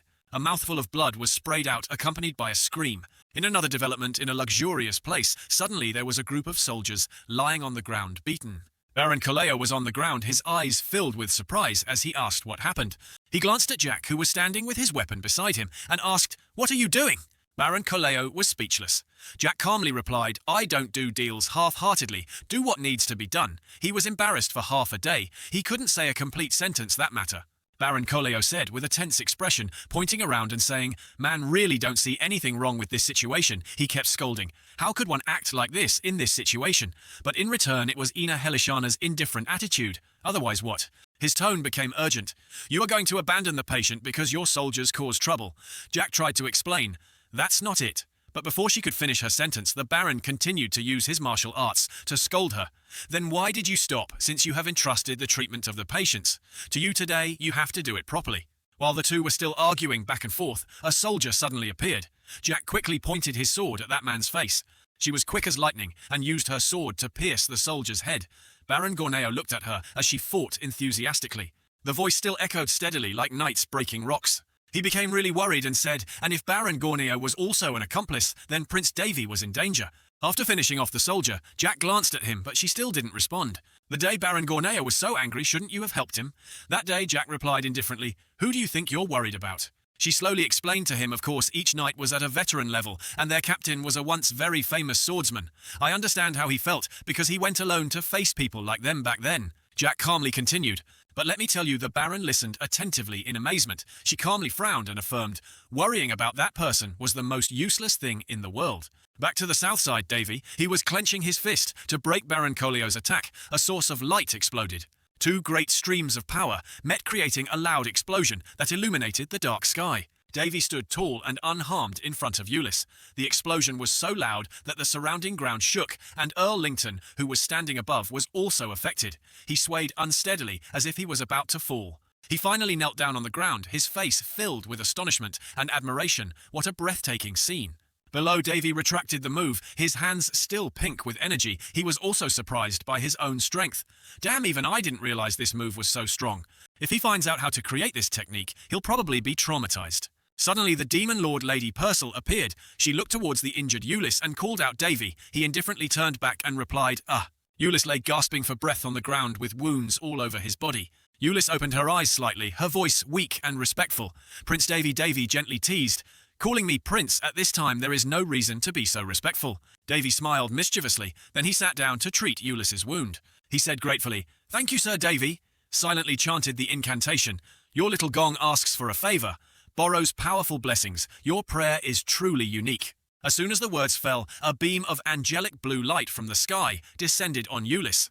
Davy shouted loudly, "7th level, holy magic of the Holy Temple." In just a moment, Ulyss was healthy again. Davy happily exclaimed, "Wonderful, and as the holder of the Holy Seal, I always return the favor." Hearing that Ulyss showed obvious surprise, and his eyes widened. Without a word, Davy tiptoed forward. He rushed up to Earl Lington's place and said slowly, "And I'm also vengeful." His eyes suddenly widened in shock. His face was covered in sweat, as if he had seen something terrible. The Count and he stood on a cliff, and something of unknown shape was falling from the sky. It turned out that Earl Lington's arm had been sent flying by Davy. He was in so much pain that his mouth was watering. He kept screaming, and blood was splattered from his injured arm. Earl Lington could not bear it any longer and knelt before him. His face was extremely miserable. Davy said coldly, "Go away." Little Winley was in his arms, and he swung his leg and kicked him away. Hong-Chi and Lam-Chi stood shoulder to shoulder with Davy. He stood up high and said coolly, "The blood of the person would splash on Winley." A moment later, Princess Winley also opened her eyes and woke up. She heard someone screaming. She looked at Davy and weakly called out, "Hey, brother!" He smiled and replied, "Are you awake?" He pressed the button to ask her if she was hurt anywhere. Only then did Winley startle and reply, "Oh yes." She looked around her face, showing surprise as she asked, "But this is—" Suddenly, Winley's eyes widened as if he saw something dangerous coming. It turned out that Baron Colio was plotting to attack Davy from behind. Winley panicked and shouted, "Hey, you're behind me!" His eyes were filled with a heavy aura, and a light source flashed across his face. Hong-Kai quickly blocked his sword strike with ease. The two swords clashed together, creating a clanging sound. Baron Coleo yelled angrily, "Damn it!" He stared at Hong-Ki. Only then did he realize that he had a magic sword. Davy was not worried at all. He smiled contemptuously. The swordmaster wanted to hit from behind again, doing something like a ghost. "Don't you feel ashamed?" The Baron was having a hard time fighting Hong-Chi. He slashed and slashed, but could not do anything to him. Hong-Ki and Lam-Kai escorted him down. Ulyss worriedly asked, "Prince Davy, are you okay?" He wondered into that sword as Davy did not reply, only carefully advised, "Please take care of Winley, stay by her side so she doesn't get hurt." Winley called out in confusion, "Hey bro!" Ulyss still didn't understand his actions and asked curiously, "What are you saying? He urges us to run now." Davy quickly put his hand on his other arm and said, "Everyone don't worry." He, Hong-Ki, and Lam-Kai returned to fight. He confidently said, "I am not as weak as you think." Very quickly he stood before Baron Coleo. He was kneeling on the ground with difficulty. Coleo stared at his sword warily. This sword was too dangerous for someone as young and inexperienced as him. His eyes became determined, and he slyly declared, "So I will take that sword." Davy remained calm and replied slowly, "I think we should listen to the sword's thoughts first," he said as he glanced at the injured Lington 3 feet away. "But first I think you should take care of your superior." Hearing that Coleo was startled and gritted his teeth as he turned back to look. Teacher Lington was about to run away. He immediately swung his sword and easily cut off the man's leg, causing him to cry out in pain and helplessness. Davy questioned, "Where do you think you're going?" Coleo stood aside, frowning indignantly, cursing, "Damn it!" But without waiting for him to counterattack, he rushed forward like a moth to a flame. He said to the other party in unison, "Here we go again." As soon as he finished speaking, Davy immediately activated the power in his fist. A terrifying power source was formed. He punched Coleo 3 feet away without missing a single punch. He didn't even get blood from his mouth. Davy landed coolly, and Coleo fell to the ground, groaning miserably. Ah! Baron Coleo did not give up. He struggled to stand up with his sword. He praised. He was really persistent. Davy sneered at him with amusement and said, "Well, if you really want to be my punching bag, then fine." Having said that a series of punches were thrown at Coleo, he seemed to have to take them all. He smiled contentedly. Baron Coleo bit his lip to endure the pain, his face contorted in pain. Aha! Finally, Davy made his final move. Extremely strong and terrifying, it hit him straight in the stomach. There was a loud boom, and his internal organs and bones were also broken. He learned to bleed from the mouth, struggling until the last moment, stammering out, "You..." Coleo held the wound on his stomach and continuously yelled and cursed, "You dirty bastard, don't aim at my upper abdomen anymore. That's the stomach area." The male lead's unconsciousness surprised us. Davy clenched his fists, stood straight, and replied clearly, "There's no such thing as fair play in real combat, just win at all costs." His eyes fell, thinking to himself, he's quite strong, but it's a bit disappointing that he's a swordsman. Davy stared at Koleo, who was gnashing his teeth in front of him, and exclaimed, I noticed it the first time I saw him. The person standing beside him, observing, also spoke up to evaluate. He must have tried to force himself to become stronger, but failed. Davy calmly analysed, in this world, there is no such thing as gas overload. But I'm sure he's been through something similar, someone who's reached the limits of their swordsmanship. He looked at the other party and asked confidently, is it useless to ask why you cooperate with someone like Lington? He recalled the human tubes he had seen, and told him he had seen on the way here the one who had grafted monster cells into human bodies. His face turned serious as he slowly questioned, you did that to restore your destroyed body, right? When he said that you were black-hearted, Leo's Baron angrily shouted, shutting his mouth. His whole body shaking, Davy continued his story. Now this is getting kind of silly. He recalled the crimes they had committed. The one who gave the bandits the disease to spread throughout this territory was him, right, Bar, that is Lington. Everything was meticulously recorded in the information I received from Jack. When Davy told him Lington, covered in blood, opened his mouth in amazement. Just as she agreed with this guess, she said softly, exactly. Davy expressionlessly scolded, what a bunch of trash. He continued to speak to them in a calm tone. If others found out about this, it wouldn't just lead to the collapse of the organization. The reputation of the Epidemic Control Organization will be affected and will be criticized by many nobles. He secretly calculated that the story was quite worth watching. Just then, the annoying reminder beside him, Davy. She looked at him frowning and loudly advising him. Enough. Davy was not interested and just smiled faintly and asked back, you think so? Earl Lington looked at his comrade. Trying to hold on, he called out, Nam, said Koleo. However, he was extremely angry now and immediately burst out, shut up. Koleo's eyes were tense. His face was on high alert. He didn't simply gain power from magic swords. He looked at Davy standing there stunned and made an assessment. He was a swordsman at the minimum level of a swordmaster, and most importantly, he could use a high-level magic sword. In theory, no one at this age could be as talented as him. Koleo thought perhaps he was the prodigy who would go on to edit the books of this era. Back to the game, Davy promised Koleo, I won't hit your sweet spot again. The words had barely left his mouth. Koleo tightened his grip on the sword in his hand. If so. He pointed his sword straight at Davy, calculating in his mind, I must destroy him here before he gets stronger. The tip of the sword was empowered. A blue power surrounded the sword. The two of them did not say much. They rushed straight at each other like moths to a flame. The power of both sides was extremely terrifying, causing the surrounding rocks to be affected and shattered. Baron Koleo soared high and slashed down at Davy. He was not afraid, but instead smiled coldly, as expected of a swordmaster. A diamond in a coin is still a precious diamond. Miss Leo was stern. Her fierce face used all her strength to slash down. Davy saw this and felt a little worried. I don't think I can take this hit. He clenched his fist. Then he did not counterattack, but gently dodged. He dodged so practicedly that the man's slash missed and went the other way. Suddenly, Davy laughed out loud. Ha ha! His teasing tone rose. I'm fooling you again. His words startled Koleo. He still had no idea what was about to happen. His hand began to gather power. A stream of blue light glowed. Shiolo's eyes widened in surprise when he saw that thing. Davy rushed towards him with great force, then shouted loudly, not awake. The way of the Demon King loved to double fists, immortal body. So he immediately punched Koleo straight in the stomach. The upper abdomen was crushed. His whole body was shattered. The terrifying force created a loud bang. Koleo was thrown away by his punch dust, and smoke flew up. The surrounding scene was a mess. Davy grinned, pleased with his exploits. Purcell hovered beside her watching. She grimaced, her mind spinning, and exclaimed, so mean. Baron Koleo learned blood from his mouth. He could no longer stand up. He spat mouthfuls onto the ground. He glanced at Davy and cursed the cunning bastard, but Davy remained calm, using a sarcastic tone to reply, right, isn't it your fault for being deceived by me? Baron Koleo was left speechless. He gritted his teeth in anger, unable to speak. The more he thought about it, the angrier he became, and he cut his lips, which were still bleeding. He thought to himself that even his basic skills were superior to his. Koleo can't believe that even though I was once the captain of the Royal Knights. His hands trembled as he gripped the sword. He asked curiously, what the hell are you? Davy's face did not change color at his question. Before receiving a response from him, Koleo could no longer resist and fell completely to the ground. Seeing him breathing his last breath, but his body was still intact, Davy praised, I should be the one surprised. The last blow should have shattered him into 100 pieces. How strong are you, old man? Suddenly behind him he heard Winley's worried voice calling, hey! Causing him to startle and look back. He asked her worriedly, Winley, how are you feeling? She replied softly, I'm fine. Yuli stood beside him, scratching his head, her face embarrassed as she interjected, I really caused you trouble. I never thought you would be this strong. How embarrassing. Euless repeated. About the medicine you entrusted to me, not letting him finish. Davy interrupted his words of reassurance. Don't worry, it's because I'm too careless.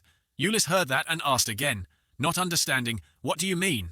Davy crossed his arms over his chest and slowly explained, if we die, they won't be able to produce more, so Lington will never let that happen. He looked at everyone with a determined look. You two go ahead. He put all his trust in Euless and said, please take care of Winley. He continued, I'll follow closely after I take care of the other one. Winley's eyes suddenly became panicked. The feverish eyes stuttered. That reminds me, that guy. Everyone quickly looked back and saw Hong Kai standing in a pool of blood. Davy exclaimed, oh no, he ran away. The other two were still extremely angry. Davy quickly urged them on, so the two of them left first. Euless raised her hand in front of her face and looked at it, then scolded herself. I'm sorry, I don't think my current mana status can chase after him. Davy wasn't worried. He always said, just stay there. The words fell to the ground. A very special light appeared where they were standing. Winley and Euless's eyes widened in surprise. What is this? Looking towards the corpse of Baron Leo, Davy ordered, I will let the Red Tower handle him. The two people heard this and became even more excited. Don't tell me, Prince Davy, Euless asked in surprise. You can also use magic. Davy smiled in lieu of an answer. He thought to himself, the mana gate Euless possessed was small enough for my mana level to control and use. I knew it would come in handy. So I did it before thought so. He quickly grinned and made a V sign with his two fingers, happily saying, goodbye. As soon as the words were finished, Davy disappeared. The white light slowly closed. In a moment, he had arrived. On the ground now was only a black, dried blood. He had to exclaim in surprise, oh my god. Davy chained Hong Chi tightly on his hand and exclaimed, disdainful of his children like that, and then ran away. He stood there for a long time as if thinking about something. Davy's eyes turned angry. He said angrily, really, how dare he drag Winley into this? Looking at the ghostly scene ahead, he determinedly threatened, don't expect to die lightly, Lington. She was angry that Lington was on the run. He was badly injured and was always bleeding on the ground along the way. There was no other sound than that. Davy's footsteps quickly caught up with him. Lington turned his head in fear and looked back. He gritted his teeth and said, monster. The cool Davy appeared with the red flag in his hand and slowly replied, I don't know. Between you and me, who is the real monster? The guy usually slashed a powerful slash at him. The force created a bright light that scared Lington, forcing him to sit down on the ground and raise his hands to block it. Davy was suddenly surprised as if he saw something unbelievable. Lington, after that slash. He's still alive. In front of him is a very sturdy, transparent barrier. Call him to escape death by a hair's breadth. Lington is worried about life and death. Then suddenly changed expression and smirked. Ha ha ha. Lington pointed at Davy and laughed gleefully. Ha ha ha. So always have a last resort. I found the situation a little more difficult to handle than I thought. Davy frowned and thought, so cute. It felt like the air was being set back into solidity by her. He looked around calculatingly. The barrier was created by concentrating a considerable amount of mana in one place. It must have taken quite a bit of effort to create it. Suddenly, Count Lington brought out a remote control. Without hesitation, he pressed the button. Beep. Then he said in a sarcastic tone, you're good at acting on your own, you monster. Earl Lington, but quickly let go of the remote. Try to stand up and hide in that barrier. Purcell seemed to realize his purpose and immediately reminded Davy he was about to run away. He stepped forward and stomped on the remote control, then laughed heartily. Ha ha ha, I won. He confidently introduced this as the mana gate I found among the relics. Although it was a bit slow once activated, it could take me through this dimension. He looked at him and said defiantly, why don't you try slashing it with your damn magic sword? Davy listened calmly to what he had to say. Count Lington was very pleased with his plan and boasted proudly, I will not easily forgive those who interfere with my experiments. Just wait, I will definitely capture them alive and put them in the test tube. He insisted, just wait and see. The guards and Davy calmly watched him, fantasizing about his power. Count Lington said confidently as he pulled open his shirt. Inside were small test tubes with blue liquid. He chewed his teeth and smiled happily. I have the formula you created. Everything you have done up to now will be wasted. His eyes became crazy. The more he spoke, the more confident he became in his ambition. Lington laughed gleefully at Davy. You can't save anyone. Not now. Not in the future, after I'm gone. Ha ha ha. Davy remained silent, leisurely resting Hong Ki on his shoulder. Earl Lington's body was slowly disappearing. He waved his hand proudly to him. He did not forget to challenge him to continue. How about it? At least I will listen to you one last time. Davy let out a long breath. He asked tiredly, are you done talking? I'm getting bored. The words just ended. He raised his hand and began to hold the Lamkai sword tightly. No more words. Davy used Lamkai to slash the side of his shield and then ordered goodbye. At this moment, Earl Lington was still laughing. He had not yet sensed the approaching danger. A moment later, Lington reacted and exclaimed, what? The shield quickly shattered into many pieces. Davy stood tall and watched the fun. He glanced at Lam Kai and exclaimed, it didn't matter if it was a mana barrier knife or a gate, because he knew Lam Kai could cut things that didn't exist in the physical world. There were still many ways to kill people. Davy held Lam Kai tightly and stood tall, watching everything crumble before him. She was terrified as she saw Lington lying motionless in a pool of blood. She sighed in admiration. He had become a corpse again. Davy said without mercy, this was the inevitable outcome, based on his inhuman actions. He went in and pulled his hair, gritting his teeth. He said with some regret that he didn't intend to let him die so easily, but it was all his fault. Before Davy could finish his sentence, there was a sudden shaking. Everything became blurry. Just scared and worried, what's the matter? Davy chuckled, he was sweating. Then he turned his gaze towards the Count's murder and cursed Lington, this bastard. He intends to erase the evidence. It seemed he had realized his purpose. He was still a thorn in the side until the last minute. Elsewhere, horses' hooves were hurrying along the road. Someone's voice was extremely authoritative, giving orders to his subordinates. Search the area. The first and third knights will be in charge of capturing Count Lington and Captain Corneo. He gave very careful instructions. If they resist retreat, do not exert yourself. It turned out to be Prince Boris. He was riding a white horse and speaking loudly to everyone. Second squad of knights, find and protect Baron Corneo. The rest will take care of the people. He shouted angrily in a meticulous manner.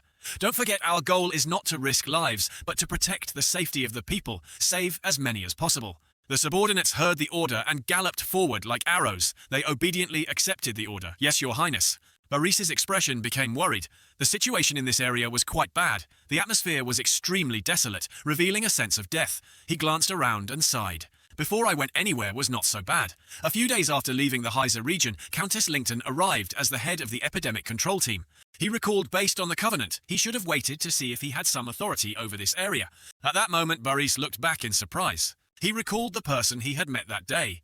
He had received news of a suspicious situation from Baron Corneo after meeting him that someone might have spread the disease. While Boris was still lost in his thoughts, a voice suddenly rang out, pulling him back to reality.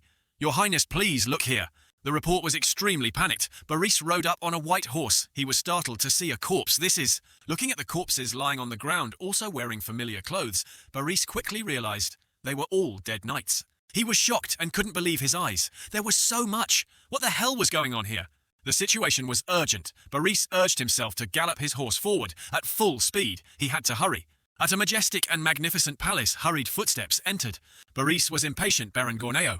When he heard the call, he turned around in surprise. Prince Boris. He exclaimed happily, "You're back." But now Boris was completely stunned. A question mark appeared on his face when he saw the scene before him.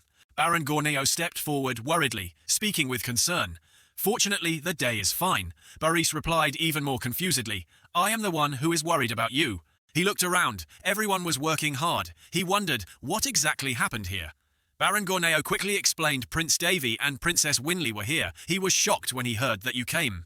Baron Corneo proudly said again, and that day developed the remedy within 3 days. Hearing this, Boris's head ached and he shouted, What? He said slowly, Honestly, I was also surprised even our epidemic control team had given up on this disease, and yet Prince Davy could cure it so easily. Boris was always impatient. What about those corpses out there? The Baron replied without changing his expression. They must be Count Corneo's subordinates. It seems they want to get rid of us once the medicine has been prepared. Boris was extremely worried when he heard this. He asked in panic, What about my brother? What happened to Winley? Seeing him like that, Baron Corneo quickly reassured him, Please calm down.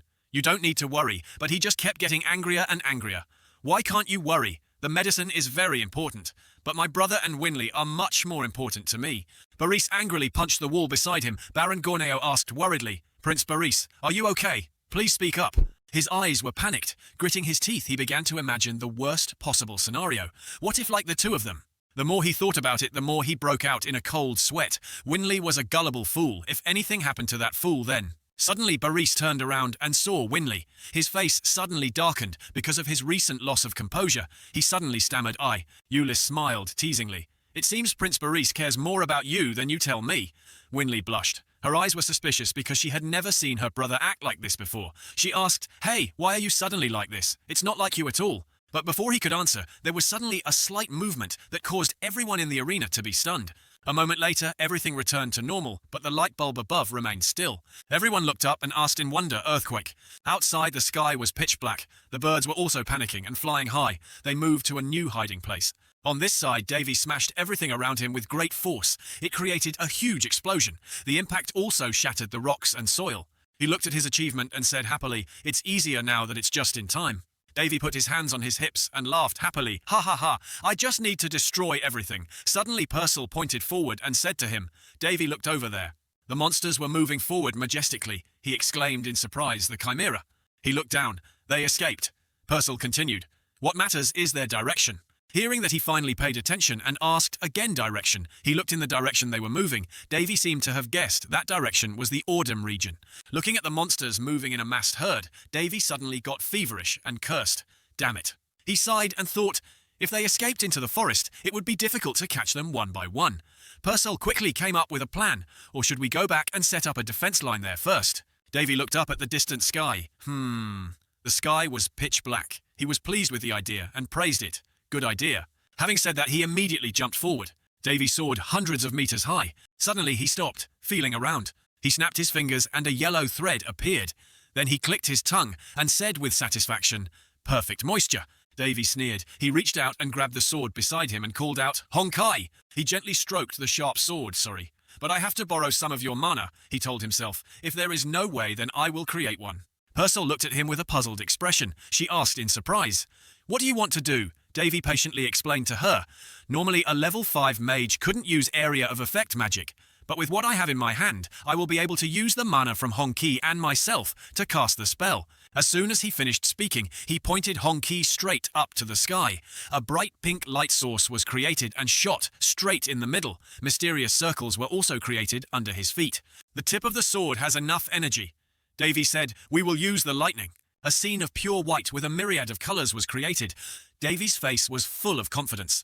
He exclaimed, "Define the scope, expand the boundary, reorganize the body." Then mysterious yellow light suddenly appeared around him. Inside, many characters appeared that looked very difficult to understand.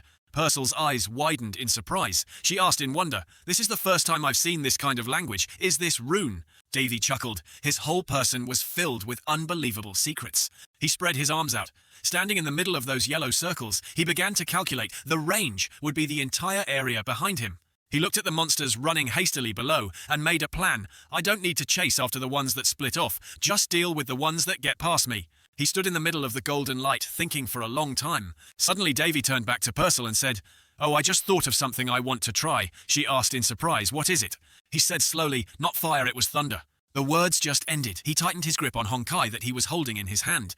Then he jumped up and slashed a terrifyingly powerful blow at the monsters. He shouted, "Die, insects! Chain of fire, summon lightning." The fierce rays of light also appeared. They struck down fiercely and created an extremely great power. They lit up the entire dark sky. The horse-drawn carriage wheels ran on the dirt road, hitting the rapids, kicking up dust. The knights escorted a white carriage bearing the royal emblem as it galloped away. A knight slashed at an assassin so hard that he fell to the ground. "Damn it!" The knight clenched his reins and cursed. A voice called out from below Sabellus, "We can't hold on any longer." One of the team reported their situation. "At this rate, they'll catch up with us." Looking at the assassins who were whipping their horses in pursuit behind Belus, cursed under his breath. "Damn assassins," they kept following, chasing. A golden lightning bolt struck down towards them. A knight discovered a phenomenon of thunder and lightning striking the forest as they passed through. Belus was surprised and pointed in that direction, stammering, "What is that?" Then he quietly thought about something. He shouted to the carriage running ahead, "Forest, we will run into the forest." Someone objected, "What, that place with constant thunder and lightning?" The three women in the car were scared now. "Is not the time to hesitate. Quickly run away." The hooded girl hugged her body tightly and kept muttering, "I'm sorry, I'm so sorry." The girl beside her kept comforting her. The horse-drawn carriages galloped into the forest, thunder and lightning rumbling continuously. They were running into the forest to escape the assassins, who were madly chasing them from behind. At this moment, lightning bolts wrapped around the feet with a loud bang. Purcell shouted, "Davy, don't try so hard. Your brain will be fried at this rate." Purcell reminded that this is not something that humans can control. "Do you know how pale your face is?" Davy stubbornly replied, it's okay in the void." Davy continued to cast magic, creating powerful lightning bolts that continuously struck the green area. Davy held his head and rested. The mana consumed. Wasn't much, it just wore down my spirit. Tired legs swaying constantly. So tired I think I'm going crazy. Davy kept complaining, if not go back to rest. Suddenly he saw a galloping carriage, he wondered. From above, a sparkling carriage stopped at the base of a tree, secretly thought a horse carriage. To Davy's astonishment, he exclaimed, "Why is there a carriage here that is the royal carriage?" The Demon Queen replied, and the carriage was painted platinum. Davy continued the empire. The royal carriage continued to gallop away from the assassins, who were chasing closely behind. Davy rested his chin on his hand and speculated it couldn't be Contes, thousands of kilometers to the west, nor could it be the Lindis Empire of the Palinor continent to the east. Purcell advised, forget it, if they were targeting the royal family, then the enemy wouldn't be ordinary people. Davy remained silent despite Purcell's dissuasion. If he suddenly got involved, he would be in even greater danger. Under the tree window of the carriage, the girl in the pink hat is clinging to the carriage. Davy touched his chin and looked down. The girl in the car seemed to have realized that someone was staring at her in the air, eyes wide open to see the young man. Davy was stunned when he smelled a light floral scent that brushed past him. He closed his eyes and slowly inhaled the scent, feeling comfortable when his mind was clear. Feels like being in the middle of a gentle green flower garden. This is the refreshing feeling of a spirit master. Davy watched the royal carriage from above, wordlessly using his magic. Intricately patterned charms appeared above the assassins' heads. To his amazement, Purcell exclaimed, "Davy!" The spell flashed with a loud bang. Everyone was amazed to see rocks and dust flying everywhere after a big lightning strike. Below the assassins lying in the big hole, Davy joked with Purcell. Oops, slipped. Purcell saw Davy fly away, helplessly speechless. Hey then got the answer. Oh, I don't see anything. Suddenly his whole body trembled and stiffened. Davy's whole body fell into the forest, despite Purcell's calls. The sky turned blue again. The bright sun shone down on the mountains and forests. An unusually quiet black. There was a soft call, "Princess." A knight happily shouted, "We are alive. We are the Empire. We have safely crossed the border. Cheers, the Imperial Knights will soon come to pick us up." The knight carefully axed the princess down from the carriage. Looking around at everyone, "I didn't see Mr. Halus, I didn't see Mr. Luxa or Mr. Hivina."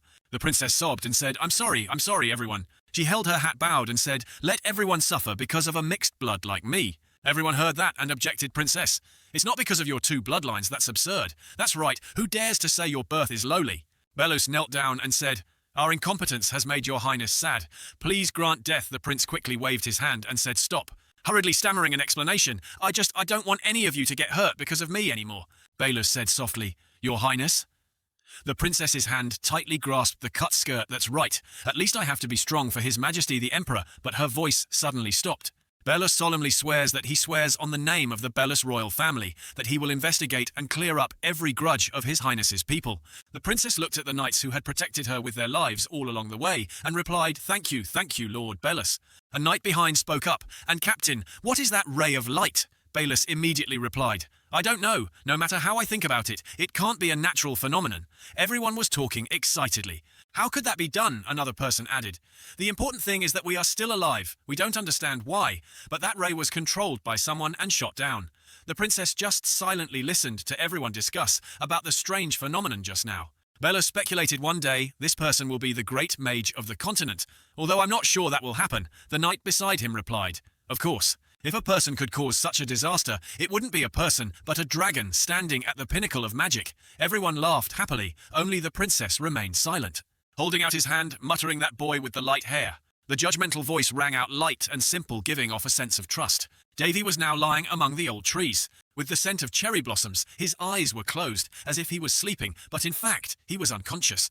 The sunlight through the green leaves of the trees creates a beautiful picture. The surrounding atmosphere is strangely quiet. Davy's eyes moved slightly. A bead of sweat formed on his cheek. His cheeks also suddenly wrinkled in response. In just a moment, his eyes slowly opened, his brows furrowed. The first person he saw was the beautiful demon lady. Her delicate voice called out Purcell, made the demon lady excitedly shout, "Hey, you're awake." Davy sat on the ground tiredly, Berserk said with concern. "Drink some water first." He replied, "Thanks, it's been a long time since I slept this well." Purcell looked at him and confided, "How long have I been sleeping? It's only been about 2 hours." He looked around at the scenery under the setting sun and muttered, "But I'm sure that's enough to make the Ordem territory panic, I guess." After saying that, he lay down and put his hand on his head. "Then let me sleep a little longer." Purcell snapped, "What?" "You must think of those who care for you." Purcell's golden voice echoed through the trees. Baris ran from somewhere and called out in panic, "Hey bro!" Davy stood up from his sleep and asked, "What's wrong, Baris? When did you get back?" Baris quickly replied, "Just recently." But first Davy asked, punctuating his words. Baris looked him over and felt him from head to toe, from front to back. Luckily, he wasn't hurt anywhere. Boris breathed a sigh of relief and replied, "You have no idea how worried I was when you were left alone in Dad's hideout." Davy was speechless, thinking to himself he was too protective of his teacher. Boris looked around and said, "We tried our best to form a rescue team for Winley and Euless, but they couldn't come." Entering a forest with hundreds of rays of light was no different from committing suicide. Considering Boris's personality, it was a miracle that the kid managed to get lost for 5 hours. Brother Winley also ran out of breath following Euless. The little girl hugged Davy tightly, her mouth chattering. "Are you hurt anywhere? Are you safe, right?" He nodded in response. "Yes, yes." Boris angrily shouted, "Why did you come here? I told you to stay on the bed." The little girl hugged him helplessly and shouted, "Shut up! Do you want me to stay comfortably on the bed while he is missing?" Euless looked at Davy and smiled. "I see you are very lovable, Davy," rubbed Winley's head and said, "Do you think so? It looks great." Davy asked with concern, "Did anything happen after you two returned first?" Euless replied, "Not much. It seems you have completely destroyed them." Euless recounted that if it weren't for you, we would have been in big trouble. Prince Davy is the elder of the Magic Tower. This situation is truly shameful. And the medicine too. Euless felt guilty inside. "I'm so sorry about that," Davy interrupted. "Oh, you mean this?" Davy shook a bottle containing a pale blue liquid. Euless exclaimed in surprise, "How? Lincoln, that bastard, hid this thing well in his clothes." Davy smugly looked at the bottle in his hand and thought I stole it from him before we escaped. "So don't worry, just go back inside." Looking at Euless and Winley, who were looking intently, he continued. Although he had given first aid, just in case the two of them needed proper treatment, he softly called out Prince Davy. Night falls at the palace. Davy listened to Boris tell him everything that had happened up until now. Nothing special. Earl Lincoln was behind it all, and the epidemic broke out when he used pirates to spread it. That's it. Gently placing the small bottle on the table, Davy examined the jar, the symbol of the Disease Control Organization, receiving the reply that we only found this after searching the bandit base for several days. They invaded and acted like this place belonged to them. Boris frowned angrily, his fists clenched. Boris said the boy used the epidemic as an excuse to leave the territory to find evidence. Baron Gorneo initially opposed everything he did in this territory. Maybe he did that because he didn't want to cause trouble for an outsider like me. Davy thought sadly, "I feel a little sorry for him. Now it's my turn to speak." Boris interrupted his thoughts. Davy noticed his brother asking him, "Can I ask you a question?" Boris sat back and waited for the answer. "Okay. It seems like they have a lot of questions." "Well, I still tell them now. If I just participated in this, normally it would be nothing, but what I have done so far is unbelievable to them. Uses sword energy to perform swordsmanship. High fighting skills to the point of defeating a swordmaster. Bears a holy seal and has unknown medical knowledge. I used a level 5 spell to send Winley and Euless back to the territory." Davy sat quietly drinking tea. Is this really the ability of a boy under 20 years old? Even the Princess Eleanor de Falan, who practiced swordsmanship before picking up a pen, had not yet reached the level of a swordmaster. Even the continent's best god Euless is losing his mastery. Unexpectedly, a 17-year-old boy who had been in a coma for a third of his life easily surpassed them. Davy raised his teacup, lost in thought. "Even I know this is an impossible task." He gave a sad smile. "But I've been through it all for 1,000 long, bitter years." Boris quack. Winley paused. "You idiot, it's like we're interrogating him." "Don't be so rude," Winley snapped back. "But I'm curious." Euless added, "I still can't believe you can use magic without chanting," ignoring Winley's surprised shout. What calmly added, "Furthermore, Davy drank his tea while listening to Euless. The amount of mana I sensed from you is that of a normal person. How is that possible?" Maybe he was curious about that. Well, theoretically, using magic without chanting is impossible. Looking at the demon lady, Davy thought to himself that he should be grateful that they didn't think he was the one behind the thunderstorm in the forest, but he just said it softly because there was simply no chance of that happening. Putting the teacup down on the table, that was because. Put the teacup down on the table, that's because the three people stopped to listen. Davy smiled gently and replied easily, "I work hard." The other three said in unison, What do you mean?" Davy calmly replied, "Like I said, I've worked very hard in a short period of time." Leaning on the teacup, he whispered, "Well, basically, he wasn't lying. That period of time is very short. 1,000 years is not enough to learn everything." Davy recalls the days of hard training climbing from dawn to dusk. He pulled the covers up and sat up in confusion. He sighed. "I woke up in the middle of a nap and thought about my training achievements." Davy looked at his bandaged hands and exclaimed, "The heroes had exhausted themselves until I was sick of them." He sneered, yet he was so diligent that even a goblin passing by found it funny. In the spacious room where 4 people were gathered to talk, Boris was so surprised that he broke out in a cold sweat and smiled wryly, "Ha ha ha." Boris asked him in front of everyone, "Ha ha ha, are you kidding? No matter how hard you work, you can't reach this level in a year." Davy leisurely crossed his legs, sipping his tea and pondering. Maybe they thought they only started working hard after they woke up. He said it comfortably. There are many things in this world that are unproven. Moreover, Davy hesitated for a moment before continuing. He never said it would only take him a year. Boris's eyes widened in surprise, and he was filled with doubts. Davy around looked at his brother's satisfied expression and continued speaking. Just like Yulis said, he can only sense normal mana from you. So how can you create such a dense longsword? That's probably what you're wondering. Boris was asked the exact question he was wondering about, and quickly answered, "Is that right? How could that be?" Davy grinned knowingly. He sighed and chuckled softly. Someday. He stood up, adjusted his shirt, and spoke more clearly. Someday at the right time he would tell everything. Boris was sleeping with, a belly full of questions, but did not know how to ask him. He stood up and said nothing more. Davy around looked at everyone in the room and thought, I can't tell them about the Hall of Heroes yet. Even if they refuse to believe me and ask for the truth, I can only say now that I worked hard to reach this level. There is only one person who knows the truth, that is Purcell the Demon Lady, a beautiful and charming lady who is always in a state of sleep deprivation. She glanced at Davy and said, "Hey, lend me your knee," he exclaimed. "That's enough." He watched as everyone in the room continued to chat about happy stories, whether they believed that one day he would tell them everything. Then they accepted his absurd explanation and temporarily ended the conversation. As night fell, the starry sky, combined with the harmony of crickets, created a peaceful evening outside the mansion. But in contrast to the outside, inside was a noisy scene. But one thing led to another. At this moment, Davy Arone was standing there grinning, not knowing what had happened to him. Honkai's mother looked angry and didn't even look at Davy Arone. He asked curiously, "Are you still angry, Honkai?" "Don't be like that. I want to pat the baby's head like the baby reached up with the blanket to avoid my hand." Wow, in that hamster-like girl with a mouthful of sunflower seeds, Davy Arone collapsed before the cuteness of this stubborn brat. He told himself now was not the time to exclaim, but who could resist this cuteness? His eyes lit up and his face flushed with delight. He wanted to get the little girl's attention, so he shamelessly played a game, Peekaboo, Hong-Chi, look, Peekaboo. He worriedly thought that Candiras was the same. Whenever mana-containing ego weapons used up their mana, they would start to become sluggish.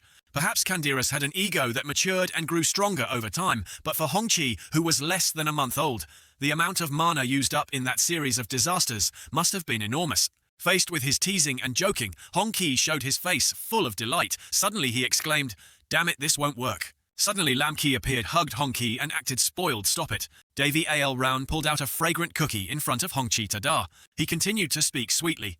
"These are the cookies you like. They're delicious. Do you want some Hong-Chi and Lam-Kai's?" Eyes sparkled like stars as they stared at the cookie in his hand. Seeing that the two kids didn't say anything, he pretended to sigh regretfully. "Ah, no, I don't want to." But in his heart, he secretly laughed. "I know you really want to eat." But the little girl still pretended not to pay attention to him. He continued to say, "It seems you must be very angry, Honkai." He smiled knowingly. The girl wanted cookies but couldn't get them because she was sulking. Why did he find it cute? Davy Around held up the cake and said in a regretful voice, "I guess we have no choice." He emphasized once again, "If you don't want it, we have to eat it." Then he brought the cake straight to his mouth and ate it deliciously. Davy Around kept teasing, "So delicious, no. He took the cake and put it in his mouth, chewing it deliciously and praising the blooming water in front of two pairs of eyes that were about to choke. Now in Hong-Ki's eyes he was a horned demon with a long predatory tongue. Purcell suddenly stepped forward and shouted angrily, full of anger, "You idiot!" She angrily yelled and scolded, "What are you doing to a child? I knew you would do that." With that said, something suddenly brushed past Davy Arone, along with a long flutter of hair. She wanted to get the little girl's attention, so she shamelessly played peekaboo. "Come here," she coaxed. "Okay, you must be sad." He stood there looking at her in amazement. Davy Around looked away, stunned and speechless. The demon lady glared at him and replied, "What?" "I was angry for a long time and only got one sentence out. Can you enlarge it?" Purcell looked at him disdainfully and replied, "It's not that difficult to enlarge." Then she looked at the two children and said to him in a smug voice, "When using my magic power, I can even change into any outfit I want. Davi Aaron kan mieng ban vasui, ngamkoli haikothi mang fapluk komot lien kit jock bit." Purcell patted the two kids' heads and comforted them. "Good boy." Suddenly the two kids screamed and called her Mum. She was so surprised that she almost fell back in surprise, Mum. While Purcell was still unconscious, the two children kept calling Mum, Mum.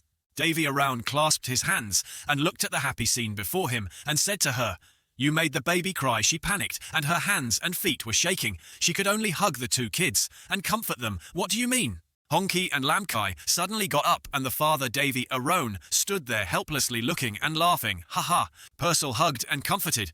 "Don't worry, it's Mom, don't worry. He stood outside and sighed and pondered deeply about this girl as expected of the previous Demon King.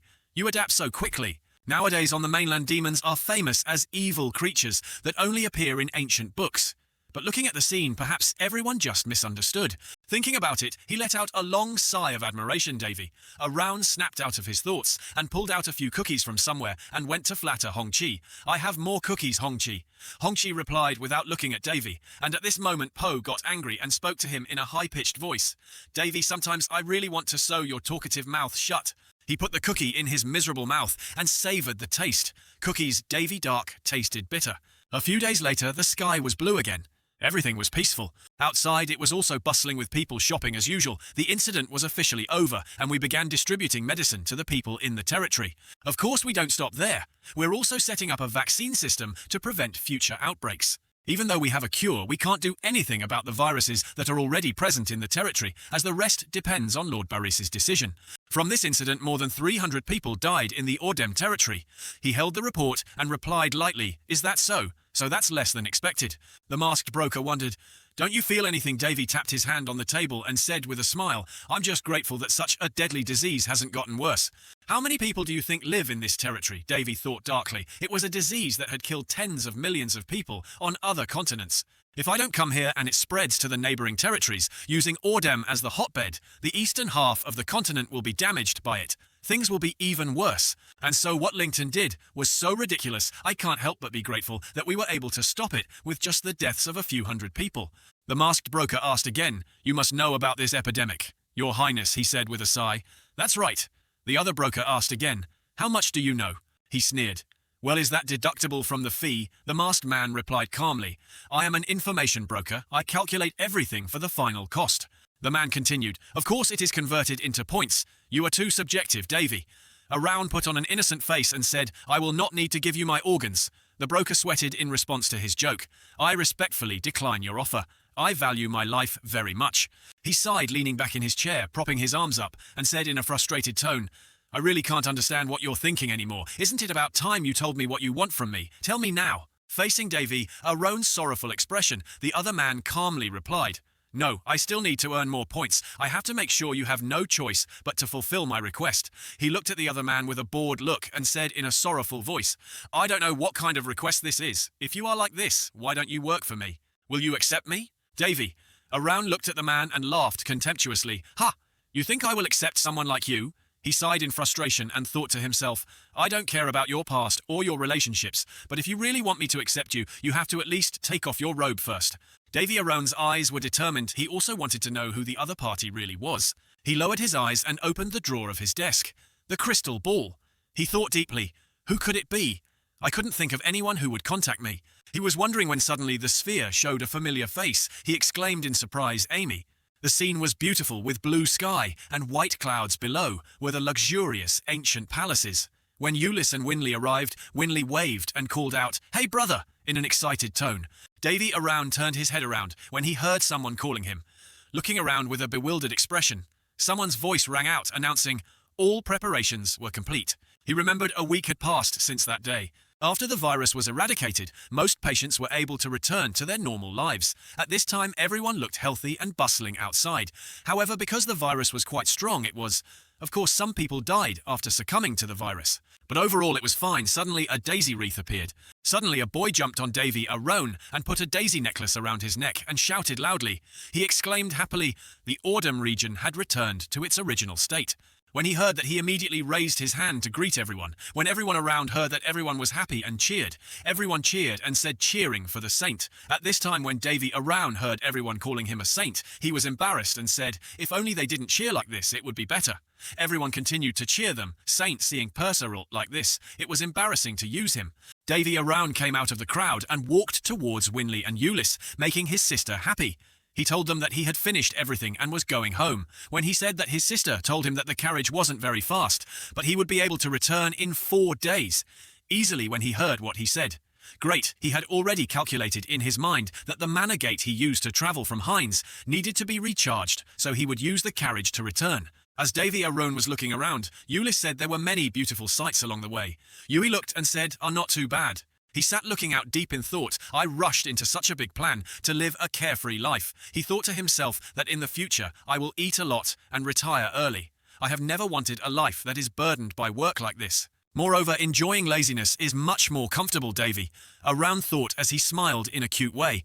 The guy Ulyss said we will start to depart. He thought even if it takes a while to get there. The car passed a beautiful waterfall. Above were waterfalls flowing with clear blue water, and below were large and small rocks stacked on top of each other. How beautiful were those things combined. The car gradually moved away from the waterfall. As Davy around sat quietly looking at the beauty outside, suddenly his sister called him brother. He turned to his sister and asked, "What's wrong? I'm fine, don't worry." The little sister with a worried face and clenched hands asked each question. "But is it okay to leave Boris alone? I'm a little worried," she said in a questioning tone. "Why did he send me to Heinz too?" Seeing his sister so worried, Ulyss immediately turned around and said, "I don't know. Maybe it was because he wanted her to rest comfortably somewhere else that day." He said that to help his sister not think too much and help her worry less. When his sister heard that, she shouted loudly, "That guy? But you know, that's not the right reason." Of course, there was another reason. Davy around recalled his conversation with Boris. He and Boris were sitting in a luxurious room.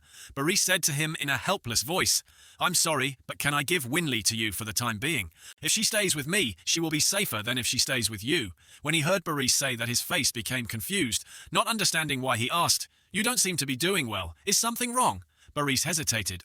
After a while, Boris spoke. "There have been some disappearances. Some children in the orphanage run by the territory have disappeared."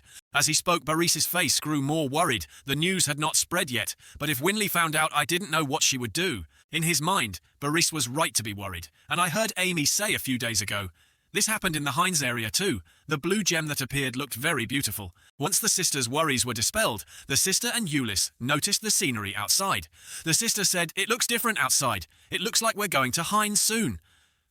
The sister was very excited about this. When Davy Around heard the two people excited about getting there, he said in a glue-spraying tone, "Ha! I want to get there as late as possible." When the two people heard him say that, they were very confused. The little sister asked him what happened there. He answered with a sheepish face, "Yes, I heard that a rather troublesome person was present there." When Ulyss heard him say that, he was very confused, The scene at this moment is very awkward. As the carriage was moving, suddenly, a group of horses appeared blocking the way. Seeing this, the younger sister immediately looked out the window to see what was going on. Who was the person in the group of horses talking to his carriage?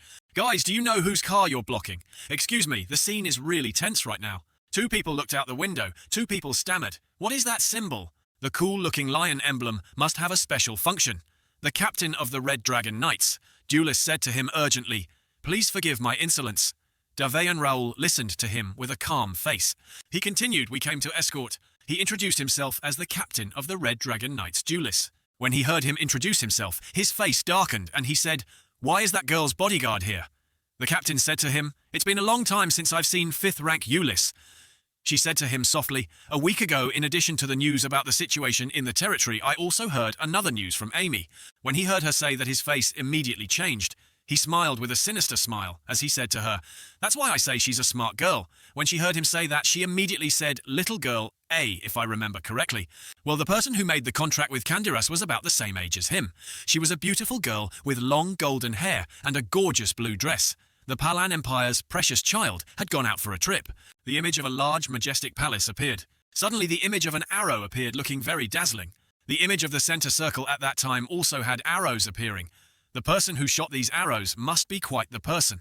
The image of a man wearing a dragon robe pulling a bow with his hand looks very skillful. The arrow is surrounded by a very powerful electric current. The image of the arrow turned into a bird with shining wings flying towards the target. Indeed, the arrow pierced the center circle decisively and quickly.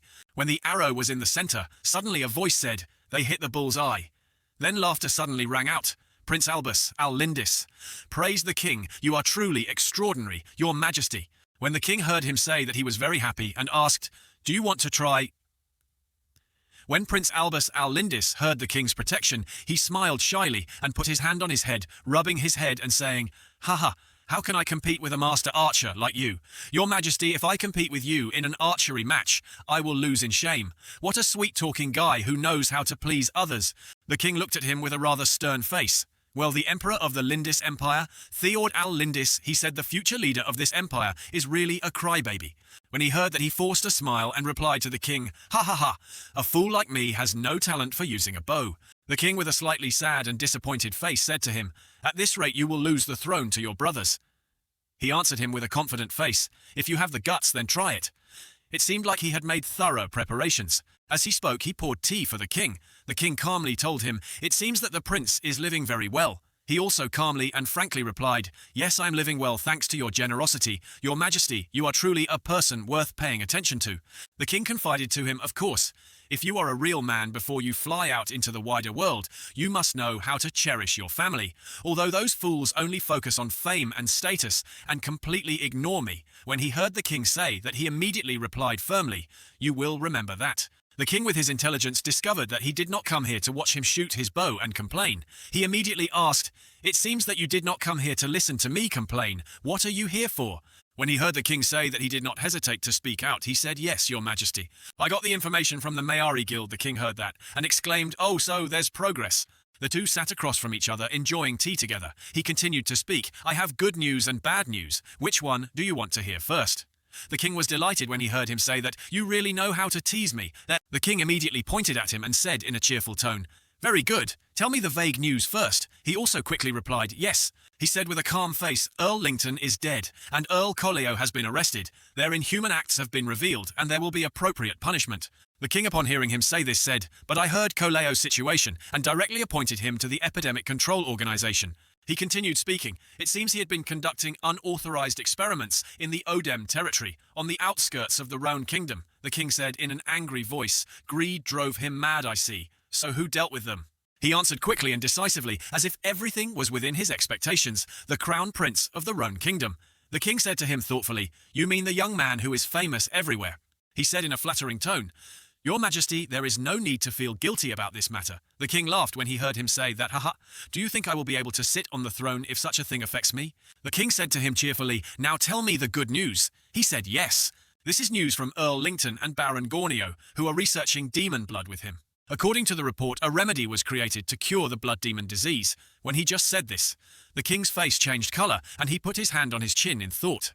He continued speaking. "Moreover, it was not Baron Gorneo or Earl Lington, but the crown prince of the Roan Kingdom. This was called an unusual situation." The king's face was still thoughtful. The king asked him with a worried curiosity in a cold tone, "Did the medicine work?" He calmly replied, "Yes, after the test, the people of Odem began to return to their daily lives." The image of the kingdom that appeared looked so luxurious and splendid, the prince of the Roan Kingdom. The king said with a smile, "Very interesting. Surely someone will want to lay a hand on him." When the king said that, Albus asked, "What shall we do?" King Theod calmly replied to him, "Can't pretend not to know. Do as you wish." When he heard the king say that, he smiled and said, "You officially invite him to the royal family." When the king heard him say that it was reasonable, he said, "No crime." As King Theod was talking about his intentions, if he had accumulated so many achievements, then marrying a member of the royal family would also be a good idea. At this moment, Princess Aria al-Lindis walked over. What a coincidence. While the two were chatting happily, Princess Aria, in a gorgeous pink dress, and two servants walked over. When she heard what the king had just said, her face was immediately sprayed with glue, looking very funny. Her eyes glanced at the king. "Very cool." Aria bowed to the two of them and said, "Dear twin dragons of the empire." When King Theod heard that, he replied with a stern face, "Okay." Hearing that she stood up, her face expressionless. King Theod, with a stern face, looked at the princess angrily and said, "Stop it." That little princess's name was Aria al-Lindis. She herself, although a princess, was one of the few mixed-blood human beasts in the Lindis Empire. Those with beast blood were all oppressed, imprisoned without a voice, befriended by cold iron bars, and 4 high walls that could not see the light. But Aria al-Lindis was one of the beastmen who was luckier than the other beastmen. The beastmen were oppressed in the Lindis Empire because she was royalty. It was better. Even though she was a beautiful little princess, she was gentle and kind. But the looks and contempt poured towards her forced her to shrink back. Those eyes always scrutinized the small girl as if they wanted to swallow her fragile body, making her live in fear and trembling, worried that one day those eyes would pounce on her and swallow her until there was nothing left. They hated Aria so much that there were rumors that she had no royal blood. The head of the Lindis kingdom was Theod al-Lindis, the emperor of the Lindis kingdom. George and Lindis. The emperor was a stern man, and despite his 40s, he was still very stylish and handsome. George was the father of the beast princess Aria al-Lindis. Today, on a beautiful morning, he was asking the little princess Aria al-Lindis in a neutral tone, "Why don't you call me father?" Faced with this extremely difficult question, she only coldly responded. Aria al-Lindis stammered timidly, answering as if she was afraid of something. She timidly said, "The people around you will spread the news that you are close to a lowly beastman like me." Suddenly, the emperor stood up angrily. He was extremely angry and slammed his hand on the table while looking at Princess Aria al-Lindis angrily. She was startled and worried that she had said something wrong. The emperor looked at her and spoke in an angry and questioning voice. "What lowly?" He angrily called out the name of his son and brother Aria al-Lindis, Prince Albus Lindis. The emperor called out to Albus, and Prince Albus Lindis politely responded to his father. He made a bold suggestion, "Let's execute them." Father, clearly their faces. The emperor's face was gloomy and grey, so angry that he trembled. When he was angry, his face showed a ferocious expression, like a cobra ready to attack anyone who dared to touch or insult his territory. He gritted his teeth when he heard the little princess say that he immediately ordered the Prince Albus, who dared to say stupid things about the royal family, "I will crush them to pieces, crush them to the point where they will never recover." Prince Albus Lindis put his hand on his back to show his agreement. Accepting the order, the emperor asked to save his son father, and even his sister, the Princess Aria, was shocked. Aria al-Lindis grabbed the emperor's shirt and softly pleaded shyly, "You don't need to do that just for me." Her tone was sincere, as she said she couldn't do that for her child, even though she told her father and brother not to do that for her. But the expression on her face revealed all her emotions. She blushed shyly, looking very adorable. She was half happy and half scared, afraid that if she did that it would affect her father and brother's image. She was also happy because she knew she was still the princess that her father and brother loved. Cherished like an egg, pampered like a flower.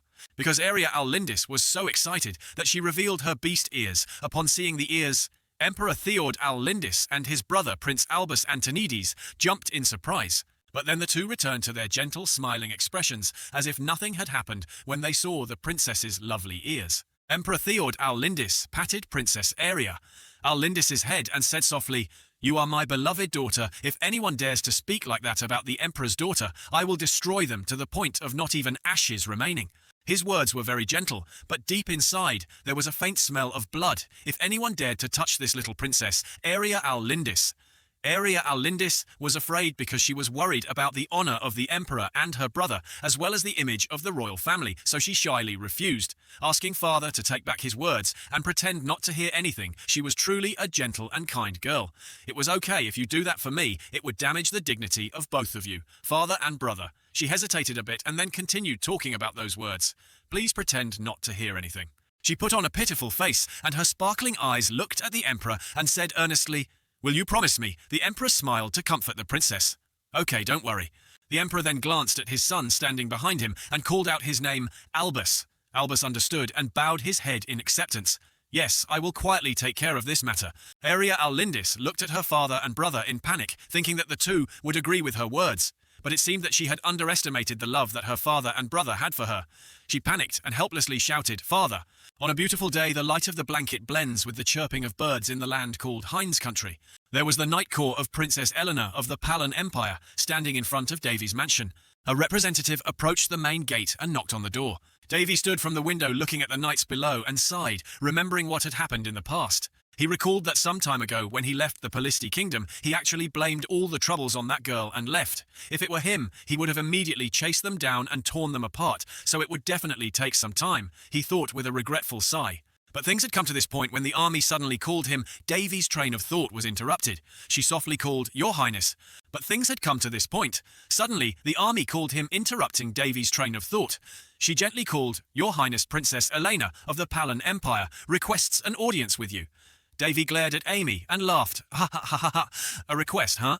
Amy looked at his expression, but couldn't guess what Davy was thinking. She immediately followed the etiquette and said softly, "I'll take her to the living room."